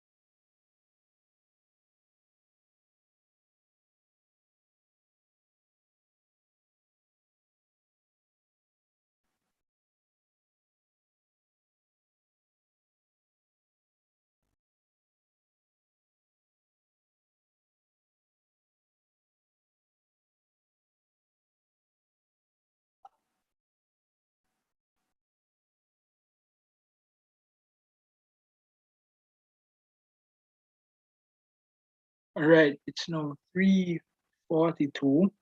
We'll continue with this question and then move on to the next paper. This is a fairly simple topic, radioactivity K. So it says that radium-226 is radioactive and is represented by the nuclide 22688Ra for a neutral atom of radium-226 state number of protons. The number of protons is 88. We just read the mass number. That's number in the bottom left corner. The number of neutrons, you don't have that explicitly stated, but we can figure it out. The number in the top corner tells us the number of protons and neutrons in total. So if we have a number of protons, we can calculate the number of neutrons. So it will be the mass number minus atomic number. It's the same thing as protons plus neutrons minus protons is going to give us 138. And then for electrons, because it's a neutral atom, number of electrons will be the same as the number of protons. We have 88 for that. Part B says a radium-226 nucleus decays by alpha particle emission to radon Rn nucleus. Explain what is meant by the term radioactivity. Someone like to give a definition?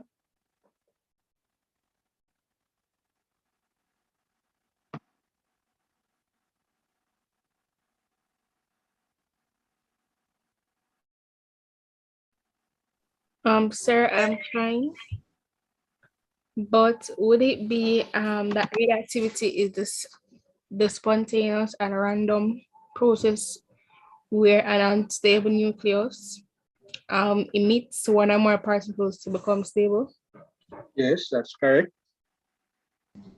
Sir, could it also be it's a spontaneous disintegration of unstable atomic nuclei? Yes, that's also correct. The simple stuff, question like this, you don't have to stick to a specific set of words. You can explain it so you understand it. And then they ask us to give an equation for that process. Now, alpha particles are essentially a helium atom because it has 2 protons, 2 neutrons, a mass. So in some cases, you'll see it written as a helium ion. Other cases, you just see the alpha. So all you have to remember is it says it's alpha decay. I know that an alpha has 4 for its mass number, 2 for its atomic number. So for 88, you minus 2, and you get 86. 88 minus 2 gives us 86, and 226 minus 4 gives us 222. And they told us that it decays to radon, right? So you write Rn. There's a case where they did not specify which element it became. You could just write X, right?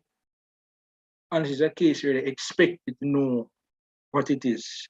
I don't think there are any cases like that, but it would probably be worth your while to look at stuff like uranium and probably plutonium and those common examples.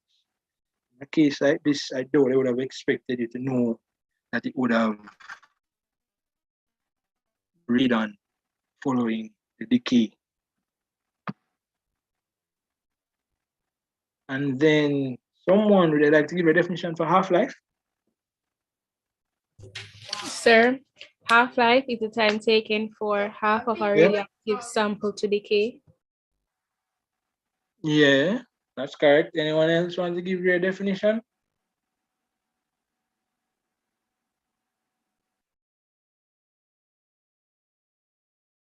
All right, fine.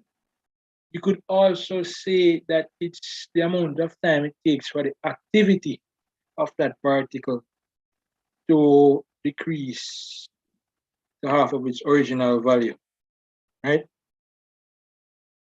So the mass or the activity, that's equally fine. The next part says at a certain time, the sample contains 8.0 times 10 to the 8 radium nuclei. Calculate the number of alpha particles emitted by the radium nuclei in the next 4,800 years. Now you have to be very careful. This asks us to determine the number of particles emitted and not the amount of particles remaining. However, we know the amount of particles it started with, and we know how to determine the amount of particles that it had remaining after a specific period of time, right? So whenever I'm working questions like these, this is how I like to organize it. I do apologize. The other two lines should have been shifted more to the left, so everything would line up. In the first line, I'd write my number of half-lives, right? Second line, I'd write either my mass or my activity or my fraction remaining. This case, I chose fraction, right? And then in the third line, I'd write, for example, the amount of time it takes, right? So for this one here, it'd be 1,600 because that's the amount of time that a half-life takes. And then you keep adding that value as you go along to get these other values. For the second row, you just keep dividing it by 2. For the first row, you add 1. Because you count the number of half-lives, you add 1. This one is proportions, and each time it's divided by 2. And this one, just add half-lives as you go along. So 4,800 years later, it's going to be 1/8 of its value after having undergone after 3 half-lives, right? The 3 half-lives, 4,800 years. You don't have to use my method. Do it how you feel comfortable doing it. But just remember that for radioactivity questions, the proportion or the mass or the activity decreases by 2 every time. And the half-life, you just keep adding it, right? But we're not finished with the question that asks us to determine the number of particles remaining.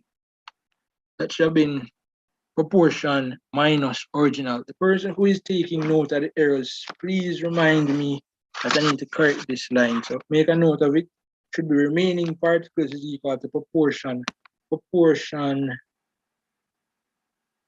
minus the original. Proportion remaining particles. Wait a second. Let me just read this again. Oh no, this is correct. It's correct. So remaining particle is equal to the proportion times the original amount. Proportion was 1/8, and we had 8.0 times 10 to the 8th power of particles. So that gives us 1 times 10 to the 8th as the remaining particles. The particles that were emitted are the total minus the remaining, and we have 8 minus 1, 7 times 10 to the 8th power. And just backtrack. How much more time would elapse before the number of radium nuclei remaining falls to 0.5 times 10 to the 8th, right? So after 4,800 years, we had 1 times 10 to the 8th, and you want to know how much more time you have to wait for it to get to 0.5 times 10 to the 8th. That is exactly a half of 1 times 10 to the 0.8. You'd only need 1 more half-life or 1,600 more years. And that is the end the 2021 paper. Any questions about question 6? Anything you don't understand before we move on to the next paper? No, sir. Right. We're going to be moving on. For this paper, I'm going to be moving a little bit faster. I may not show every single line when you're doing the calculation and the solutions, but it is there, simple transposition, right? So this is a transformer question. First part, we're going to label the values x, y, and z. So what is x? Somebody tell me. Just tell me what all three parts of the transformer are.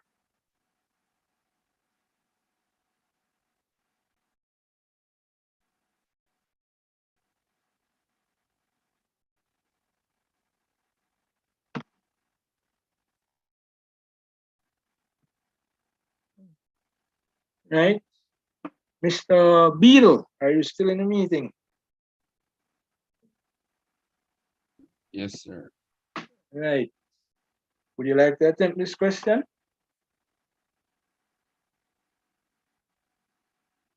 I think that Z would be electromagnet. Z? Not exactly the words that we're looking for. We'd prefer if you said soft iron core, right? I'm not sure if this is this Mr. Shields, Rajay Shields? What about X and Y?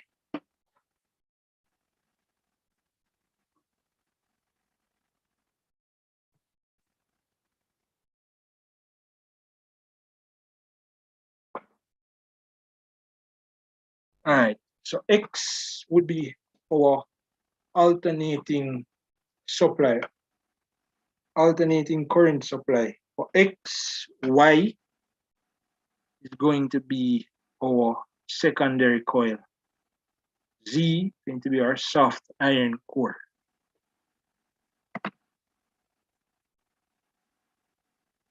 The transformer shown in figure 1 was tested and the values of the primary voltage VP and secondary voltage VS were obtained. Data is shown in table 1 below. Gave us the values, don't have to calculate anything. And then they ask us to plot a graph of VS against VP. And so VS is going to be on our y-axis and VP is going to be on our x-axis. Do we expect this graph to have a y-intercept, yes or no?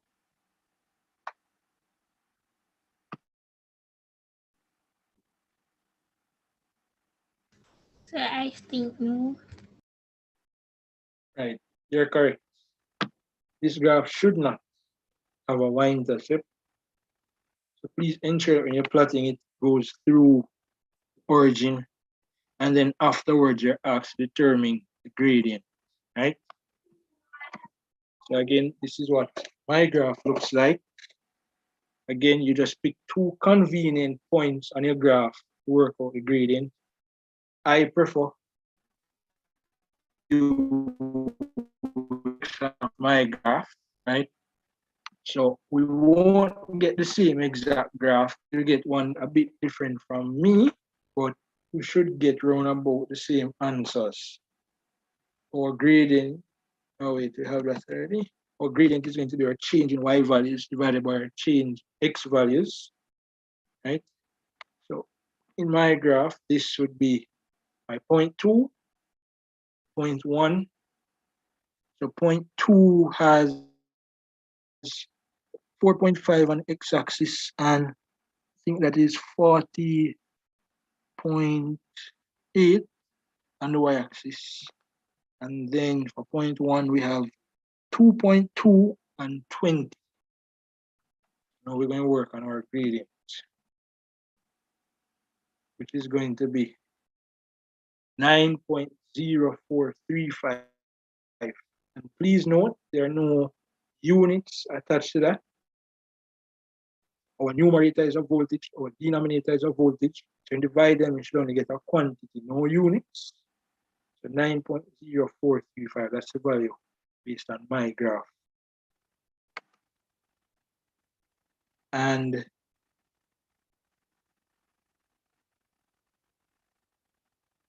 believe they asked us to calculate the gradient S. So that is why S is equal to M right there. The conventional notation for gradient is M, but it can give you any letter.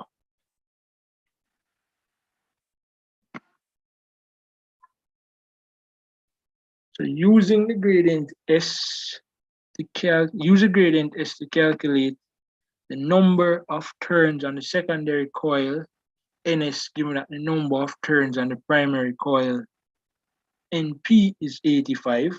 Then we are to calculate the current in the secondary coil, given that the primary current is 1.8 amps, and then they ask us to determine the power output of the transformer, which is essentially the power in the secondary circuit, or secondary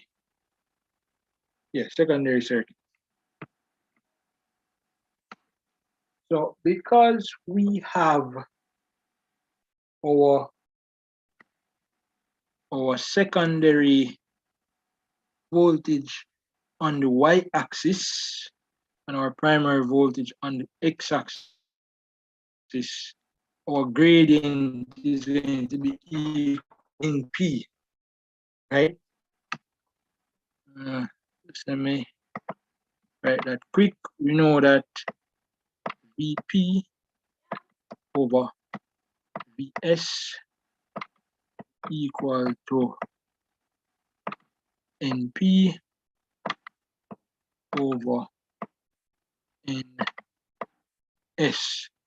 If you transpose that for Vs, bring the Vs this side, and you bring this entire fraction on the opposite side, but you'll have to invert it. You should get Vp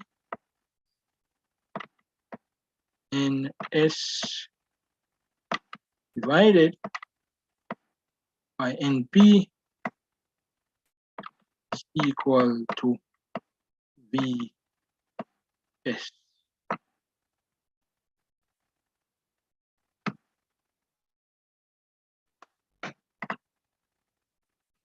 They gave us the values, right? Here is the transposition. So you multiply S by Np to get Ns as 768.70. In hindsight, I probably should have just used 769, given that Ns is a count. You can't have a decimal number of turns. I'll make an adjustment to that in the final copy. But we'll proceed with the decimal figure for now.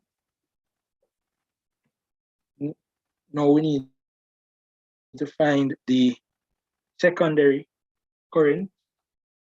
Again, we just transpose our formula to get Is on one side, plug in our values, and we get 0.1990 amps. Now we know that power is equal to current times voltage, and because it's the power, output power, or the power in the secondary circuit, it's going to be for current in the secondary circuit multiplied by voltage in the secondary circuit. So the output power is equal to 0.1990 amps multiplied by 55 volts to produce 10.945 watts. Everyone is good with that so far?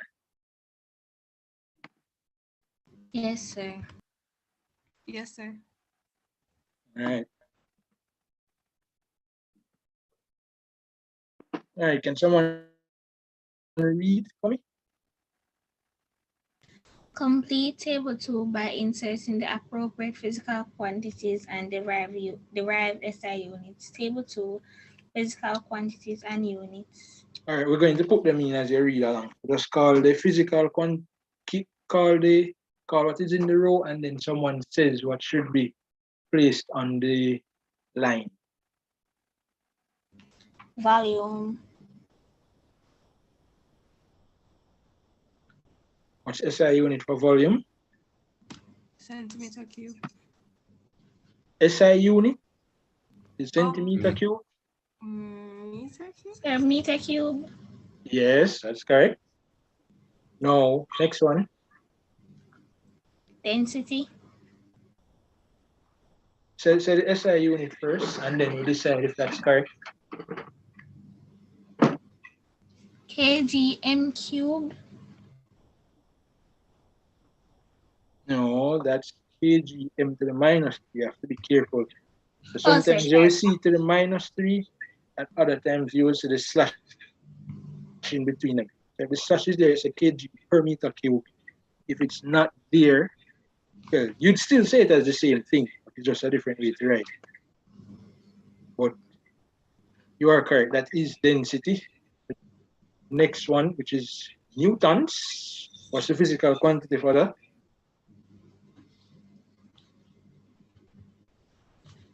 Force. Yes.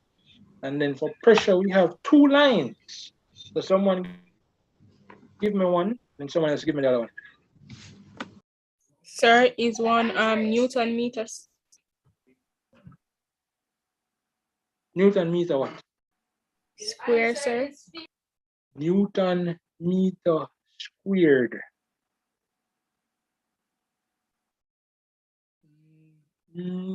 No, I think that's off by a little bit. So is it Newton meter per second? Newton meter per second. No, that's off by a bit as well. Sir, is it Newton second? Newton seconds. No. Newton seconds sound like a multiplying force by time. All right. So let's break it down. What's the formula for pressure? All right. Before we even get there, the SI unit for pressure is Pascal, right? PA. That's the first one, Pascal. Thank you, Abigail. I saw what you sent in the chat. So that's Pascal. That's the first one. But now we want to write an equivalent form for Pascal using the base SI units, the simpler ones, right? So what's the formula for pressure? Force over area. Force over area, right? What's the SI unit for force? Newton. What's the SI unit for area? Meter square. Right, so if pressure is force divided by area, what should we have as our second unit? What should we have for that unit? Newton per meter squared. Yes, that's correct. And if we wanted to be a little bit extra and convert that Newton to its basic units, what would we get? Before we go there, what is the basic units for Newton? For force? Force is mass times acceleration. So the basic unit should be kilograms. Kilograms, what next? Force is mass times acceleration. Meter per second squared. Yes, sir. Yeah. Meter per second. So newtons is kilogram meter per second squared. And we're dividing by that meter squared in the denominator. So that should give us kilogram per meter per second squared.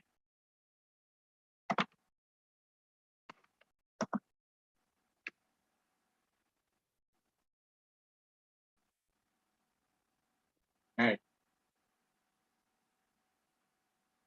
Everyone got that? You can always use the formulas to determine your units.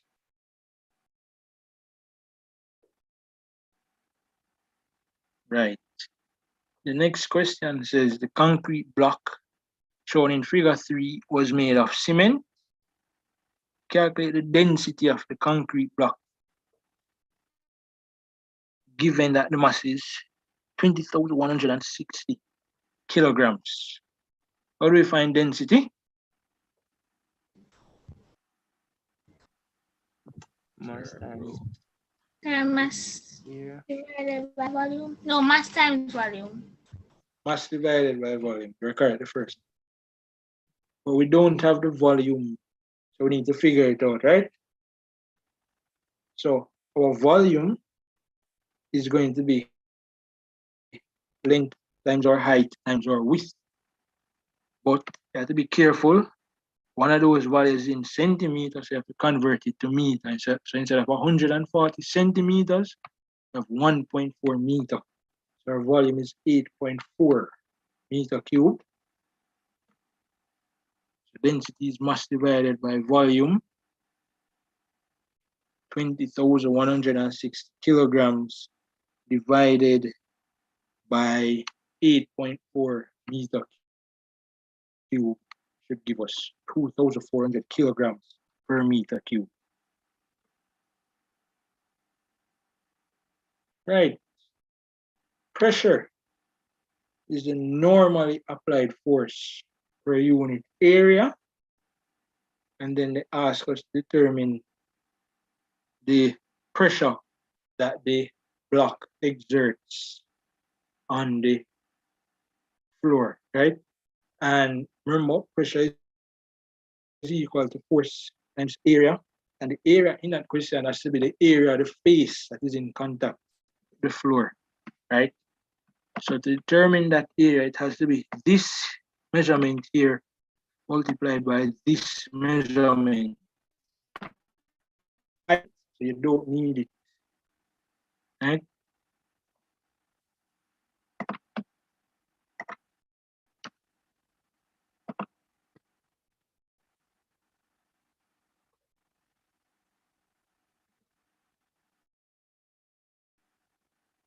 Force is equal to mass times acceleration due to gravity. So we have that as 201,600 newtons, right? And that produces a pressure of 72,000 pascals. Or you could write it as 72,000 kilopascals. But that wouldn't really score you any additional marks. It just makes it a bit easier to write. Is there anyone that wants to ask a question about this, or everyone is good so far?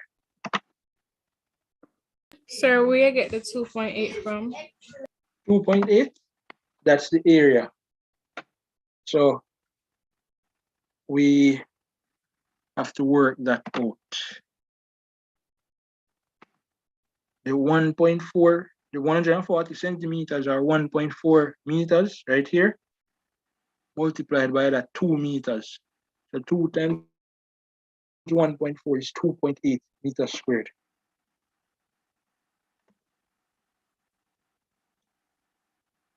Any other questions?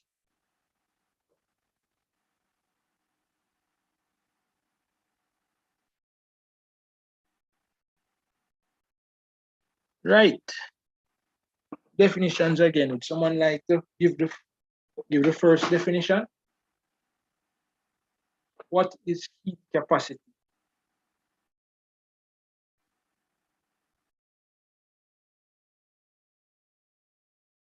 Anyone?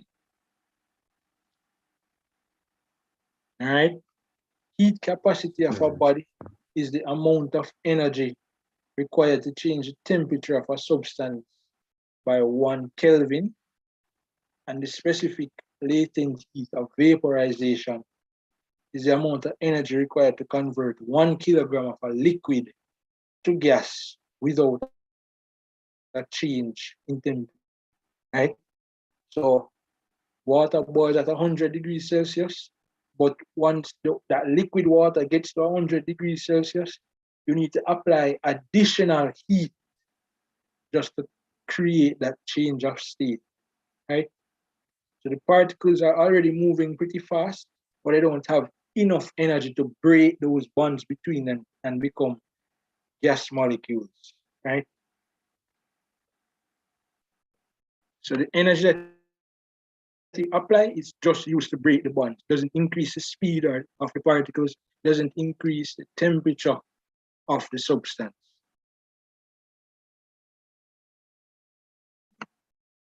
And if we were to add our freezing curve or sketch it, we would get something like this. So the substance was at 90 degrees, we cool it down to 80, and then it would have lost more energy as time went by. So while it is converting from liquid to solid, that's that horizontal line there. So let me just go back over again. You have the liquid here, losing heat and energy down to this point here. And it continues to lose energy without a change in temperature. So from here to here, it's still liquid, but it's becoming gas. Sorry, liquid is becoming a solid. Liquid, liquid to solid. Then from here to here, it's a solid.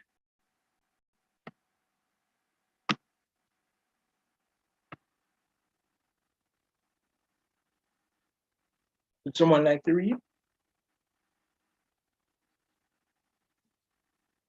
A student conducted an experiment in which 1.5 kilograms of water at 30 degrees Celsius was converted to steam at 100 degrees Celsius. Assuming no heat is lost to the surroundings, calculate the amount of energy needed to I, heat the water from 30 degrees to 100 degrees Celsius.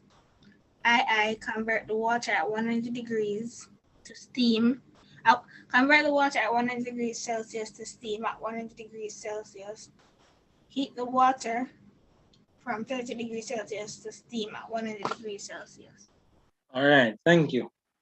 So if you guys remember, I said earlier that what CSC likes to do is that it likes to ask you some simple questions first, like some definitions, things like that, and then it gives you a question to see if you understood what you just wrote.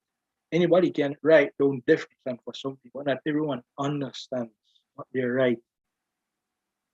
So this question is just to do with heat capacity and change of state. The first part, we're heating water from 30 degrees Celsius to 100 degrees Celsius, right? And so in order to determine that energy or that heat that we need to use the formula. Heat is equal to mass times the specific heat capacity times the temperature change, right? For this question, they gave us temperature in Celsius, but we don't need to convert it to Kelvin. The reason being is that to get from Celsius to Kelvin, you have to add a specific number to it. And so the change in temperature in degrees Celsius is going to be the same change in temperature in Kelvin, right? So 100 degrees Celsius minus 30 degrees Celsius, 70 degrees Celsius. 373 degrees, 373 Kelvin less 303 Kelvin is the same 70, right?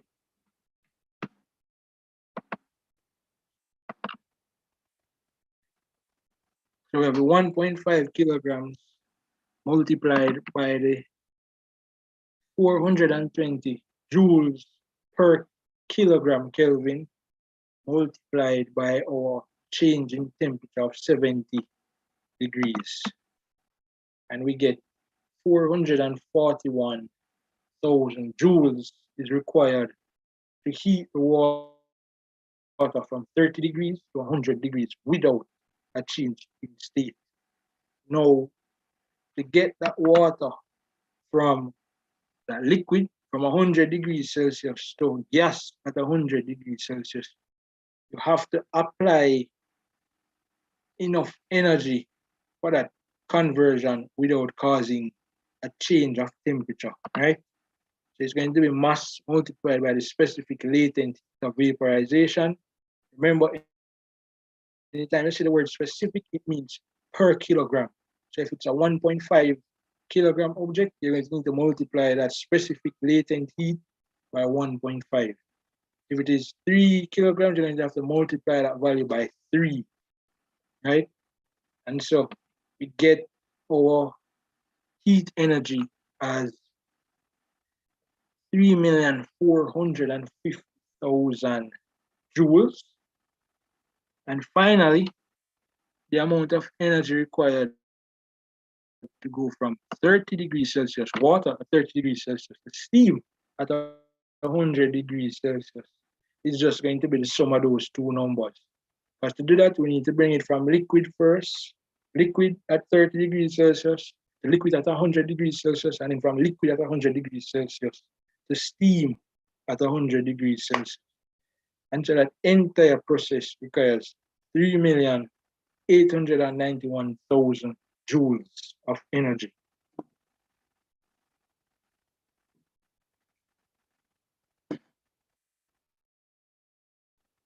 Any questions before I move on? No, sir. All right, thank you.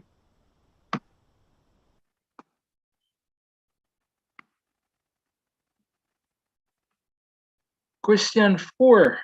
State 3 features of an image produced by a plane mirror.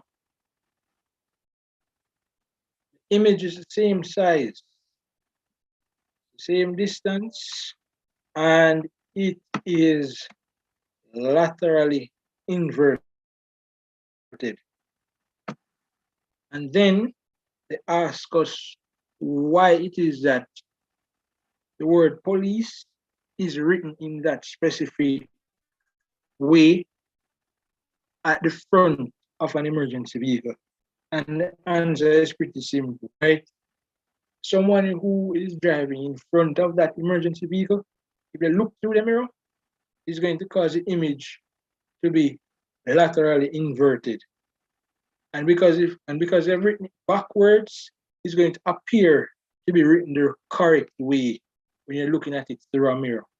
If they had written it the correct way, it would have looked like what we have right here. Right? So if they had written the word as police, like this, it will look like this when you look at it in the mirror. Because they put it like this in the mirror, it looks like this. So essentially, they're undoing, well, they allow the mirror to undo that inversion.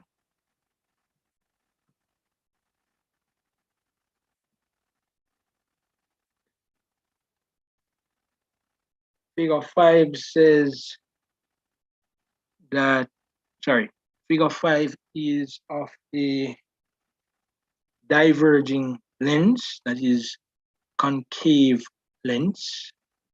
And it says right, to complete the ray diagram to show the path of an emerging ray after it passes through the lens. This is really and truly something that you're just going to have to swat. You need to know what a ray diagram looks like for a converging lens, and know what a ray diagram looks like for a diverging lens. Because it's diverging, the image is going to appear as though it is coming from behind. So that ray, when it hits that axis there, is going to spread out. When you're doing the ray diagram, please ensure that you connect this point here, this point right here, and then extend it out. Any line that passes through the center right here goes through straight. You had another line that was here, for argument's sake, say that another line that was here, but you do it again, it looks something like that. Only difference is that the part down here would be broken lines, would be in broken lines.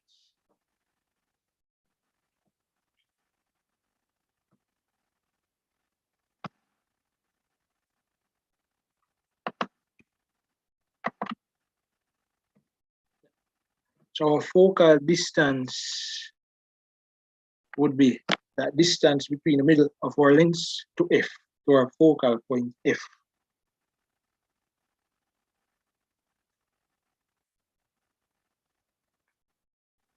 And then the last part says an object AB was placed 15 centimeters in front of a converging lens, a focal length 5 centimeters, in order to calculate the image distance and the magnification, right?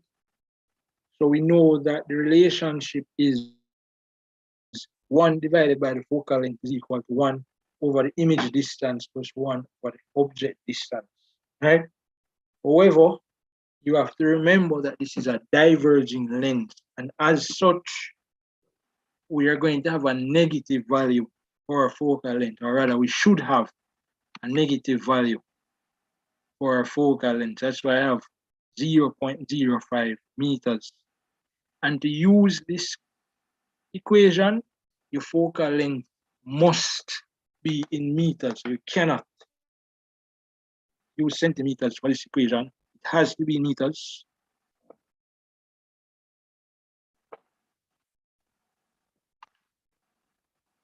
A little bit of transposition here.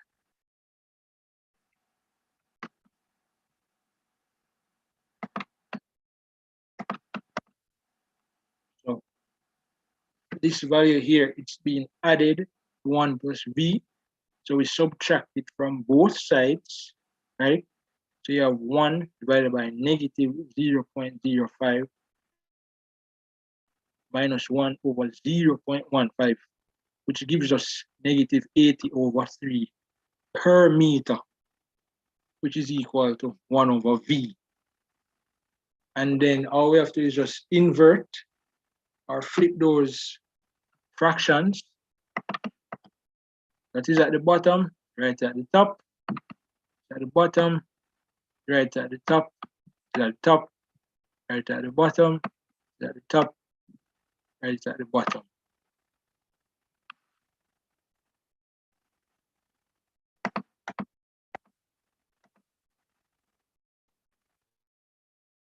So we get our image distance as negative. This is an error as well. This should not be per meter right here. It should be negative 3 over 80 meters is equal to negative 0.0375 meters. The person who is making note of the errors, please write that down. I need to change that from negative 30 over 80 per meter to negative 30 over 8 meter. And Sir, repeat. also, Change. right, I was saying that right here, where I have negative 30 over 80 per meter, it should just be meter. So make a note of that for me. And the other adjustment that I need to make is that in the radioactivity question that I did, I need to change the x's that are wrong x there. So there was 2 errors I've realized so far. Make sure that you have them. Thank you. Continuing the question, magnification is equal to image distance over image distance over object distance. We just calculated our image distance as negative 0.0375, and we know that our object was 15 centimeters away.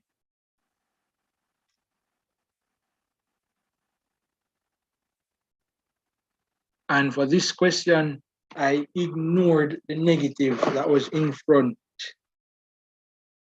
of the 0.0375. It's just a magnification, so it's just we just want the magnitude of the value. So we get 0.25.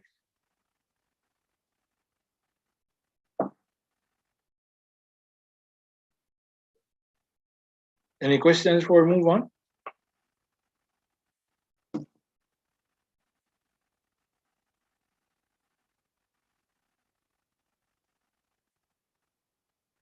Guess not.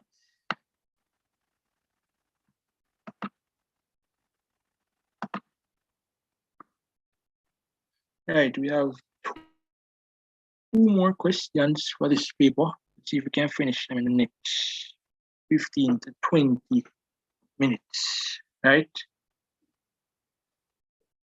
So a semiconductor diode is used as a half-wave rectification using the axes on figure 6. Sketch the current versus voltage graphs for the semiconductor diode.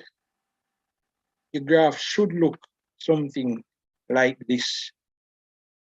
That current can't flow in the reverse direction. It only flows in the forward direction, provided that the current exceeds a small amount.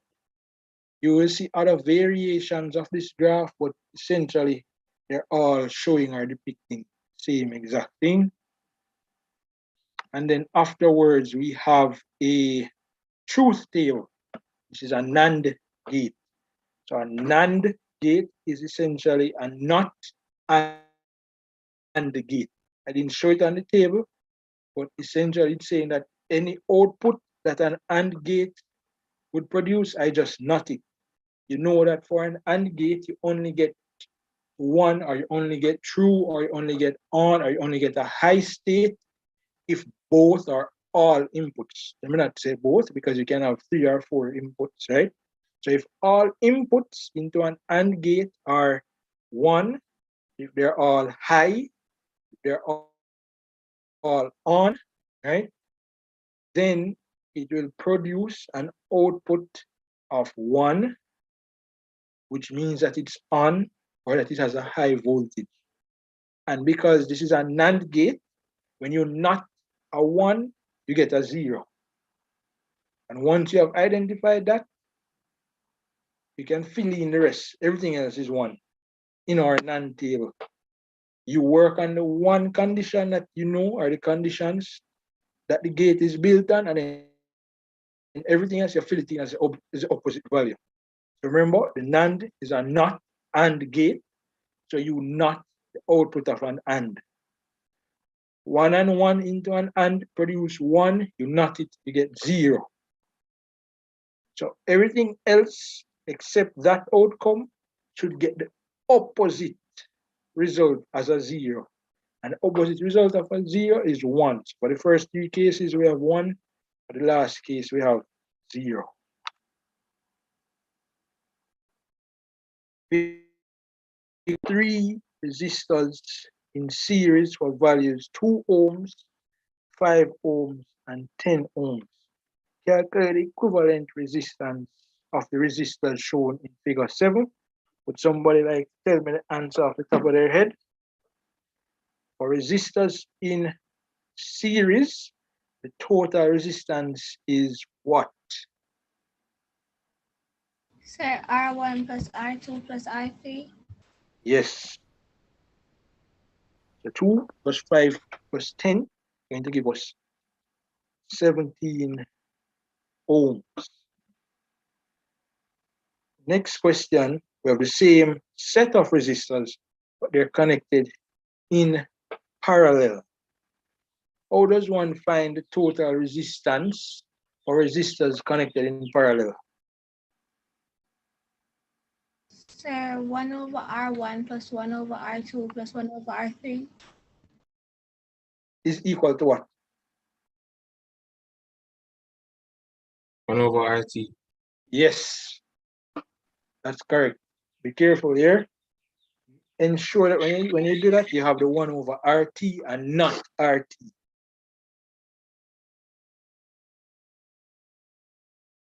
And so all you need to do is just plug in the values in your calculator. A half plus 1/5 plus 1/10 is going to give you 4. That's going to be per ohm, because we had ohms in the denominator. It's going to be 4/5 per ohm. And then in order for us to get RT, again, we just invert the fraction. So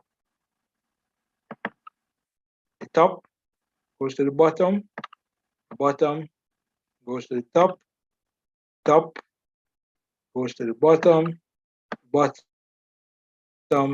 to the top. And then because this is per ohms, we just write it as ohms. So we get RT is equal to 5/4 ohms. And in decimal, that would be 1.25 ohms, right? Part 3 says that the resistor in figure 8, so that's the one in parallel, were connected in a circuit to a 6 volts power supply. Calculate the total current flowing through the circuit. Sir, is this voltage divided by resistance? Yes, are correct. And quick question, whose law says that voltage is equal to current times resistance? Ohm's law. Ohm's law. Yes, that's correct.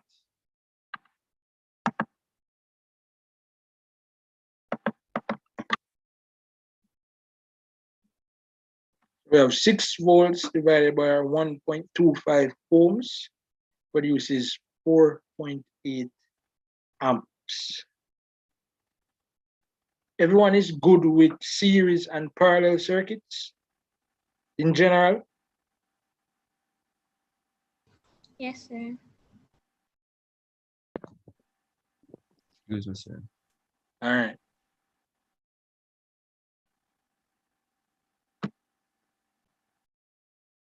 Finally, we're at question 6 for this paper.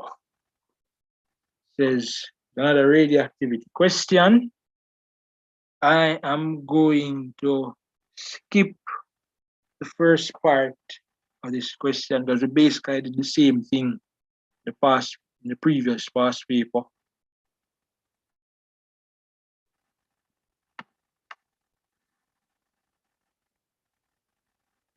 Right? And then the half-life question. So it says in 4 days, the activity of a sample of lithium decreases to 1/16 of its original activity. I were to calculate the half-life. As I said, this is how I do it. So you don't have to do it like me, you can do a calculation that I like to write it out. So I count 1, 2, 3, 4, 1, a half, a quarter, 1/8, 1/16, 1/1/3, 1/32, 1/64. And then I have dash, dash, dash 4 days. I just continue writing until I have gotten to the correct value. Let me double check something. Yes. Oh, the question says in 4 days, the activity decreases to 1/16 of its value. Right. So this question I just wrote 1.5, a quarter, 1/8, and 1/16. And I realized that would take 4 half-lives, and 4 half-lives would have been 4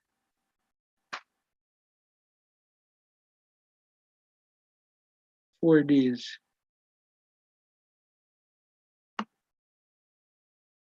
Half-lives, so it would have been, isn't it? Yeah. Write that down as an error for me to correct. Please, half-lives. What, sir? Half-lives. I need to double check the plural for that. Half-life.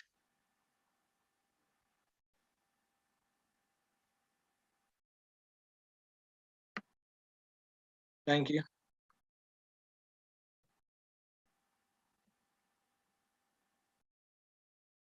4 half-lives, we know that 1 day must be equal to 1 half-life, right? And then you're at the final question of this paper. It says to calculate the energy given off in a nuclear reaction if the change of mass is 0.2014 U. Right. This equation everyone should know. MC squared, or the change in energy, is equal to the change in mass multiplied by C squared. And if I'm not mistaken, I'm pretty sure it was Albert Einstein that got this formula, right? So the change in mass, they told us, was 0.2014 U, where U is 1.66 times 10 to the negative 27 kilograms, and C, which is our speed of light, or light speed, is going to be 3 times 10 to the 8 meters per second. On the paper, they made a mistake here. They have it as meter per second squared. It's not an acceleration, it's a velocity. So that should just be meter per second, right? Plug that into our calculator and we get our change of energy as 3.01 times 10 to the negative 11 joules. Everyone is okay with that?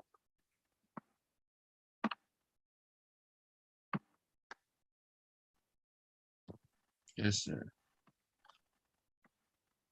All right. We have completed our second paper. Now we're on to the 2018 paper. And it'll just be a discussion, really. So this is where, if you've done 2018 paper, you can ask any question that you have about it, and we discuss in the few remaining minutes that we have before our session comes to a close. Or if you would like for me to go back to a previous question, we can do that. But prefer if we talk about 2018 first. If there are no questions, we can go back to one of the questions we looked at before. So can we do number 3 for the 2018 paper? Number 3. Right. Oh no. In a second.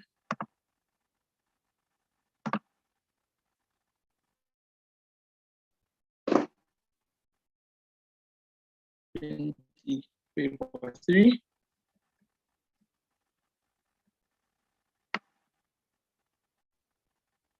That's what you said, right? Hello? Yes, sir.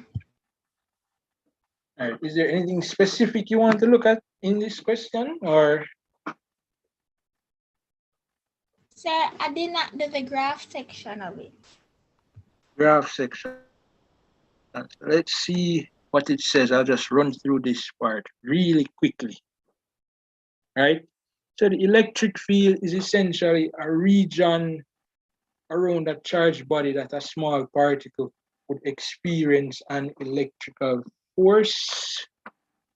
And then, you know, when you have 2 bar magnets, the magnetic field is going to look something. Wait, that's an electric field. Sorry.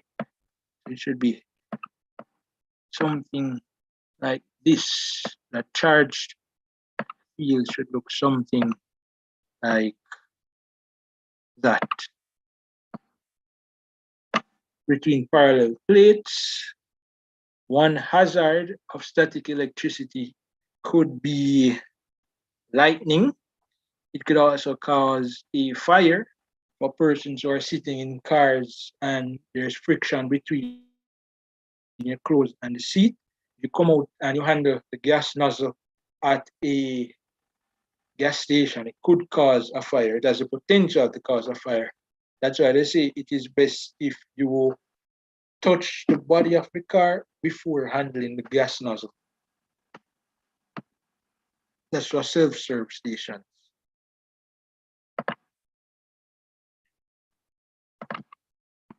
Right. Let us get to the graph.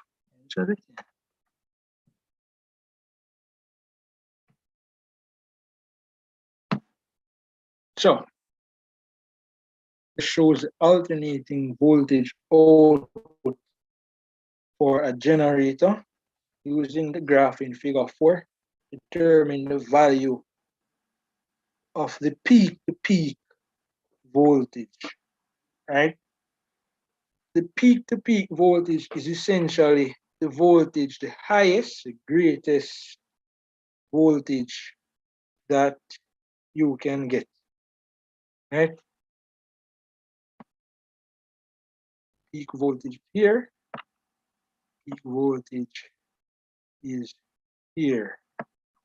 If you trace that back, you should get 10 volts as your peak voltage, right? Then our period of the alternating voltage seconds.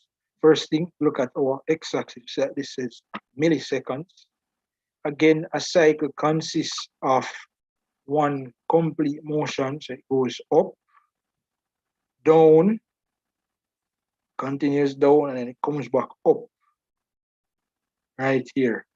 That would be one cycle. And when we look at the graph, we have 8 milliseconds right there. So our period is the time it takes to do one cycle or complete a cycle. So we have 8 milliseconds or 0.008 seconds.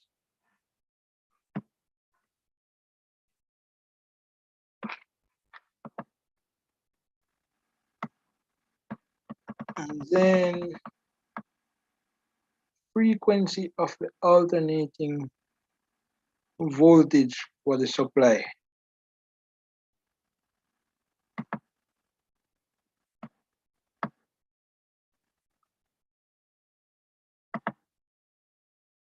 The frequency is equal to 1 over our period. We should get 1 divided by 0.008, which gives us an answer of 125 hertz.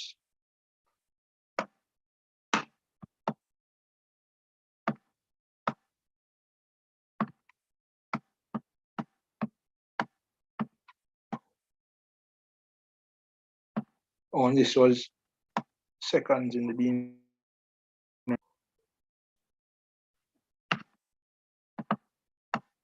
So, is there anything else you want me to go through, or you're good with question 3 now? Sir, I'm okay with question 3 now. No problem. Any other question you want us to look at in 2018, or is there something you want me to re-explain on the 2 papers that we did before?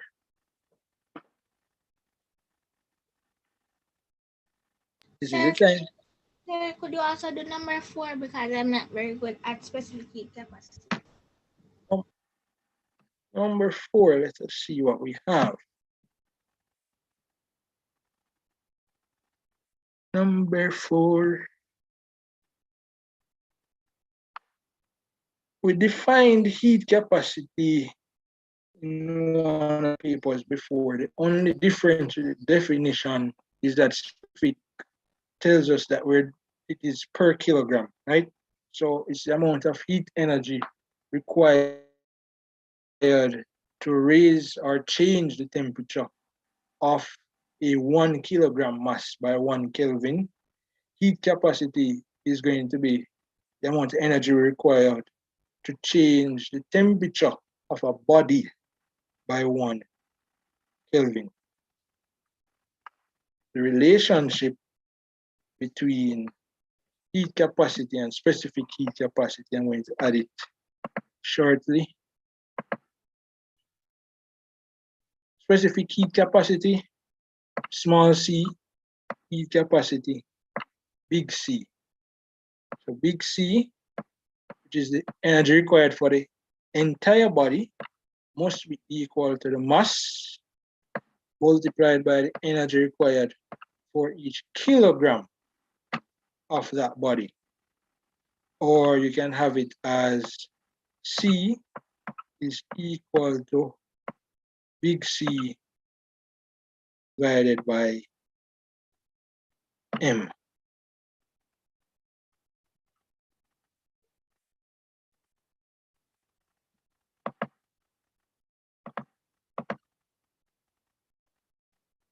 Got that?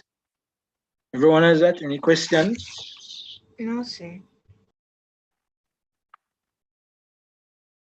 All right. Let's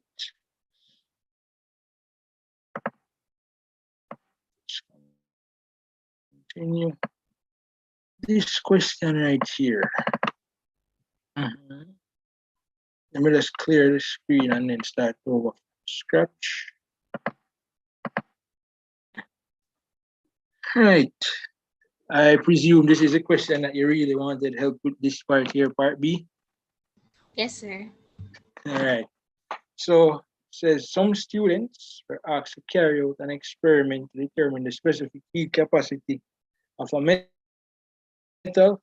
They use the apparatus shown in figure 5. Right? Don't get too confused with the diagram and say you don't know what is going on here.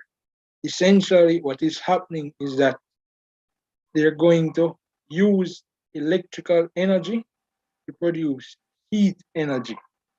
And then they're going to use that thermometer to determine how much the temperature has changed by. So when this switch is turned on, current is going to flow through, come all the way down to the heater, is the part right here.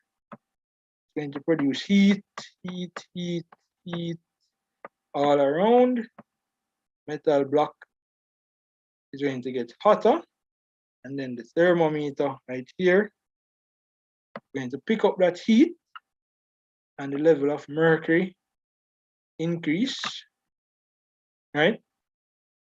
And then the electrical current comes back up here, goes all the way around and completes the circuit, right? The voltmeter has to be connected in series to get connected in parallel to get a result. The ammeter must be connected in series to get a result, right? So essentially what's going to happen is that you're going to have this setup, you're going to leave the switch open and you're going to measure the temperature of the block by itself. Then when you close the switch and electricity runs through the heater, produces heat, the thermometer picks it up. Oh, you should be, as soon as you close that switch, you should start a stopwatch, right? And you can determine how long you want it to run, whether you want it to run for a minute, 2 minutes, 5 minutes. And then at the end of the period, you take that temperature measurement. So you take the temperature measurement before you start, you take it at the end of your time interval. You calculate the change in energy, right? So this switch was left on for 900 seconds. Mass is 5 kilograms. The change in temperature is 50 degrees Celsius. And we know that 50 degrees Celsius, well, the change in temperature, 50 degrees Celsius, is equivalent to 50 kelvins. Change in temperature of 50 kelvins, equivalent ammeter gives us our current, the voltmeter gives us our voltage.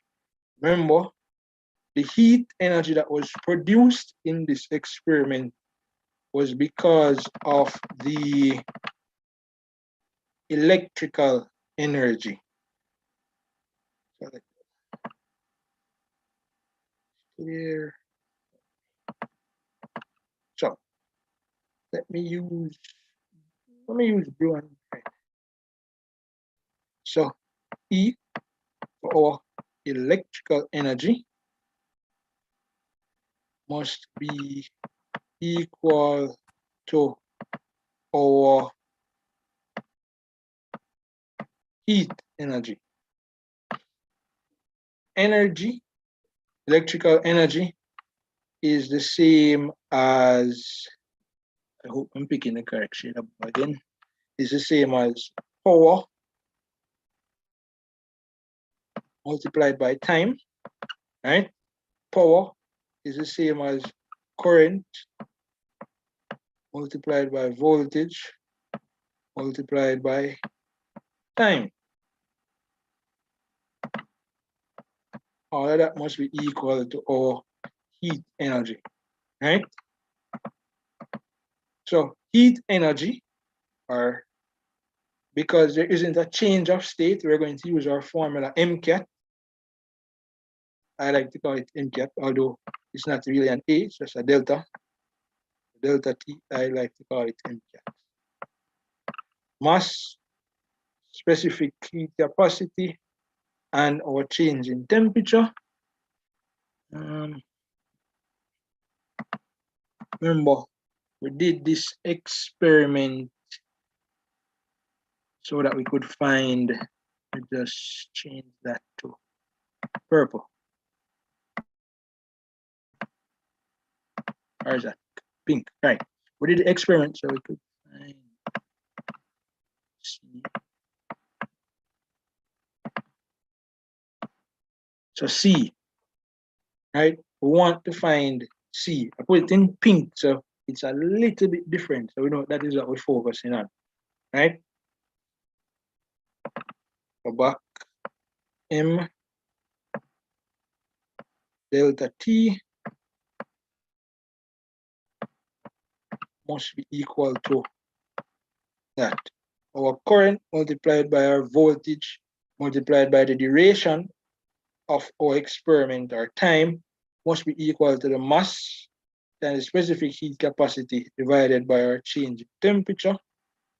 Now we are going to divide both sides of our equation by our mass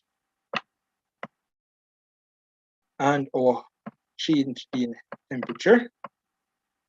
Mass and our change in temperature.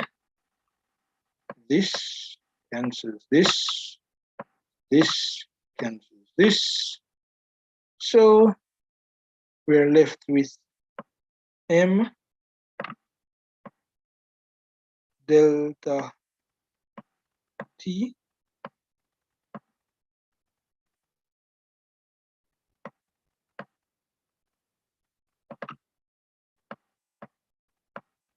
right?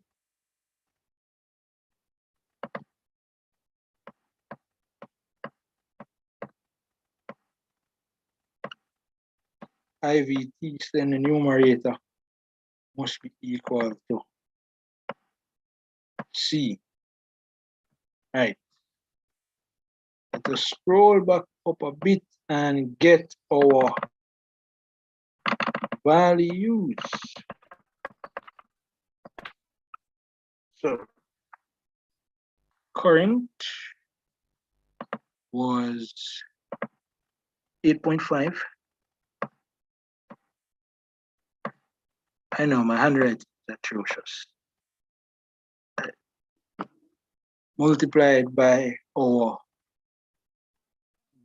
voltage. That's right. Now scroll down a little. 19. Yeah. Multiplied by our voltage of 12 multiplied by our time of 900 seconds. When you're doing this, yes? Should this time ever be converted?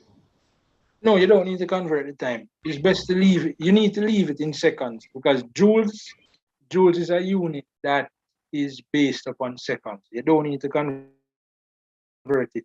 Unless they give you minutes, then you convert it to seconds. You get seconds, leave the seconds. Right? Okay, thank you, sir. Right? Our mass was 5 kilograms and our change in temperature was 50 degrees Celsius, which is the same as 50 Kelvin. When you're doing this, please ensure that you write your units in your equations. I am just being a little bit lazy right now, but I have trouble using my touchpad to write.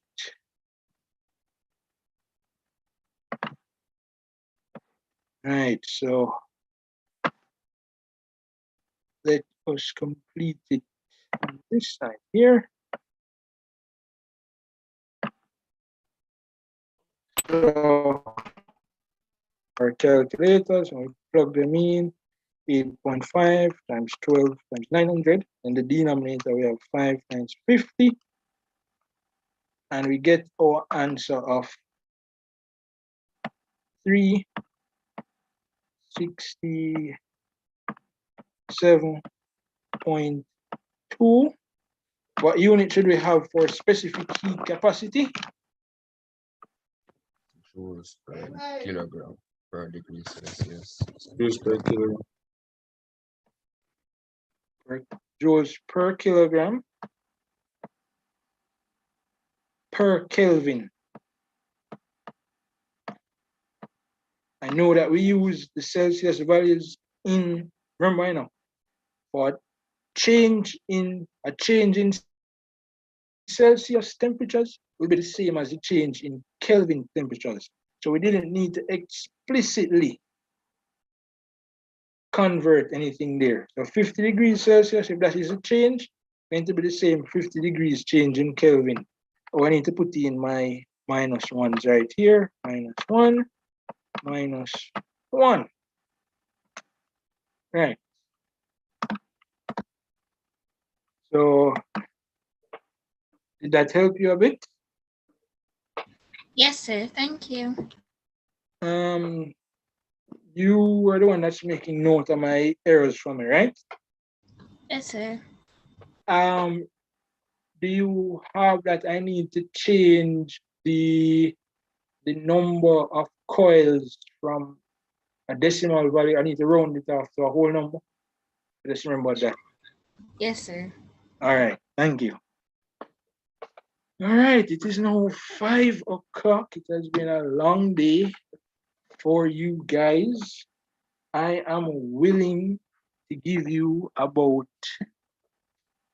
5, 10, 15 more minutes, not too long. It's been a long day and everybody needs to go home and get ready. Those who are Seventh-day Adventists, get ready. So, final time, I'm asking, is there anything else on this paper that you'd like me to take a look at, or something that we would have done a previous question in the slide that you want me to just go back over and re-explain? Is there anything? I'm not sure if there's anything on magnetism on this paper, sir, but if there is, if you could go over magnetism. Magnetism, you're talking about the question with the Fleming's left-hand rule? Well, I would appreciate that. What if there was any? I'm not sure what's the question on this paper, 2018 paper, but if there is like a question on it about magnetism, if it explains, or if not, then you could go over back the Fleming left-hand rule question. All right, let me take a look. Did you get a chance to write down this right here that's on the screen? Or you have a screenshot of it? Yes, sir. All right, good. Right, so I'm going to clear the screen now.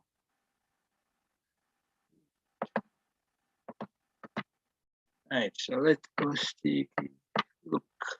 I don't recall there being a magnetism question paper lens. Oh, for this question here, the lens question, you're expected to write this in, for this column here, you're expected to write as 1/meter.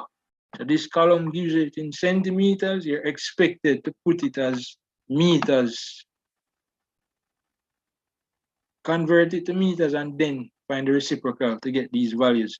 You have to do it for this question because focal length, to use that question, it has to be in meters. That's the formula at 1/f is equal to 1/u plus 1/v.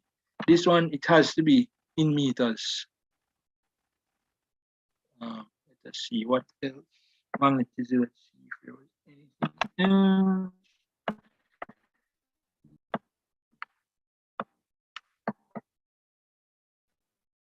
Radiation, electric field, and for this question with the heat capacity, sometimes they ask you to do it with liquids, right? So they have two different liquids and they mix them together. That is a little bit different, but essentially the same thing. Instead of electrical energy, you'd have another MCAT on that side. So MCAT is equal to MCAT.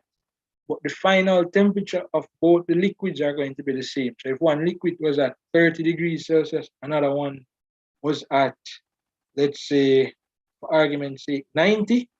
When you mix those two liquids and you get a final temperature of 50, means that one liquid had a change of temperature of 20, and the other liquid had a change of temperature of, I think, what did I say, 90, so it would have been 40. But it's basically the same principle that we just did. So MCAT equal MCAT, and you know the specific heat capacity of one liquid, and you find the specific heat capacity of the other liquid. So it basically, the mass 1, specific heat capacity 1, delta T1 divided by mass 2, delta T2 equal to C2. It's basically the same thing I did before. Let's skip down some more. Hooke's law again.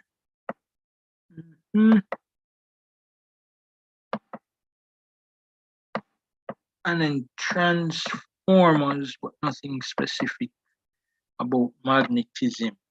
Right.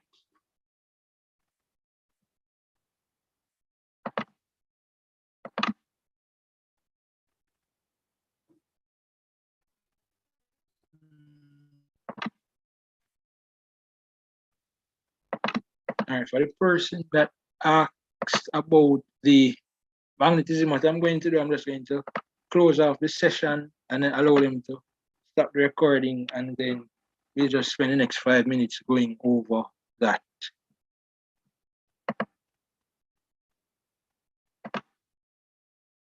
Right. So we want to say thank you to everyone that participated in our session today. If you found it useful, implore you to follow the New Jamaica Foundation on all social media platforms, interact with them, look out for when they'll be having other sessions such as this, share with your friends. You can find them on Instagram at newja_foundation or at YouTube as New Jamaica Foundation. You'll get the Linktree link when the slide is sent. For persons who have additional questions, they can contact me at either one of those or through either one of those avenues. So the person that is making note of the errors, send me an email with them, please, as soon as you get the chance to. Right? Sir, will there be more marathons like this? Yeah, man, there will. They have plenty more. So tomorrow they have chemistry and Cape sociology and Cape Caribbean studies. They have CSEC English language on the 21st, CSEC math on the 22nd. They have principles of business CSEC on the 27th and econ on the 27th. So there are numerous other sessions, as I said. Like, is there more for physics or it's just like one for each subject? Just one for each subject because of some commitments that me and the other tutor have. We can't facilitate any other sessions like this. So that is why physics would have been this early in the examination period. We can't specify a time as yet because of the commitments that we have. We're not sure if we'll be able to facilitate any other sessions like this. For the other subjects and those tutors, you'd have to ask them if they'd be willing to have more than one session. That's up to you and it's up to their discretion. But we will still be available to you guys in the WhatsApp groups. Responses may be a little bit delayed, but we'll get to them eventually.